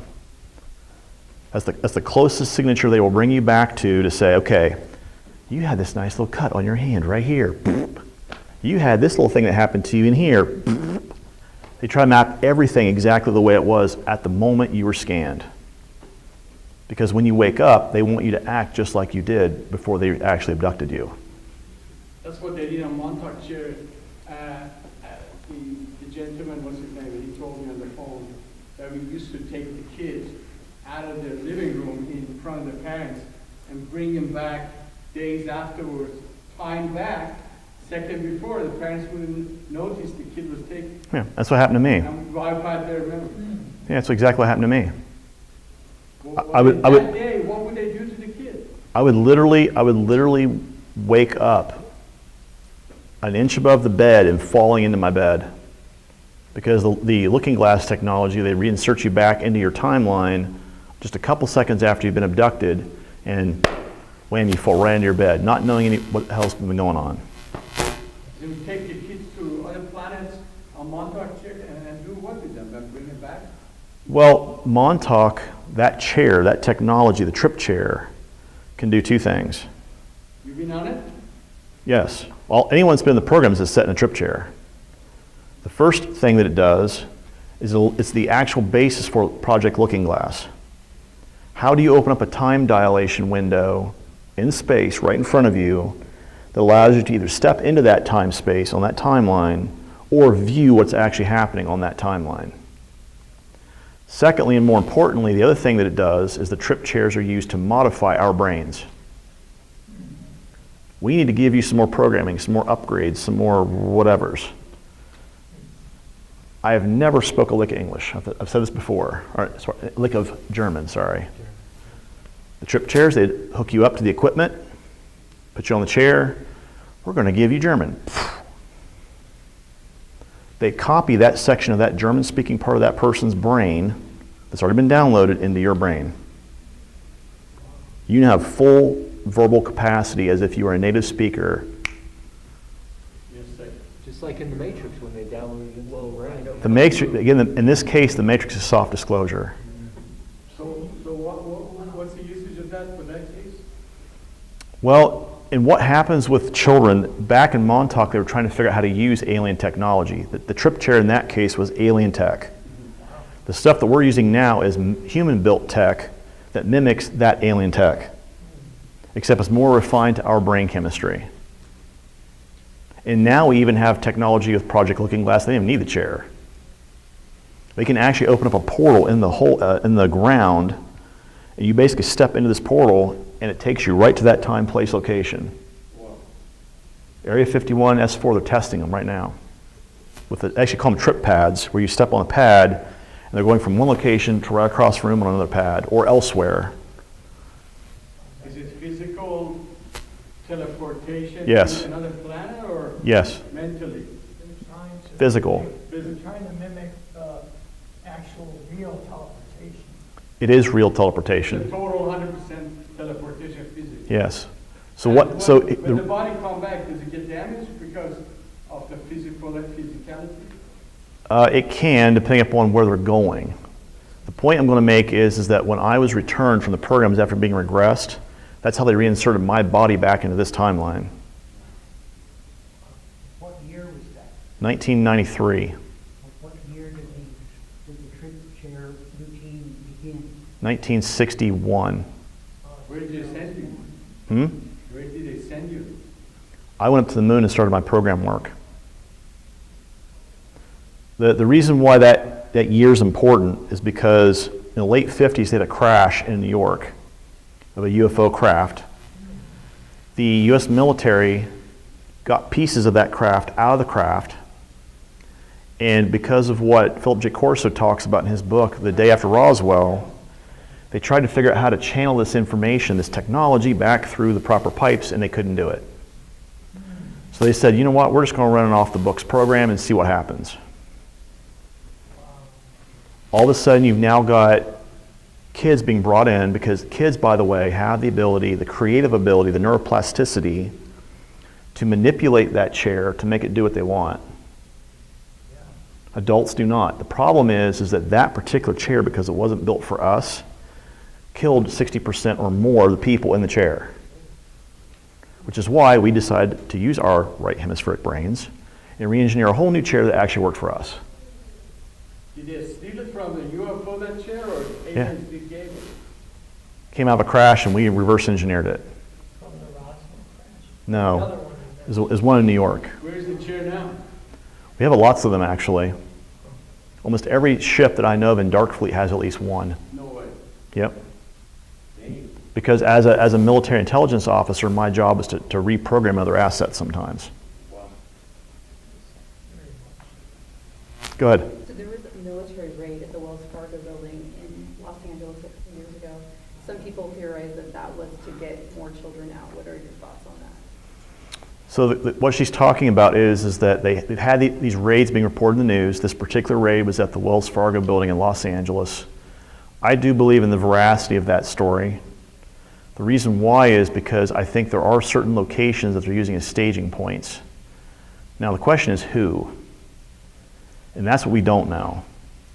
Because at least one in Michigan, when that one happened, 6 of the 8 people died trying to keep people from going into the warehouse area. The 2 guys they actually captured are still not talking. And one of the things they had to do is they had to clear their bodies of any sort of, any ability to poison themselves. And that the SEAL that I was talking about, he said they did find cyanide on both individuals. They have these little, it looks like, you guys seen those little twist pill containers that locks on your necklace? They each had one of those on them. And they snapped them off before they could the guys could actually use the cyanide pills. I also want to point out something very quickly. Go look at almost every member of the House of Representatives and the Senate, and notice how many of them are carrying those little pill containers or either around their wrist or around their necks. No way. Sorry, what again? Are you serious? What is it? What did you say? Cyanide. If you watch on the news on C-SPAN, go look at each of the members of the House of Representatives and the Senate members. Carefully watch their wrists and their necks, and you will see how many of these people are carrying those little pill containers on their persons. Of the cyanide. Why is that the case? You're going to ask. I already hear the murmurings. The reason why they're doing this is exactly what I was talking about yesterday with James Comey. James Comey, director of the CIA, was brought up in front of the Intelligence House Subcommittee, and this is 2 weeks prior to him being fired. He basically says, he's being questioned by the head of the Intelligence House Subcommittee on C-SPAN of all places, right? The actual news, how'd that happen?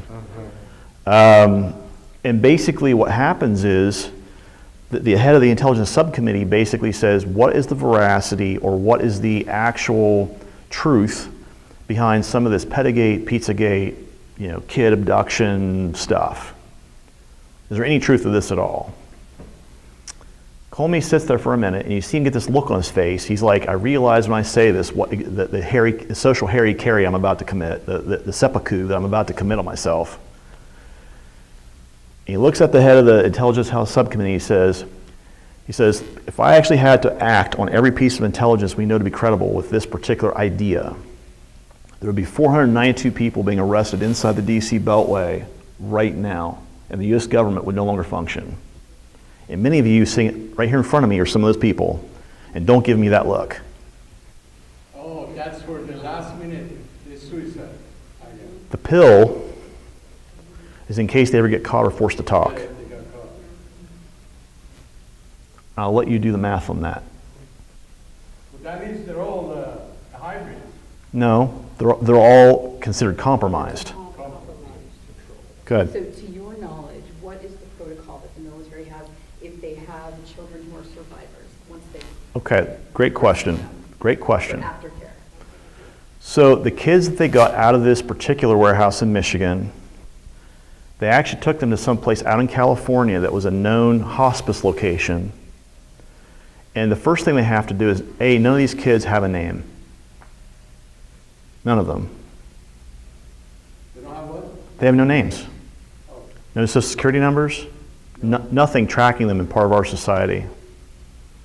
So the first thing they have to do is they have to treat them like an individual. And they have to give them names. Then they work with them to actually teach them how to speak, how to write, how to talk, how to behave as part of our society. They have to be educated. Training. Well, not train them, but actually get them to be able to open up and talk about where they're at. Because what we have to do is, in order for them to open up, we have to get them to communicate so we can help them heal. Right? They believe whatever you tell them and say. Well, it's just, how do you get someone to heal from emotional trauma like that? You take someone who's been through 8 years of electrical shock therapy, being tortured, being beaten every night, being raped, assaulted, battered. They're going to act differently than some of us in this room. I'm being blunt here, because that's what these kids have been through. And the thing we have to ask ourselves is how do we psychologically help that individual repair? And that's by giving them very, very deep core level psychological help. Giving them medical help. How do you help them get over the hormonal hurdles they're going to be dealing with? Coaching. How do we teach them proper etiquette within society? How do we teach them how to... Another thing, okay, so you guys keep noticing I keep grabbing this, right? This to me is my real, not real. Now what do I mean by that? Where you are, what you are right now. Yes. You don't get... Am I real or is it not real? Like Inception. Yes. Because part of what's going on sometimes with me is that there are cases where I'm in situations and I'm like, something is happening and I have to check, is this real or not? Or you fall in timeline, automatic. Or something else is going on. It happened to me a couple of times. I don't want to talk about it, but suddenly I'm in another dimension with somebody else or somewhere else. I said, oh shit, what is this? Well, in my case, as a kid, going back directly to your question, where it started out for me was when they started doing simulations. They'd already given me the training, the IE training, the intuitive empathic training. What they wanted to do next was they said, okay, let's see how he reacts to actual physical violence. So how does this start? They would put you in a cage. They have this person come in, and mind you, all this is simulation effect, right? This is not real. But mentally, your brain reacts to it the exact same way. It's kind of like having a video game, and you have a save place you come back to every time you fail. Okay? So the first iteration of that is you're a single kid in a cage, and this large person comes in and tries to assault, batter, and kill you. What do you do? Defend yourself. Close your eyes. Well, they hope you defend yourself, but most kids don't initially. Kids naturally want to love. No. Usually you're asleep when the simulation is going on anyhow. Second iteration, at least in my case, the second iteration was I'm in the cage, there's a little girl behind me to my right, and my job is to protect her and keep her from dying, regardless of what happens to me. Third iteration, me and someone else are now protecting a little girl. And guess what? It's no longer a human, it's now a ET or a star being coming in the cage. A Draco, a Zeta, whatever. Different situations. They escalate it every time because that escalation, they want to see what you do in the next step. Because what happens when you get up there is that all of a sudden you now have already had that experience.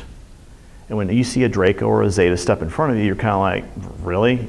I thought you were taller. Right? You saw one? Oh yeah. What's the interaction? Well, the very first time, okay, so we'll get into this.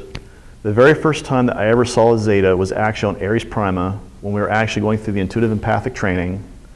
When they teach you the interfacer school portion, which is level 2, the last half of that school, they break the class down. It's usually 100 students per class.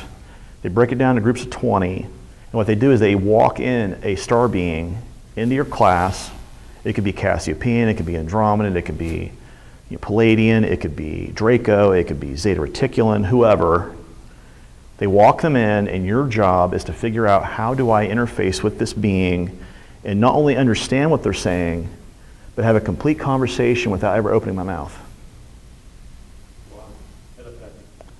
And what happens is this, you get to the point when you get good at it, I can give that being an entire story and I can do it In a second, yeah. You're right. and they can do the same for me. Your mind goes really fast.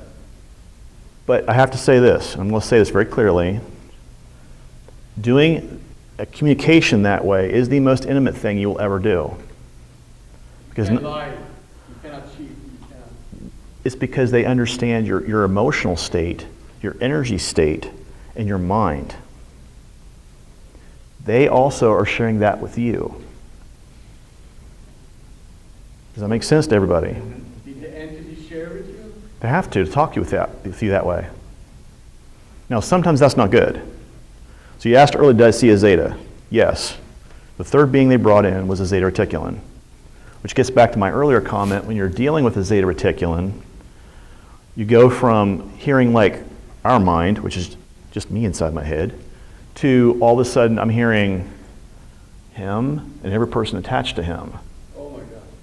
They're all together. They're a hive mind. You're hearing a cacophony come from that individual when you're actually tapped into their brain. And the problem for us humans, and this is a reason why it's hard for us to interface with species like this, is that we don't know how to silence the cacophony to get to that one individual sometimes, which requires further training. So all share a common denominator and common, it's like food sources of same kind, right? Yeah, they clone each other. Yeah, we heard about that. It has something to do with multidimensionality. Well, it's not even that. We're talking just multiple beings being connected, quantum entanglement-wise, from being A to being B. And they're all the same type of being, and they all talk that way because there may be one guy on the moon who's talking to his Zeta Reticulan brother on Mars, who's in my classroom. And they're all talking amongst each other saying, did you happen to get this piece of information? Bam! And all of a sudden, here I am actually tapping into the being's brain, and all of a sudden I'm also hearing this sidebar communication where this being is also talking to his brother out on the moon. I'm using the term brother very loosely here, clone, on the moon, and I'm hearing that information too. And it looks like an informational strand. I want to say this to you. Were you guys here for the panel we did the other night where we talked about trying to keep things in love? No, I don't recall anyone, only one or two. So, were some of you guys here for that? Yeah? The first ET panel, that panel, Yes. first Friday. We have the DVDs selling out there, Dennis is selling. So here's Everybody buy it. what I'll say on that front, right? So, Excuse me, I gotta go. So, something I was going to say in that panel that I neglected to say is that when you look at things psychically, it's not necessarily one energy and one energy. Imagine if you were someone who was weaving a tapestry, and that tapestry is all those souls connected back to the divine creator. He's the one weaving the tapestry. That is who we are. We're the individual strand. Does that make sense to everybody?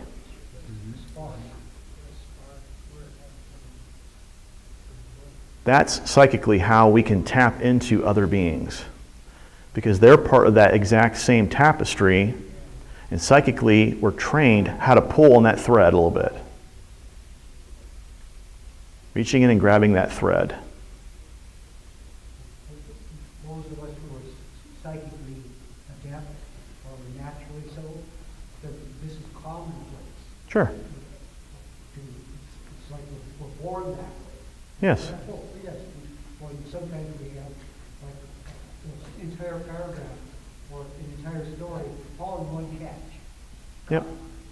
And that's the way those of us that work as psychics professionally, that's how we do it.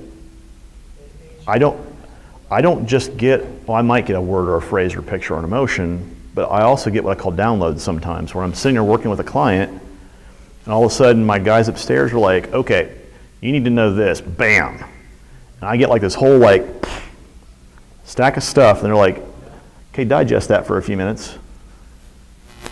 I'm like, what the hell do I do with this? And by the way, sometimes it's not just for them, sometimes it's also for me. As a practitioner, sometimes you got to do the work too, right? And that's where this comes into play, is that we as a species, as individuals, we have to continue developing, evolving, and processing ourselves to make better versions of us.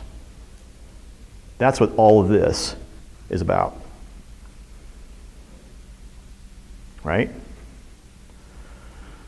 Okay, have we talked enough about the kids? Yeah?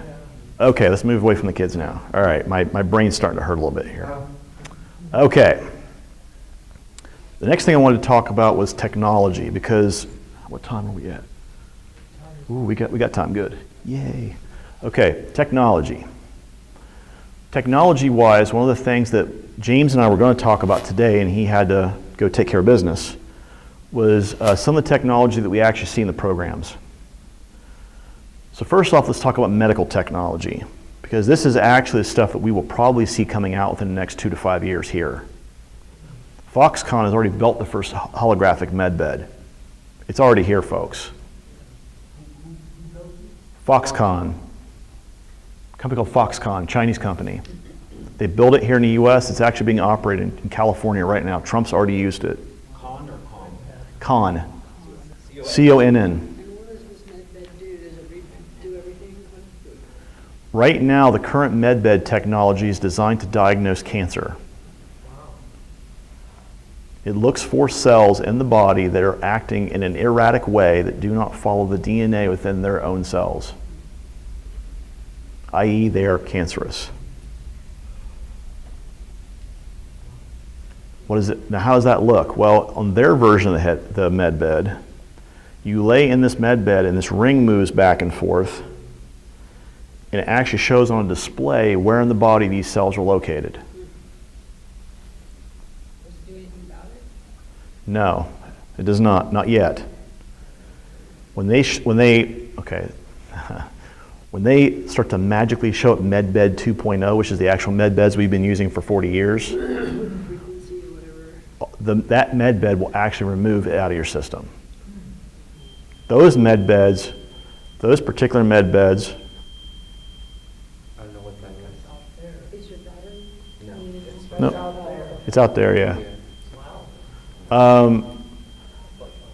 So MedBed 2.0s can literally and figuratively diagnose 70 major systems in the body, plus it can actually do 1,100 major operating procedures and does not need human intervention. Why was a med bed like this created? Because if we're in the middle of a firefight and I come back to the ship and I'm the only guy that made it, I need to be able to throw myself on the med bed and have it unfuck me in a heartbeat, if you excuse my explicatives. Because that's exactly how you feel. It's like, make this go away. And it does. You lay on the med bed, it automatically diagnoses you, it tells you what it's going to do, you hit the green button, it does everything. Secondly, and probably even more importantly, what the med bed does, if you have a genetic sample of a being, med beds can in fact take that genetic sample and grow that genetic sample out to the actual originating individual species. So why is that important, right? Well, again, we talked about people like Emery Smith earlier, right? At these processing logistics centers. Maybe they want a full-blown clone of that being to actually use in an experiment somewhere. You have a being that's never been alive, technically it won't die when you cut it apart. Does that make sense to everybody?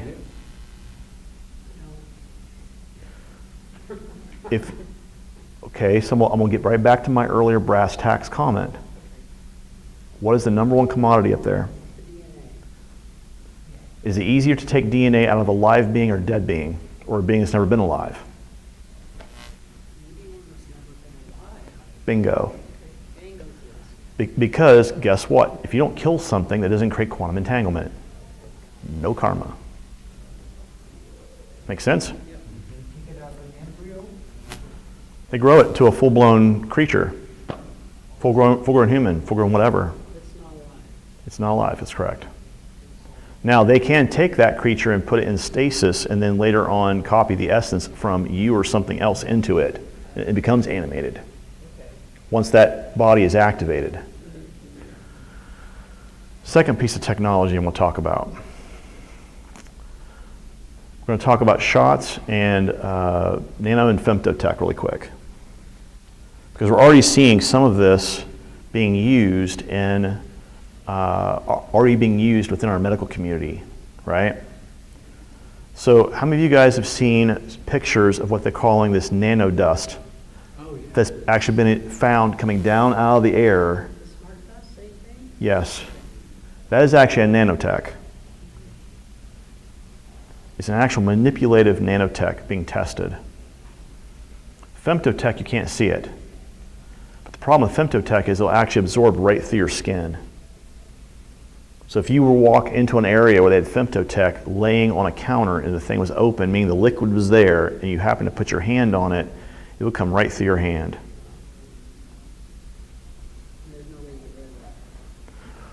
There are.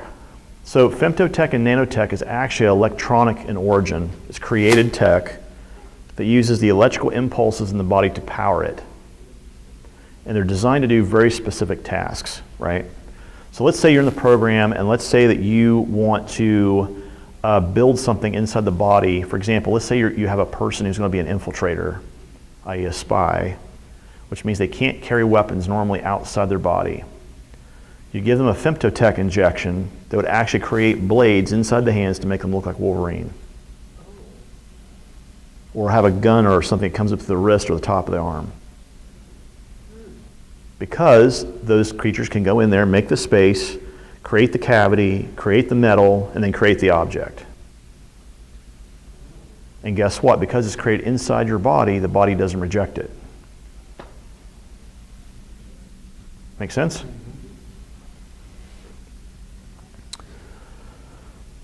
Third class of technology, weapons. This is my personal favorite because I like to shoot shit. I like to blow shit up too, but that's not the point. I like shooting shit. So this is why I was probably so good at being a grunt. So when you look at the programs I was in, and even some of the programs maybe I wasn't in but used parallel technology, for example, JDFC's programs, right? The Joint Defense Forces Command. Again, yesterday we said that this organization, their job is to maintain all the garrisons and securities at every colony, every planet that they have jurisdiction over. Notice what I just said there at the very last statement, what they have jurisdiction over. They don't have jurisdiction over everything. Now, parallel programs would be like Kruger, Monarch, Nakwa-Rajir, and any of the subsidiary forces underneath of JDFC, Earth Defense Forces, Mars Defense Forces, Saturn and Jupiter Defense Forces, Belt Defense Forces, meaning the belt in between Mars and Jupiter, where Ceres is located. These organizations would all be using parallel technology because it's easier to make one prototype weapon and have that weapon mass produced and created so that everyone can be trained and downloaded the same weapon package. So when they go off world, all they have to do is give them that one package and bam, you now have all the weapons you need to be trained on. And they test you on it. In my case, they did all that on Mars. They downloaded that data, the new weapon stuff. And then we got sent out into a training exercise. How many people watched Starship Troopers, the original Starship Troopers? Okay. If you remember the scene where they're running up the little ramps, shooting at crap, running back down the ramp, shooting at crap, we did that for like 2 weeks. Then we started being contracted exercises with other species that were coming on planet or already living on planet. We need warm bodies in this battle. Send us people. No. Great. Yay. And that's exactly where we started seeing live exercises. We're actually shooting at live entities. These weapons, what do they look like? Well, the two primary weapons that I remember, you basically have to cut it into two classes of weaponry, right? You have what I would call electrical discharge weapons, and then you have ballistic weapons. Ballistic weapons are old school, but we do use them because there are certain species who are extremely vulnerable to them. Most of your infiltrator types we talked about earlier love ballistic weapons because guess what? Groups like the Draco and the Grey freaking hate them, which makes me love them more. Because ballistic weapons suck. So understand this, right? An electrical discharge weapon, the way it typically works, I'm saying, so you have to excuse me for I'm talking as an electrical engineer here, okay? What you do is you create a scalar wave effect that actually focuses at a foci away from you. And at that foci, you have a discharge from that weapon occur. At that focal point, that weapon goes off. Highly effective, can melt through most metal. We call them plasma or photon discharge type weapons. The XR7 and XR11s are exactly this type of weapon. The XR7 being the pistol sidearm, the XR11 being your rifle. Ballistic weaponry. We have one that looks very much like a certain Heckler & Koch weapon that I'm not going to name, but it's a tri-combi weapon that a lot of infiltrator types use. It's got a .45 caliber sidearm in it, which is my favorite caliber. It's got a plasma torch in it, and it also has a EMP generator in it. Why those three? Because you can use a plasma torch to cut your way out of a jail cell. You can use the EMP generator to destroy electronics if you're in that area. You can fire it off and stick it on something, and all of a sudden the panel blows up. Pull Luke Skywalker, you're not coming through that door. Yeah. Right? There are weapons in the middle, which is that tricombi weapon we talked about, it's actually in the middle of those two groups because it has both in it, right? And there are groups who build weapons that do fit some of those profiles, but they're not the same profiles. Does that make sense what I'm saying? They might have an electrical discharge type weapon, but it's not anything like ours. The Draco specifically export a ton of weapons. They're kind of like the Russians of the space race. You know, everyone's seen an AK-47, right? Yep. Well, the Draco build weapons accordingly like that, except they degrade them somewhat, and then they hand them out as their version of their AK-47 to all the other races.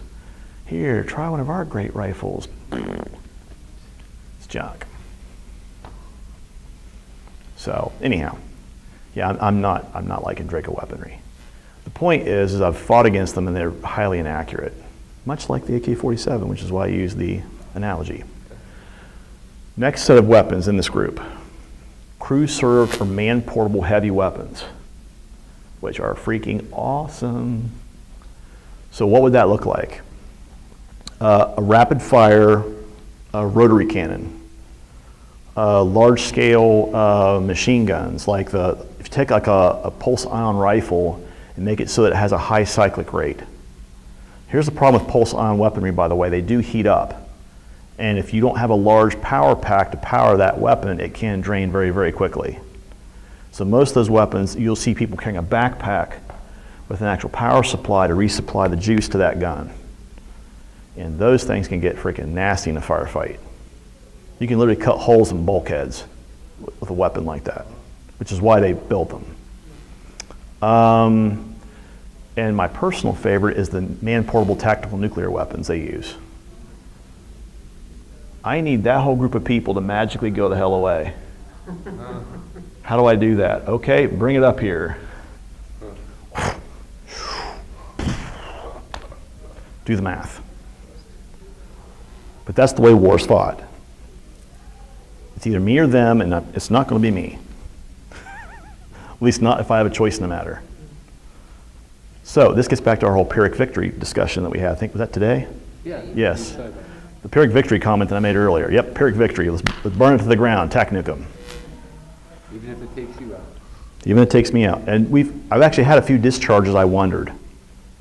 We had a fight on Mars that we had with a couple of species that we had a tactical nuclear weapon go off very close to where I was. And I was highly pissed off that it happened. Because when a weapon like that goes off, even with the shielding, so let's talk about this for a minute. When you're in body armor, and you're wearing the body armor used in MDF and Kruger, one of the things that I would notice is that as people were shooting at me, the shell energy was being actually channeled through my armor down to my feet. What does that look like? Well, you'd see these light blue impacts happening here, and my feet were actually shaking, shoving me backwards as the shells were actually hitting my chest or my body. And the shells would fall to the ground. They would not come through the shield. But the idea is that as that was happening, in the programs we did this process called leaning into it, where as the shells would hit, you lean forward, that way you wouldn't be rocked back by the actual shell concussion hitting your shield, your actual armor. Does that make sense to everybody? Yeah. We're talking about simple physics here. Right. You know, how do you stop an immovable force by putting an immovable object in front of it, right? So, yeah, shields are awesome. Armor's awesome, especially when it keeps you alive. That's right. The next thing we talk about, communications, right? If you're working in any sort of capacity up there, they have communications technology. So let's talk about some multiple different variants of that. One is what we'd look at today as our standard RF-based technology. Because I get this question like a gabillion times via email. What frequency do the SSPs use? Really, guys? Come on. Yes, they do use RF in cases. Very, very infrequently, though. Because when I was in the 90s, the mid-90s, they started switching over to what they call quantum entangled communications. QEC, yes. What does that look like? You have a voice modulator to modulator hooked up to an oscillator that's a quantum entangled oscillator, And that oscillator actually transmits the frequency to the other end quantum entangled communications oscillator, or to a hub that had a ring of all these oscillators in it, so where everyone could hear all the different quantum entangled channels. Like a hive mind type of thing? No, it's more like you turning on a CB radio and everyone in that hub can hear you talk when you talk in the CB radio. Sort of. Sort of like that, but QEC, the reason why quantum entangled communications is used is because regardless of how far away you are, it does not matter. Distance no longer matters with a QEC device. When I talked yesterday about Corey Good coming aboard our ship and hit the guys from Solar Ward and helping replace all the communications gear, that was all QEC gear. Because the first gen stuff they put in was junk. Yeah. And it actually had shorted out part of our electrical system. We had to have our engineer actually fix that crap. But the point is they put these new communication modules in and all of a sudden they worked again. And the conversation I had with my CO at the time, I said, well, when are these going to fail? Right? Because this is the question we have in the programs up there. Is like, they bring out new technology and sometimes it's not been tested. You are the test bed. Have fun beta testing. Right? How many people have done beta tests before? See, a lot of hands go up, right? Beta tests suck. But you get it first, so it's not, you know. It's not Well, you get it first, but you also get the crap first. but it's a double-edged sword. Right. Sure, you might see all the nice new shiny stuff on your thing, but you don't know what kind of junk's going on behind that. You're like, ooh, I got this brand new QEC communication device, but you don't realize that it shorts out your entire electrical system in 48 hours. Right? Can we continue or should we stop? Where's that? Can we go over? Continue until, it's Anthony Zender on Super Soldier Talk. So Anthony's coming in here or going over there? Yeah, as soon as he's in here. Okay, so when Anthony gets in here, Anthony come in. all right, when Anthony comes in, I will wrap it up. And basically the talk continues. Okay, so we will continue chatting until Anthony gets in here. Funny side story on that particular topic, Anthony and I actually served together in Kruger. So do that math. Is Anthony the shorter guy? Yes. He left to a wedding. No, that was James. That was James. Yeah. Anthony is the MMA guy. Oh, okay. Yeah. He has a little brother with him? So this is an interesting side topic of conversation. Something that you have to look at what the CIA was trying to do with social media, right? They were trying to create an electronic way to separate and divide people to keep them from uniting under a singular banner on our planet. That's what social media actually is. They created them. They're saying it's bringing us all together. They created a way to divide people further through social media so that we could not unite under a singular banner. Ironically, that's why the super soldier people, the SSP people, have all of a sudden joined together, because all of a sudden we're fighting each other. Someone sees, like, for example, me, right? I've gotten this a million times too. Man, I heard you when you were giving the morning announcements on your ship, dude. I've heard that like a million times already. Because people see my video somewhere and they know the voice. I had the exact same response to someone when I interviewed them. As soon as I heard that person's voice, I was like, oh my God. I knew in my knower. Because that's something you don't forget. Peter the Insider, I've served with him too. He was my squad leader in Kruger. And the first time I talked to him, I'm like, yep, I know who you are. They can wipe the face, but I can still know the voice. Because you know that familiar voice. When you're in a firefight with somebody, you know what that person's voice sounds like when they're trying to yell at you to get you to do something. But you hear it. There's an auditory memory there that can't be erased. It's like you know your mom's voice. Right? You guys know what I'm talking about? Yeah, that's why you remember voices. Yeah, and I am great usually with faces. Horrible with trying to remember people's names. So if I don't remember a name, please do not take that personally. I'm not in any way trying to be disrespectful. I'm just horrible at remembering written names. But I will say this, if I hear someone's voice, I don't forget it. And Peter, when I first heard him, it was like someone firing a lightning bolt down my back. And the times where that's happened, that was literally my higher self saying, you know this individual. Absolutely. Anthony and I, the first time we talked, we started talking about certain experiences that we both had seen, and where it started out for us was actually the conversation on some of the jokes that our guys would talk about each other. Okay, so who in here has served in the military? Anybody besides me? Okay, well, a couple people. So those of us that have served in the military, one of the things that we love to do is we love to rib and gag each other relentlessly all the time. So we come up with nicknames for each other. Some of them not so pleasant. Some of them pretty freaking funny. So the guy who was in charge of our unit, his name was Commander Naguma. Very, very angry, 6'2" Asian guy. Super muscular. I'm sure there's someone that would love to look at him. But he had a temper. And two guys behind me, when we'd get online, two guys behind me, this guy used to jokingly yell at Commander Naguma, calling him Commander Sushi Mouth. I was Commander Naguma's mad little Nazi, right? Because of the blonde hair, blue eyes, right? And the thing is, Peter and I, that's the first thing Peter and I talked about. Like, we didn't even say, was I in the programs? He said, what's up, mad little Nazi? And I'm like, how the hell did you know that? What? Like, I literally had that moment where I'm like, how the fuck did you know that, dude? He's like, dude, I was standing right across from you. It's that kind of crap that you hear and you're just like, you can't make that kind of shit up. But that's what happens, is guys who've been through that mutual experience, they hear certain things, and all of a sudden it's like you hear someone else go, oh yeah, I remember him saying blah, blah, blah, blah, blah, and you're like, you take a step back for a minute and you're like, what?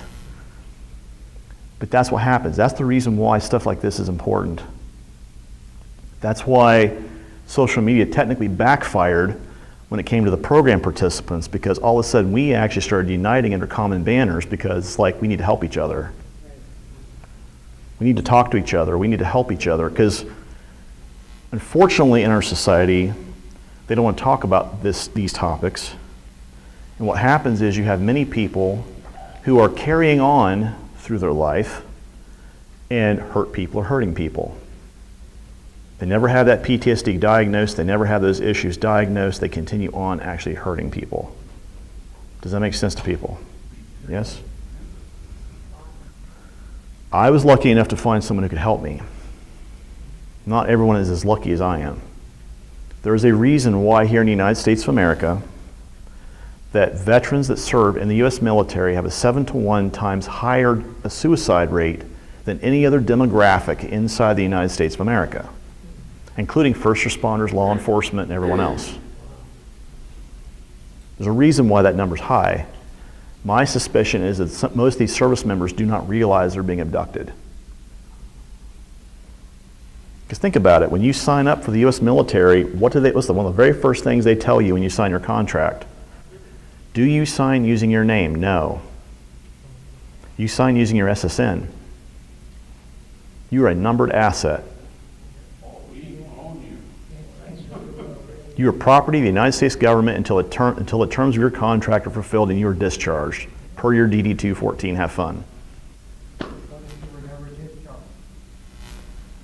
Well, then that's a problem, because you should be still be getting paid. I'm just saying. There's only three ways that can happen. Either one, you're still in and you should be getting paid. Two, you went MIA and you need to talk to someone about getting your discharge papers corrected. Or three, they believe you're KIA, and why are you still alive? And by the way, that has actually happened a couple of times. I know of two gentlemen, both of whom were Vietnam veterans, and when they came back to the U.S., they'd been told by their family that they got notified that they'd been dead or been killed. And they were actually alive. And they had to go through the entire court process of telling the court, I'm actually alive, I'm right here in front of you, and this is who I am. They had to show paperwork, they had to show their DD-214, they had to show their driver's license, they had to show all this stuff saying who they were, to prove who they were, because the US military were being stupid. So that's my answer to your question. But getting back to my point, is that there are commonalities when you hear someone talk and all of a sudden they mention something, and it's usually like the small little detail things that kind of stick in people's brains. They're like, how'd that person know such and such? And that's exactly why on social media, why I reached out to certain people and started talking to them. Because I'm like, I know when he said this, I had the exact same memory. I know that for a fact. I know that's truth. And all of a sudden, you talk to these people and you realize there's a commonality there between the stories. Someone recommend a couple things, right? Have you guys seen Quantum Red Pill Cafe yet? Or Super Soldier Talk, the feeds on YouTube? Super Soldier Talk. Okay, so Quantum Red Pill Cafe. Ted Alexander, good friend of mine, I also served with him up there. That was one of the very first conversations Ted and I had. Was that he approached me, he said, dude, we got to talk. I'm like, well, what's going on? He's like, this is of course across Facebook Messenger, right? We're all kind of chatting and talking. He's like, me and this guy, Will Glover, he goes, we know you and we know the old man. He goes, you are also an enforcer type that worked for the old man, right? I'm like, yes. He goes, do you remember this particular meeting? We talked about it, I'm like, yes. And the second thing he brought up was the incident with Hillary Clinton, HRC. I think I talked about this a little bit yesterday where she walked up and grabbed me by the shit. That's the reason why he actually finished that statement before I even got it out of my mouth. I think Anthony's a no-show. David's not able to call him. He thinks he's got a fake number. If you have his phone number. I do not. Okay. Then you can keep going until 4:45 or longer even if you choose. Because nobody's in this room after Would you guys like me to continue talking? Okay, then we'll keep going. Yeah, if you guys want to take a break, go ahead. I'm going to get a drink really fast.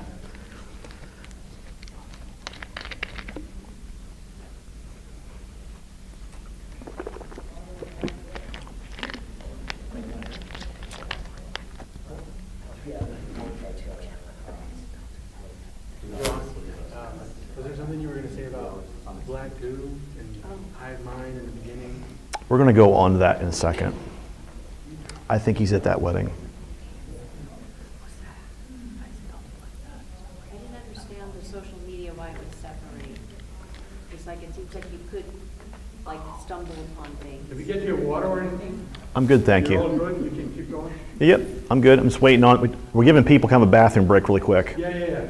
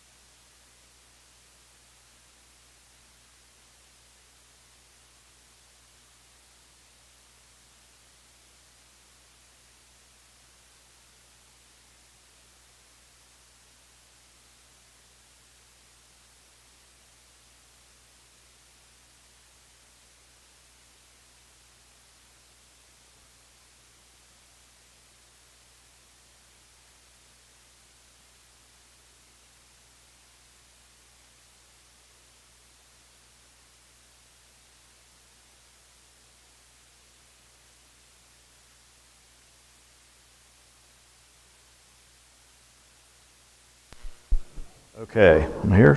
Test, test. Yeah, okay. Huh? What time are you going till? They said 16:45, 4:45. 4:45? We've already been chatting for about an hour-ish. And you can continue since nothing else is in the So we can go for as long as you guys want to go. I've already been going for an hour and change. I have to be over there to speak at 5 and I love an audience. Okay, all right. Just to be honest. Well, there'll be a 15-minute window between me and you That'd be then. perfect. All right. I'm so glad you continued, because I was at lunch. Yeah. So, all right, so we had some questions show up during the break that I'm going to ask some people. So you asked a question, if I remember correctly, about healing. Yep. So we did touch on this a little bit in the programs where we talked about this idea of people that are coming out of the programs, A, how do they regain their memories, how do they get healing from it, and B, what is the process for that, right? So I'm going to approach this from my aspect of this. Yes, I am a psychic, but I also am a licensed counselor and a certified life coach. So one of the things I would say is that one of the first things you have to do is identify someone who can help you regain the memories. Because that's the first thing you have to have, is to know what you've been dealing with, right? So what does that look like? Well, there's two ways I would go about this. One, either find a QHHT, quantum healing hypnosis therapist practitioner who's local to your area. Make sure that there's someone who is spiritual in nature, not someone who's an academic, hopefully. Two, post-hypnotic regression. This is the more touchy one because most people who do PHR, they tend to be mainstay clinicians, psychologists, psychiatric specialists, those kind of people. Make sure if they do practice PHR, make sure they're metaphysicians. Make sure they actually practice a spiritual belief set and they're not atheists. They're not going to look at you like you're crazy. Understand this too, right? You're paying them to help you. And if they can't help you, then why go to them? Bottom line, fair energy exchange, right? So if you're going to this person and you're saying, I need help figuring out what these memories are or what's going on here, and they can't help you process it or they don't want to process it through the right lens, then why go to them? You have just as much of a right to screen them as they do you. Now, I know some of my friends who are psychiatric people are going to hear me say that and be like, Johan, what the hell are you talking about, dude? But you know what? It's the truth. You wouldn't go to a doctor that couldn't actually help you, would you? A medical doctor, right? No. You wouldn't go to a car repair guy who couldn't fix your car, right? Hell no, you would not. You wouldn't go to a lawyer who couldn't actually help you win your case, would you? I mean, think about it. If you walked into a lawyer's office and the guy said, you know what, dude, you're going to lose. Just put your hands up in the air. What do you go to him for? Right? This is no different. So finding someone who practices one of those two methodologies would be my first step. Second step, you've got to work on doing the acceptance, forgiveness, and love aspects of integrating that information, those memories, and figuring out how they fit into who you are, and more importantly, not only how they fit into who you are, but does it change the definition of who you are? That was the harder part for me. So as a certified life coach, typically what I tell people sometimes is the argument people typically have is not whether or not to do a particular thing. It's actually what does it do to their identity. Because my guides talk about identity, they always point their finger at the hand. Because people typically do something with the hand and that creates the identity. Does that make sense what I'm saying? How does this change the identity? That's where people typically have their struggles. How does this change the fundamental core of who I am? When you're talking to someone and all of a sudden this person, okay, so we're going to get into the awkwardness of the SSP for a minute. When you're talking to someone and this person has no idea that you've been in these programs, and let's say that you can't bring up SSP talk usually in casual conversation, right? Hey, just by the way, I went to Mars and killed shit. Everyone that is in that room that does not understand exactly what you just said is looking at you like you have a third arm growing out of your back and or you just shit your pants, one of the two. or both. But the idea is they think you're crazy. Because in their brain, they don't have a construct that fits that piece of memory, that piece of energy, that piece of identity. Whereas those of us that have been there, we understand exactly what that looks like and feels like. That's the problem, is that I don't have the ability, even as good of a psychic as I am, I don't have the ability to do a Vulcan mind meld with someone and actually allow them to feel and go through what I've been through. Because otherwise, if you did that, there'd be no lying, because they could feel and see what you've been through. Does that make sense to everyone? Okay. Does that answer your question? Perfect. What was the, oh, wait a minute, black goo, right? Yeah, I have another question about like memories and Okay. integrating and healing, and it's like, well, I guess it would all be done in the work with The QHHT. So let's talk about for a minute what QHHT is just for a second, right? Who in here knows who Dolores Cannon is? Anybody? A lot of people. Great. That's actually really good. Dolores Cannon, when she was teaching her healing school, she actually taught people this idea of her version of post-hypnotic regression called QHHT, which essentially allows you to, on a quantum level, access any memory at any time at any place. Now, what that looks like when people are going through a session, they will still regress you, but what they're actually doing is they're allowing you to take that memory and bring it into the current mindset. Here I am. And then as your body is processing the emotion, the memory, the energy behind that, usually the person who's doing it is giving you some guidance on how to actually deal with that energy in a loving way.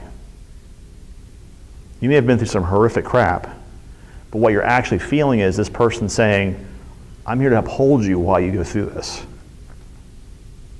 I'm being in a loving space metaphorically to help you process this as it happens. I'm putting that through that filter. Does that make sense to everybody?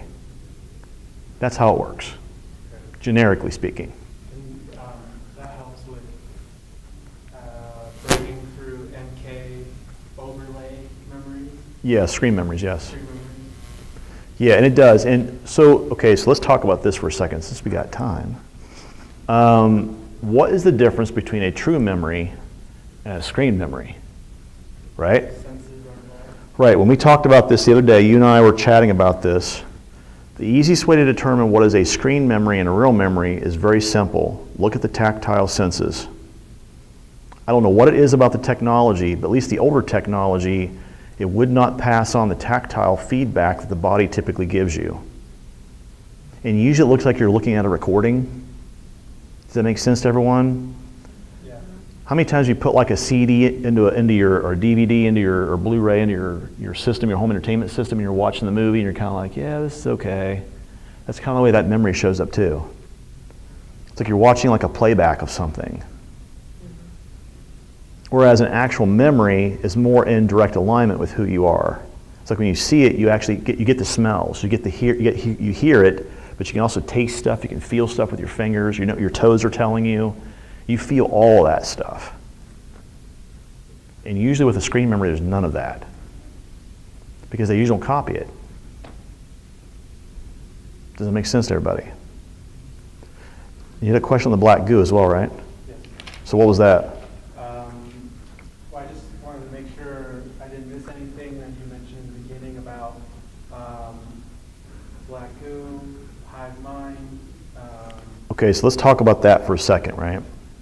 So I got asked the question during my interview with James today. By the way, he's getting ready to post an interview that we did back at the room today. It'll be on, we taped it from, I think it was 10 to 1 or something.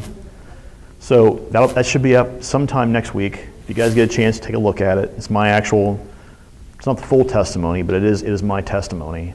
And what I would say on the black goo, the question he asked ties directly into what you're asking. He asked a question, he said, have you seen officers before they took the black goo and after they took the black goo? What was the difference between those two? And I said, yes, I have. And what you see is that once someone comes under the control of that black goo, all the morals go out the window because morals no longer matter. What you also see is there's a complete suppression of emotions in the system, a complete suppression of hormones in the system, because the goo actually can override all of the endocrine system. It can create everything you need. So it's like, okay, fine, we'll create whatever it is we need to react to this. And what you also notice is typically these people tend to be way more aggressive in general. And there tends to be a kind of, I will do anything necessary to get this done attitude with those individuals. Even if it requires me to do things I would normally never ever contemplate doing. How many folks have watched the X-Files? Anybody? Got a bunch of people, great. Do you guys remember the guy who got infected by the black goo who used to work for the Smoking Man? Okay, so that guy is a prime example of what we're talking about here within the television Hollywoodized format of black goo. That would be a really good example of what black goo is.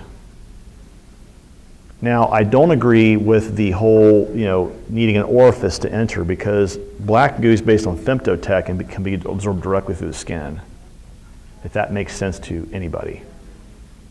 So is black goo ever used on assets in hair now? Or is it only up in the programs? I've heard it's disseminated in foods, like in Pepsi. No. Okay. And I'll tell you why it's not. Because there are some unintended side effects of using black goo. If it was to be used, they don't know how to calculate for the differences in people. And the other thing is, black goo is a nanite species. It is a sentient species all into its own. So when this stuff enters your system, it's kind of like, not only do you have your mind going on, but you also have this heightened level of intellect from this other creature essentially inside your species telling you what to do. It's kind of like a Goa'uld from Stargate SG-1. You're not fully in control of your own system. In other words, it's hijacking your body to some end result. And what I'm saying is that sure, they could do that, but what will be the point? Because if every person on the planet was black goo controlled, then that actually furthers that particular sentient species' aims. And they don't want to do that. That's why we have groups like the ICC creating what was called the Galahad incident, right? So I think I spoke about this a little bit, where the ICC kept seeing these squared stones being shot from someplace 13.5 billion light years away at Earth. And they couldn't figure out why this trajectory kept showing up. So they sent this ship, the USS Galahad, which was an exploratory vessel, into that system. And when they did that, as soon as it jumped in, it came immediately under attack. Now, I'm saying this having been someone who, I've seen a lot of pretty gnarly crap out of the programs. That particular video, the last minute and a half of it was probably the most harrowing thing I've ever seen happen in a video. Because what you basically saw was the complete assimilation of every single piece of device and person aboard that ship happening in real time. Like that. As these squares would hit the hull, everything in the ship was being basically dissolved and taken over.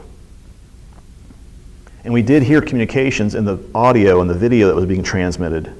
You could hear the entity actually talking through things in the ship and the people, trying to tell them exactly what they should be doing and not doing. It's kind of like a scientific version of like demonic possession, I guess. Would be a great way to describe that. So, does that answer your question? Okay. What was your question? It was kind of just tagging on the health thing, and how do you heal, maybe to that love vibration. So did we get that answered? Yeah? Yeah, I think we did. I think you kind of already got one over that. Okay. Did you have a question? No, we just chatted about the quantum entangled communication. Okay, all right. Does anybody else have any questions before we continue? Because I want to make sure I get everything buttoned down before we kind of move on from here. Nothing? Okay.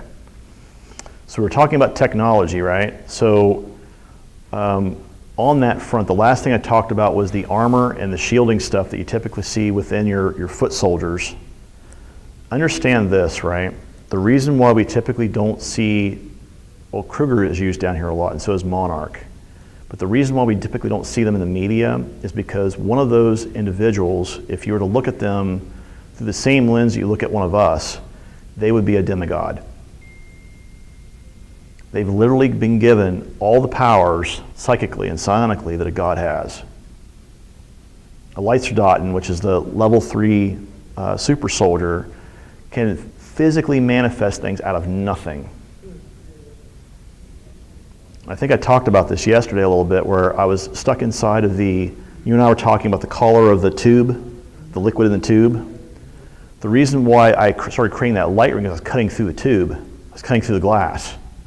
That's a Leitzer-Dotten. So that's an example of your manifesting. Can you give another example of manifesting out of thin air? Okay.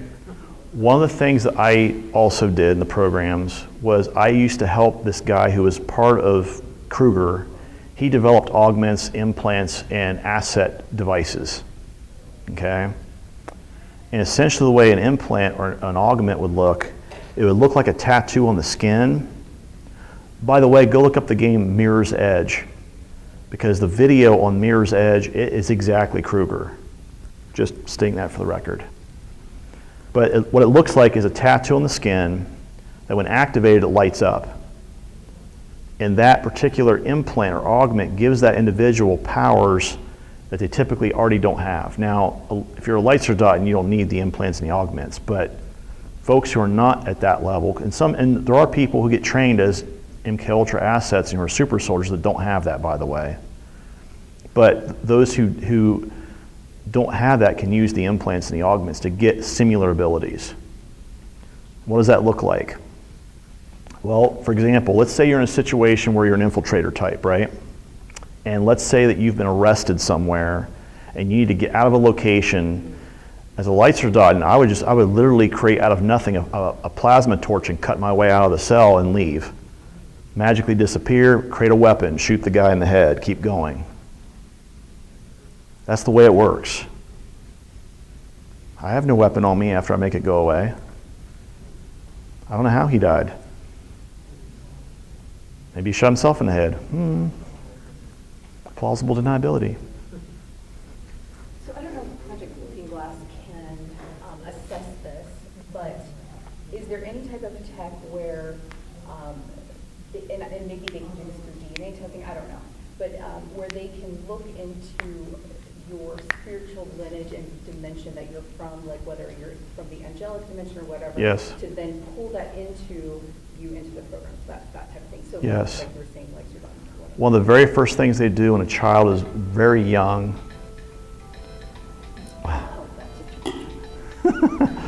One of the things one of the very first things they do in the programs when you're very young, with me it was age 5. One of the memories I have, and later I figured out what it was, is called Project Orion's Cube. Now, the way Orion's Cube works, it looks kind of like a really, really big Rubik's Cube. And what they do is they crack open, when they have you stand on this pad in front of the cube, they crack open the cube, and it shows every single lifetime either way. From the time of inception, where you were created from divine source, to the time you return back. And what they look at is star seeds specifically. They say, where did you originate? Oh, well, in my case, well, Johann, you were freaking Arcturian. Okay, I got that. You're good. Okay, going back to source here. Okay, that's good. But they look at that because what they want are, if you take someone who's a star seed, who's already been on a starship and had psychic abilities and done all this stuff, they don't have to retrain me as much. All I'm doing is remembering what I did before. I'm going back right to what I know. That's why that's so important. Great question. But that particular project, by the way, Orion's Cube, so there are a couple side notes with that technology. If you look at any of the pictures, they'll say there's certain areas called treaty areas that are on that picture from Orion's Cube. Those treaty areas were stuff that we negotiated with the Draco when they handed us the technology, because they didn't want us inadvertently affecting multiple people at one time.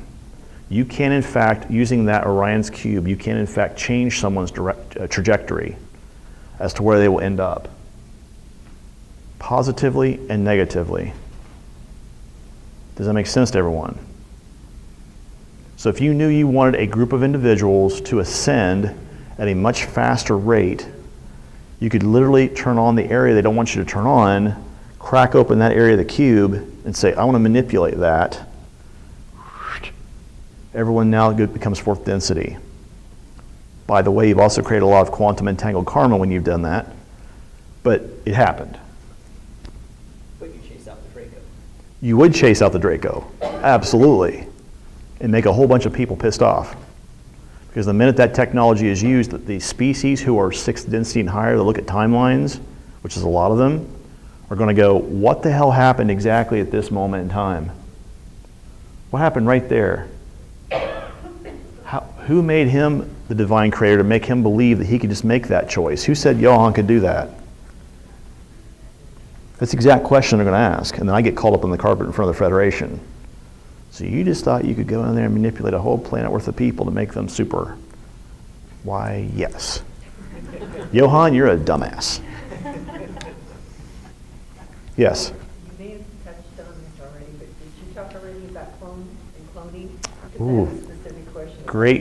great question. Is, does every, a couple. Okay, Does so everybody who works in space, in secret space, do they make them a clone? And if they do, and they're down here as themselves, they're brought back from the 20 and back, do they continue to have these clone memories that are going on in space? okay, so let's address this in bits and pieces. We have to kind of tear this apart. That is an awesome question. So here's how we'll address this, piece by piece, right? First off and foremost, clones are used very specifically both in certain programs and with certain jobs in certain programs. If somebody was in, for example, Knock-Waffen, which is completely against the idea of cloning, unless you are a certain job type, or if they're going to create some cyborgs, which is a whole other discussion, then typically you're not cloned. Now, what do I mean by that? So where a clone comes in, let's say that, for example, let's say that you're an MIO, a military intelligence officer, let's say that you're an infiltrator type, you absolutely know that you're going to be behind enemy lines to do your job. You know this. No questions asked. They would send you in a clone. Why? Because if they capture you or kill the clone, that soul fragment in that clone immediately rehomes back to you, and you already have the knowledge now. This is the way clones work. This is why Kruger uses clones. I can go at a target 45 times, die 44 of them, and on the 45th I kill him, and I still win. I still win. Because I've already learned through those 44 times exactly what to do every single time, what he's going to do. I already know. I know how that person's going to react. And through Looking Glass, they just open up a time portal and put me right back at second number 1, right before I need to be there. Boop. I go in, I do it over again. Oh, save game, go back to second number 1. Boop. Over and over until that target is taken out. So that's the first part. Kruger uses clones all the time. You are never in your actual body while operating in Kruger. How do I know that? Because the first time I looked at myself in a mirror in Kruger, I was almost 8 feet tall, which I am obviously not. As much as my girlfriend loves me, she would tell me that I'm not 8 feet tall, sorry. Because I'm not. That was the first thing I noticed. But here's the thing, the body that was in cryostasis, anytime I died out of that clone body, I immediately rehomed back to that cryostatic body. They'd bring me out, copy it back into the new clone, and continue on. It's called the rehoming process. Every soul has a silver cord that goes from the body of origination to that soul because of a signature match between the soul and the body. Does that make sense to everybody? Secondly, and more importantly, if if you take a section of that essence, it will also rehome back to the body of origination when that clone dies. So there is this argument out there. Okay, I'm going to go down this rabbit hole. What do they do, in essence, there's a clone out there, an image of you, what happens to the clone when you don't need it anymore? That's exactly I'm getting ready to talk about. Oh, is that what you're, oh, see, okay. This is why I'm psychic. Maybe I am. I'm joking, actually. So here's exactly the line of thought. I'm kind of going down that same rabbit hole because there is an argument to be made. Let's say I'm in this body, right? I'm in my 1.0 body. I wish I had my 2.0 body. I'm in my 1.0 body, and there's a copy of me somewhere out there doing awesome stuff, being awesome, and all of a sudden the 1.0 body dies. Where does that soul fragment go? Well, it has to return back to source. Back to wherever my soul is. Everyone's heard of this idea of like oversouls or soul groups. This is exactly what we're talking about, is these little fragments that have to be retrieved. Now, getting back to your healing question earlier, by the way, this is something else you can throw in that same conversation. Think about a essence transfer as a soul fragment, or when shamans do soul retrievals. Does that make sense to everyone? Because what's happening is you have a copy of this soul being put into the body of another body, and what you have to do as a shaman or someone who's a shamanic practitioner, you have to figure out, okay, what do I do to return that soul fragment, that energy, back to the energy of origination? And that can be tough work, by the way. I'm just saying. But that's another thing that can be done, by the way, soul retrievals. You can put that on your list. So, now that we know how clones are created and modified, right? We know that clones are created genetically from our material. Typically, they're ramped up genetically to create a bigger, better version of us. And the question is what happens if the clone outlives us? Well, that fragment of us has to return back to the soul. Has to. There's no other answer there. It's going to automatically go. Rehomes, or rehome back to that soul. So that clone is just Now here's the other side of this argument, right? Peter and I have talked about this ad nauseum, and he has made this comment to me a couple of times. He said it to me directly twice. Because I've asked, okay, every SSP asset has an alphanumeric identifier that identifies only them. If you know what that alphanumeric identifier is, you can technically fire off a psychic kill code to kill all those clones. Force an immediate rehome. But what happens if you're not able to process all of that information? That is the inadvertent side effect of this. So one day I was talking with Peter and I asked that question. He's like, you do not want to do that. Which in my head immediately tells me I still have clones that are operating up there with me. Somewhere. You know, super soldier Johan up there doing crazy shit. Okay. Third thing, if you want to look at a clone, if you want to know if someone's a clone or not, the easiest way is to take a microscopic scan of their fingerprints. Because in the very center of the fingerprint, in that little swirl, there's an alphanumeric barcode that actually identifies the clone body.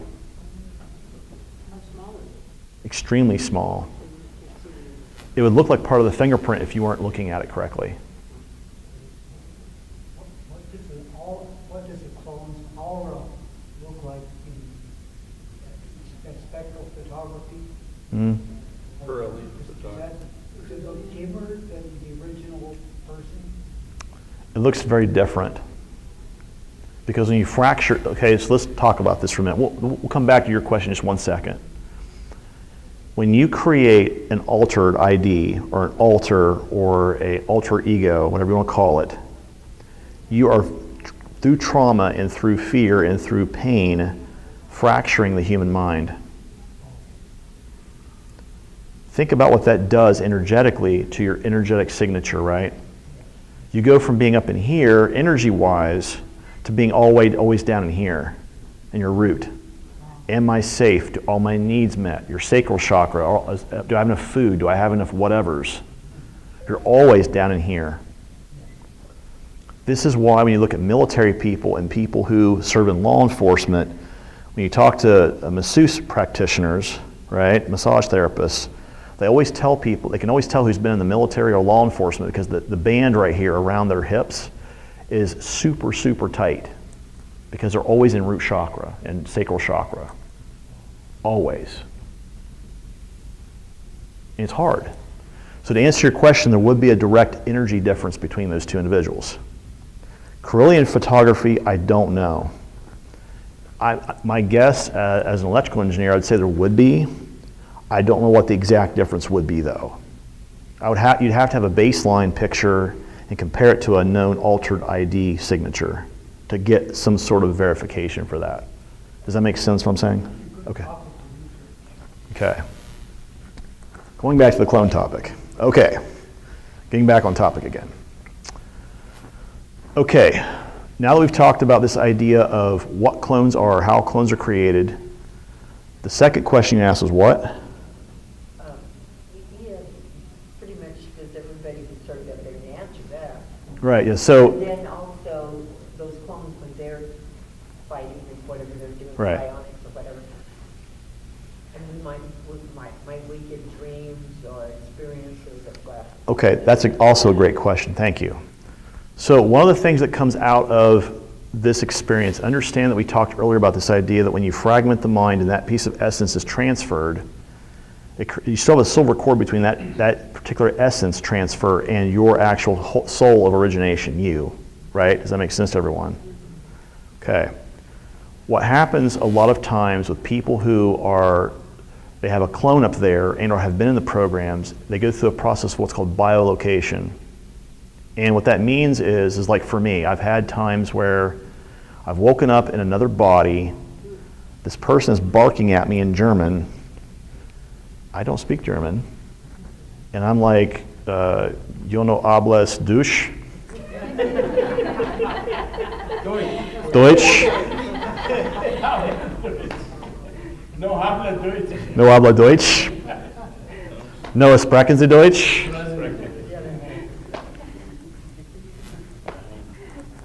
Yeah, 9, right? Yeah, 9, no sprechen Sie Deutsch? Yeah, jawohl, yeah. So that's something else that does happen in the programs a lot. What's happening there is they did not call up the correct altar when the biolocation occurred, or the normal conscious mind stepped in instead of the altar. But there is an energy chain between those two. A lot of times what's happening is the altar is telling the soul of origination that the body is weak. And where you see this show up a lot of times is when people have been in bodies that are heavily cyborged. A lot of mechanical, electrical stuff added to the body. It's been changed, it's been altered. Kruger does a lot of that crap. MDF does a lot of that crap too. JDFC in general, but they both do a lot of that stuff. Because they'll use altered bodies to do specific job types. Especially with super heavy armor, when they're doing like orbital insertions, that sort of thing. We used to call them egg insertions because essentially what you see is this ship shooting this kind of a whitish, translucent looking egg from orbit. And as it plummets down the surface, that egg opens up, and as it hits, you're running off the egg, transferring the energy into the run. And that way you can go immediately into assault mode. Pretty awesome feeling, by the way. But not the point. The point is that is a side effect of having clones up there. You are still tied to that energy. Now, some people call that cords.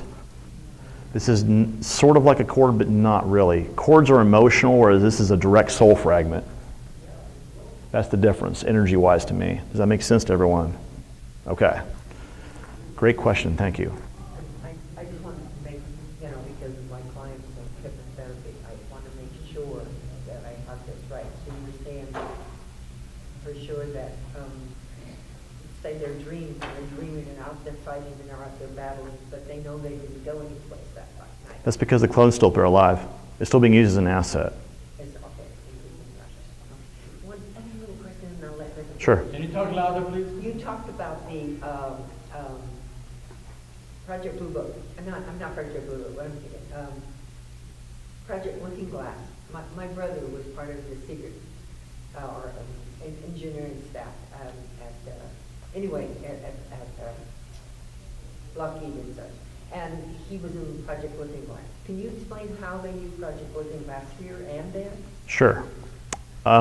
Project Looking Glass is essentially a way, it was actually started with Project Montauk, and Montauk came from, again, a crashed UFO that actually crashed here in New York. The only thing they got out of the UFO was the engine compartment, the seat, and a few other parts of the craft. So of course, you have these Air Force guys are like, yeah, we could strap a rocket on a rock and make it fly. So what do we have here? And immediately they're looking, we have a seat, we have an engine, and we have, And of course, being engineers, are like, okay, so what parts of this can we use? The part that they immediately focused on was the seat, the trip seat, as we call them in the programs. So the trip seats, the current version of them, the way they typically work, and again, Looking Glass doesn't even use a trip seat anymore. But trip seats, the way they used to work is that you would actually have someone who is psychically sensitive, an intuitive empath trained, psychically sensitive, and what they're going to do is you have someone sitting in a room with a mirror or a glass window behind them. And what's happening is that person in that window is telling the person in the chair to focus on a certain time, place, and location. Show me the time that you were actually, the location and the place where you were actually born. Something they can absolutely verify 100% via birth certificate. Now, understand what I said earlier. Montauk, there was a 70% failure rate between people. And failure rate there is fatal. It's a high mortality rate. You die in the chair. Because the tech was not designed for humans, it was designed for Zeta Reticulans, who actually have quadri-hemi brains. They have 4 quadrants in their brain, not 2 like us. So, that's a whole other argument. But the idea is they got in the chair, they looked at it and said, okay, how does the technology work? Of course, being who we are, we reverse engineered it, created a new one, made it better, and made it work for us. So that opened up the whole Project Looking Glass side. And when the Orion's Cube technology came in, they said, okay, we can now look at individuals across a whole span of time from the time they incarnate first to the time when they return to source.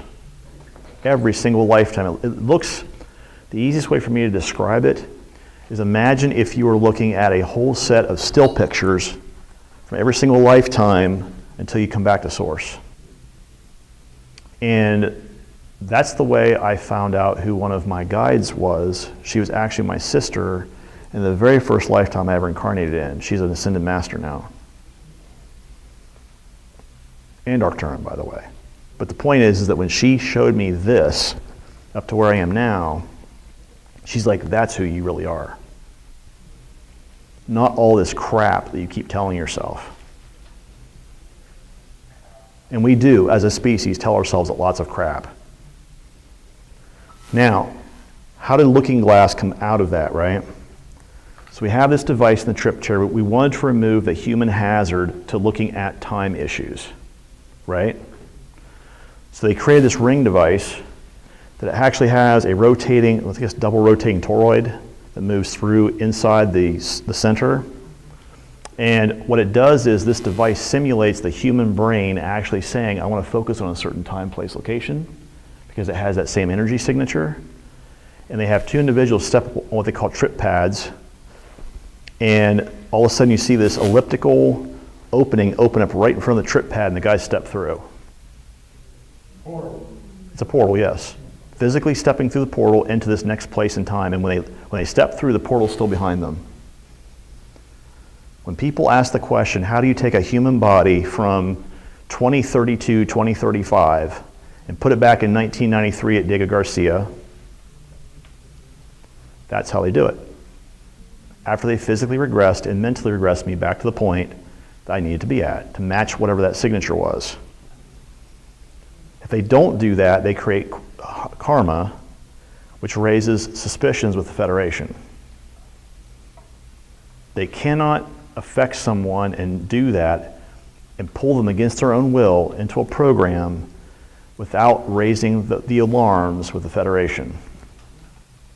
So they have It's the laws of the cosmic law. well, against the law, it's actually the law of one, is actually what we're talking about here.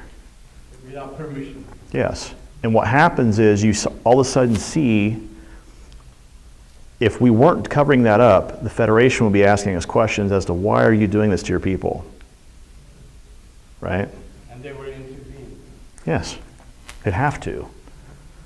Now, okay, so the next stage in Looking Glass was they also have what they call time monitoring devices and temporal operations.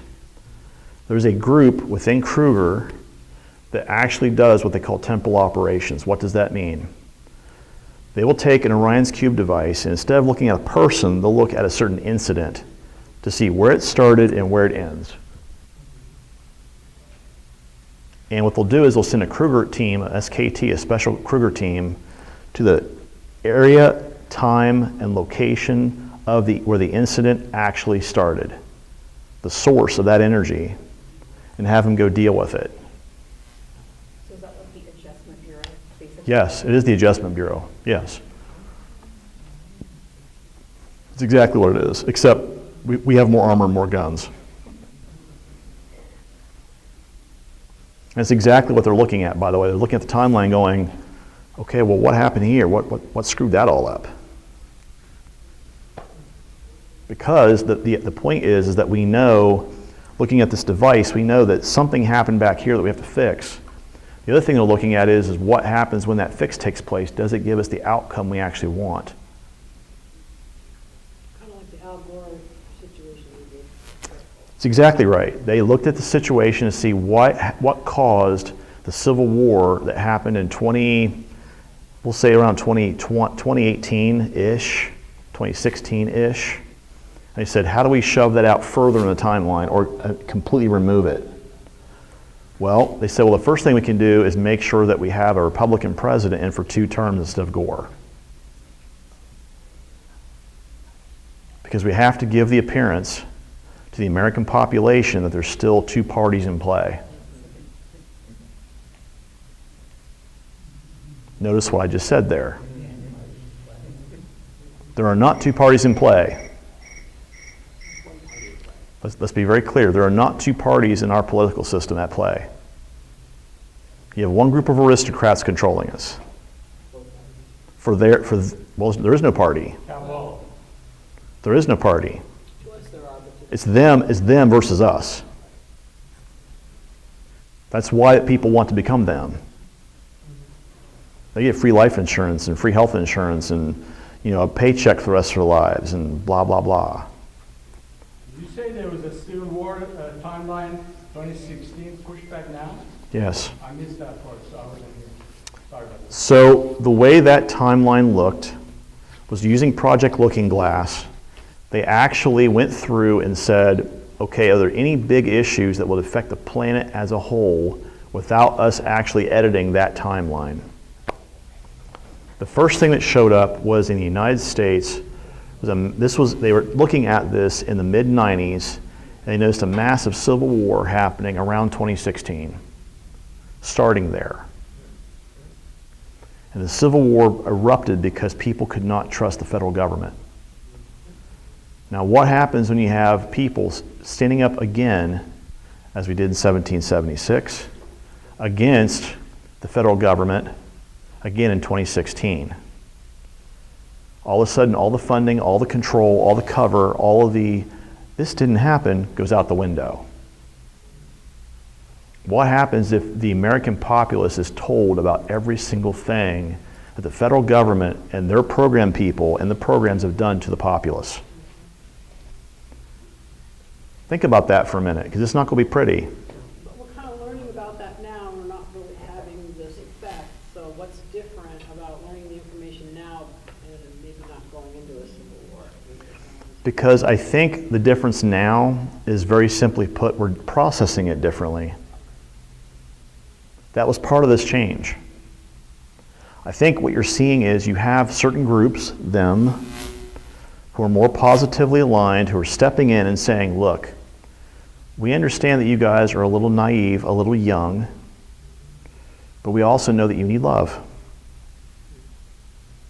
And when you step into love, which is what all of us have said during the last panel we did, all of a sudden you're now focusing on an emotion that absolutely can force change, but it being done the right way. So is the civil war coming or not coming? That's up for debate, to be blunt with you. That is up for debate. I don't know how to answer that. No, in the meeting you were, and When I saw this particular thing being talked about when we were training, that came up. They also talked about an alternative timeline that James talked about in our presentation on Friday about the cobalt bomb in 1949. Right? And the thing is, that story is actually still being propagated to the slaves who are up there to keep them in line. The slaves will be like, well, why can't we return to Earth? I mean, Earth has people on it, right? And they'll use that story. They'll say, well, you know what? We dropped a cobalt bomb and the whole planet was irradiated, so we can't go back. And guess what? It keeps the slaves in line.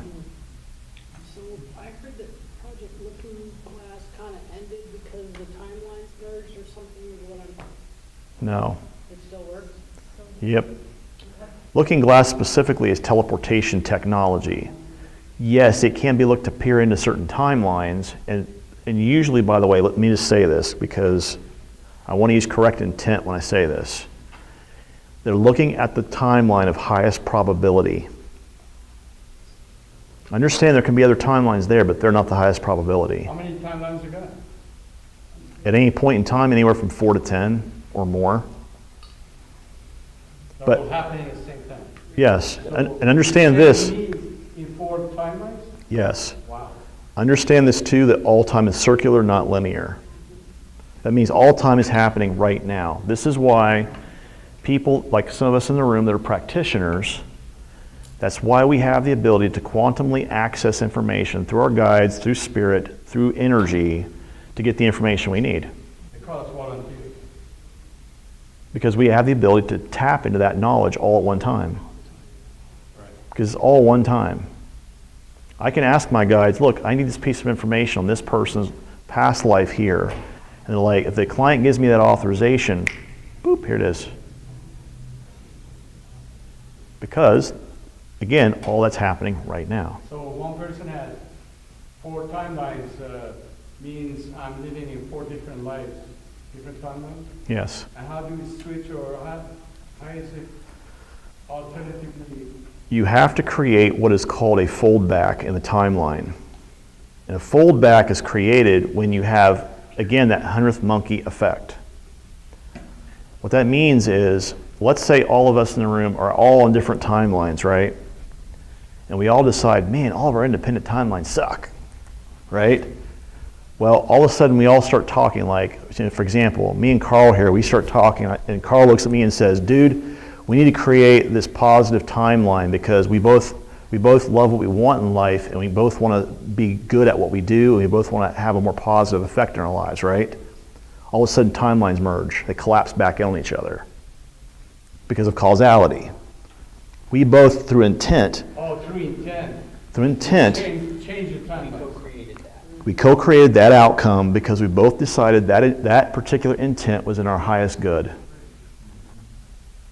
This is why when you heard me talking, and you've heard other people talking through these panels, we've all said the same thing. We want people to co-create a positive outcome through love. That's why that is so important.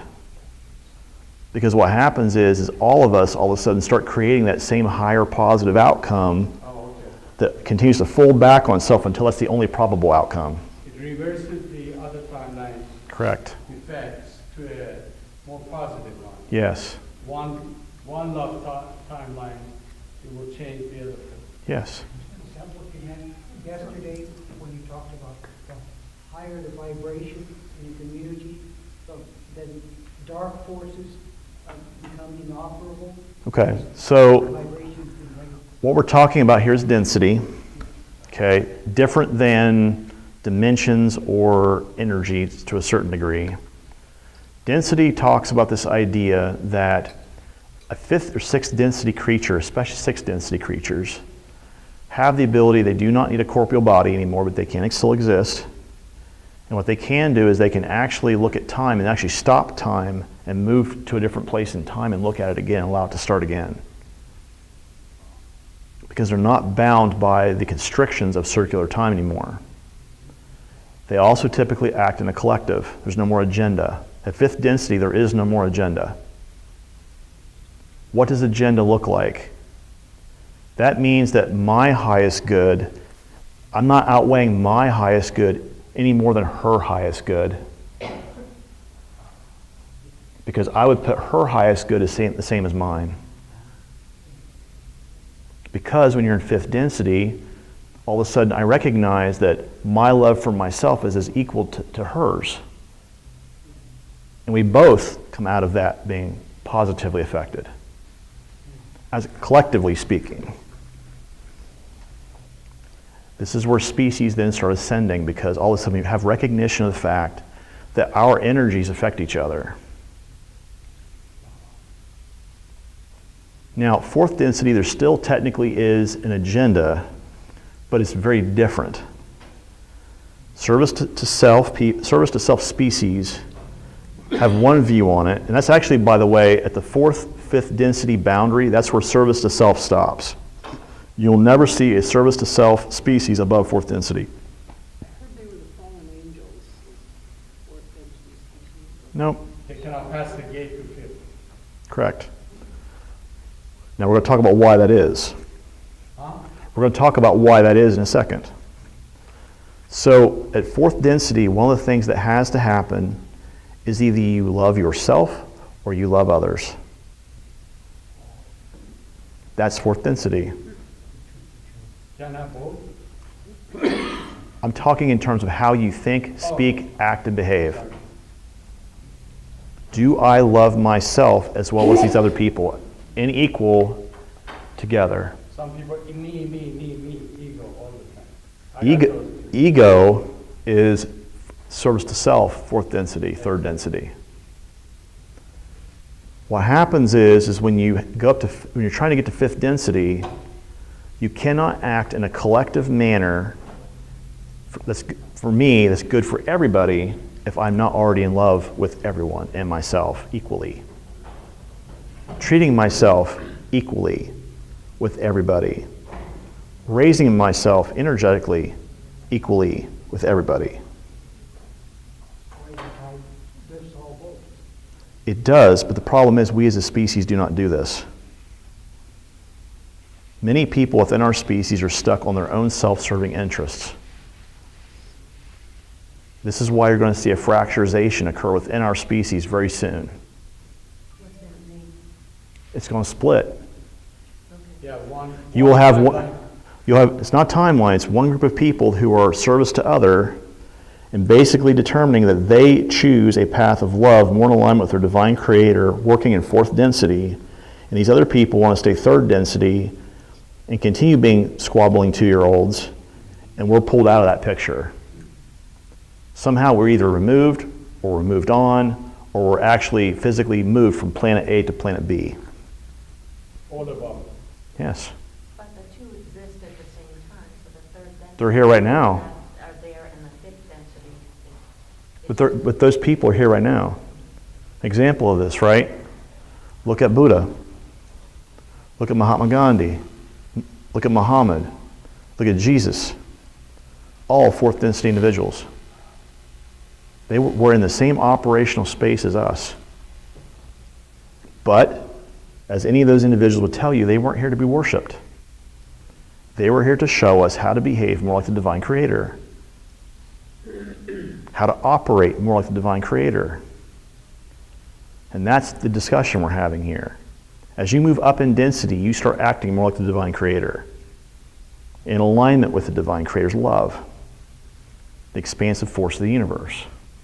Does that make sense to everyone? Okay. I have no idea where I was going with that. What time are we at? Looking glass, when did they look at it? You said 96 or something like that, what did you say?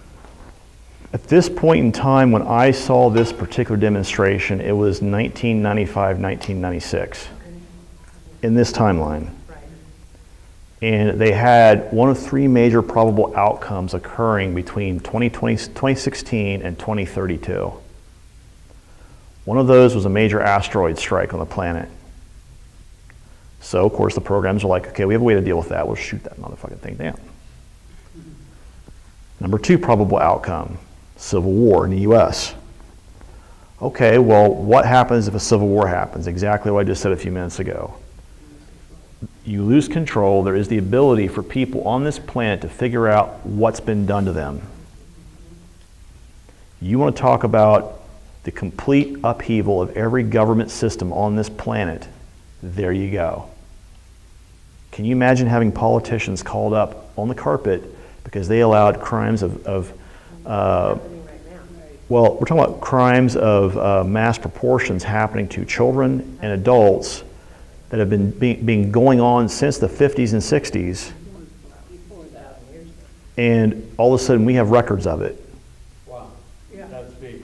So that's where we're sitting right now. This is the reason why disclosure has not occurred.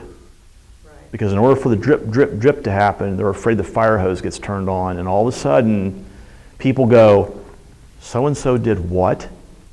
You bring a lot of shit. Oh, yeah. You guys have been in here, you don't know what's going on out there. See, I haven't been. You've been where? I haven't. Can you talk louder? No, I just said, this is happening right now. It's starting to hit the news, and they can't keep it down on the Correct. side and stuff. A lot of people know about it. So let's talk about really quick what we're really talking about here, right? Look at what's going on with Ghislaine Maxwell. Absolutely. Child sex trafficker. She worked with Jeffrey Epstein. She knows the who's and she knows the what's and the when's. Well, you guys, this weekend, you know that there's a Chinese channel that has said we're against the Chinese Communist Party and we're going to start telling the truth, and they are dumping Hunter Biden crimes against children with him on the internet, videos this weekend. And I said to her earlier, I said, you know, the guys who are in here probably don't even know that's going on. Sure. Because you've been here. But the idea again, You're right there. but what happens is this, right? Yeah. So in this particular situation, what we're talking about is when politicians get to a certain level, the only way they keep those individuals under control, the cabal keeps them under control, is to create what's called leverage. What is leverage, question mark? Leverage is the ability to make you bend to the direction they want you to by actually filming you. So let me give you an example of how it works. You take a beta-controlled MK Ultra asset, one that's a child or a teenager, send them into the room of an elderly guy who happens to be a senator or a House of Representatives member, and videotape the two of them having sex. The child doesn't know it even happened, and they have videotape of him actually, sodomizing, raping, or having sex with this child. That's leverage. Because what happens is when this guy says, well, I'm not going to vote this way, they say, well, then we're going to put this videotape out on the internet. Enough you. Hunter Biden and his niece. I want to make this very clear. This is not party dependent. I know that. What I'm saying is, though, I agree 100%. But it's happening right now in real time that these atrocities. Ghislaine Maxwell's happening real time right now. But not with videos, and they haven't been able to suppress it this weekend. Actually, Ghislaine Maxwell's stuff, her depositions now on the internet. It's on the internet now, but she denies it. It's on the internet because what happened is when she started telling people, this is what I remember seeing, these are the people who came into our house, these are the people that because they had all of Jeffrey's documents. They had everything. And all they were waiting on was to get someone in the hot chair to get them questioned. And when the grand jury finally got her there, I'm sure those guys were chomping at the bit because they were like, okay, tell us what you actually know, and we won't execute you.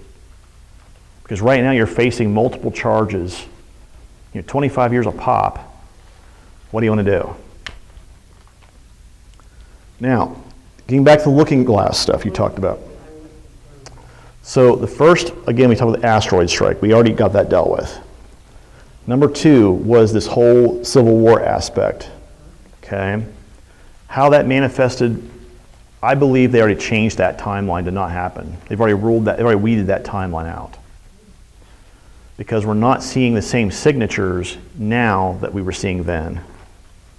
We also didn't have, 1, 2, 3, 4, 5, 6 repetitive Democratic president terms all in a row. So do that math for a minute. Because again, and I'm not saying anything against the Democrats. What I'm saying is that we had to give the illusion of people having choice. That's what this is about. We have to somehow make the herd believe they have a choice in what's happening to them. Now, third option that was going on was this idea of this fake UFO invasion theorem, right?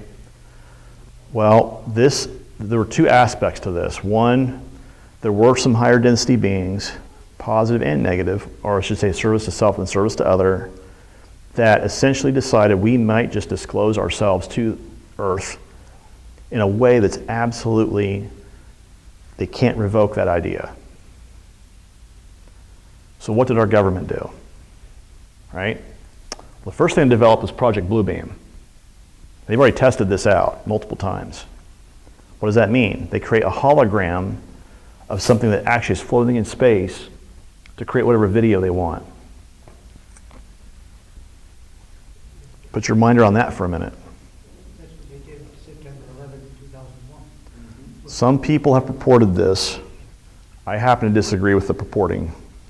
Say what they did again, because it kind of didn't highlight. Project Bluebeam is a holographic technology used to emulate or simulate an object or person being in a certain place, a certain time that was never there.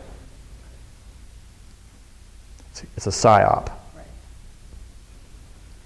So in that time when you were in that briefing and seeing the potentials of now or Civil War, Yeah. so what were the protocol measures after that in using SSP assets to ensure the highest probability? That's Project Lazarus. Project Lazarus is essentially, they track, monitor, and follow every SSP asset still alive. Originating body, still alive. Why? Because what they can do in a situation, for example, let's say there's a real alien invasion or a real civil war, and they want assets that absolutely have the ability to be reactivated. They already have this military training and all these other program trainings. They can bring them into a location and go, you're now back. Plop them in a 2.0 body, rebuild them, and turn that asset back on. Just for record. Can they physically pull them in to do that, or can they do that? They have to physically pull them in to redo the body. Okay. And just as a side note, I've actually met Johan in a recent event. He's not a nice guy. I think I'm pretty nice. He's kind of a dick. So reactivating that asset is not necessarily the most positive thing, but he will get the job done. So that's what we're talking about. You would not want to pull that trigger unless it's something of imminent danger to the complete entire human species. Now, if you had an alien invasion coming down, yeah, that's where those assets get pulled in. Assuming the LOC was still intact and they could fire off the commands. Does that make sense to everybody? Okay. Next question. Any other questions? I believe, I was going to say, I think Misha has started her talk in like 1 minute. So if you guys want to move over to Misha's talk, thank you guys for being here. Thank you guys for having me. Dave, thank you for having me. And We should create more events with you if you agree. Yeah, sure. Yeah, yeah. An entire weekend. It would be 3 hours something. Right. I might get a little tired. You might come to this back to this hotel February next year. We're talking to them, but they're doubling the price. Okay.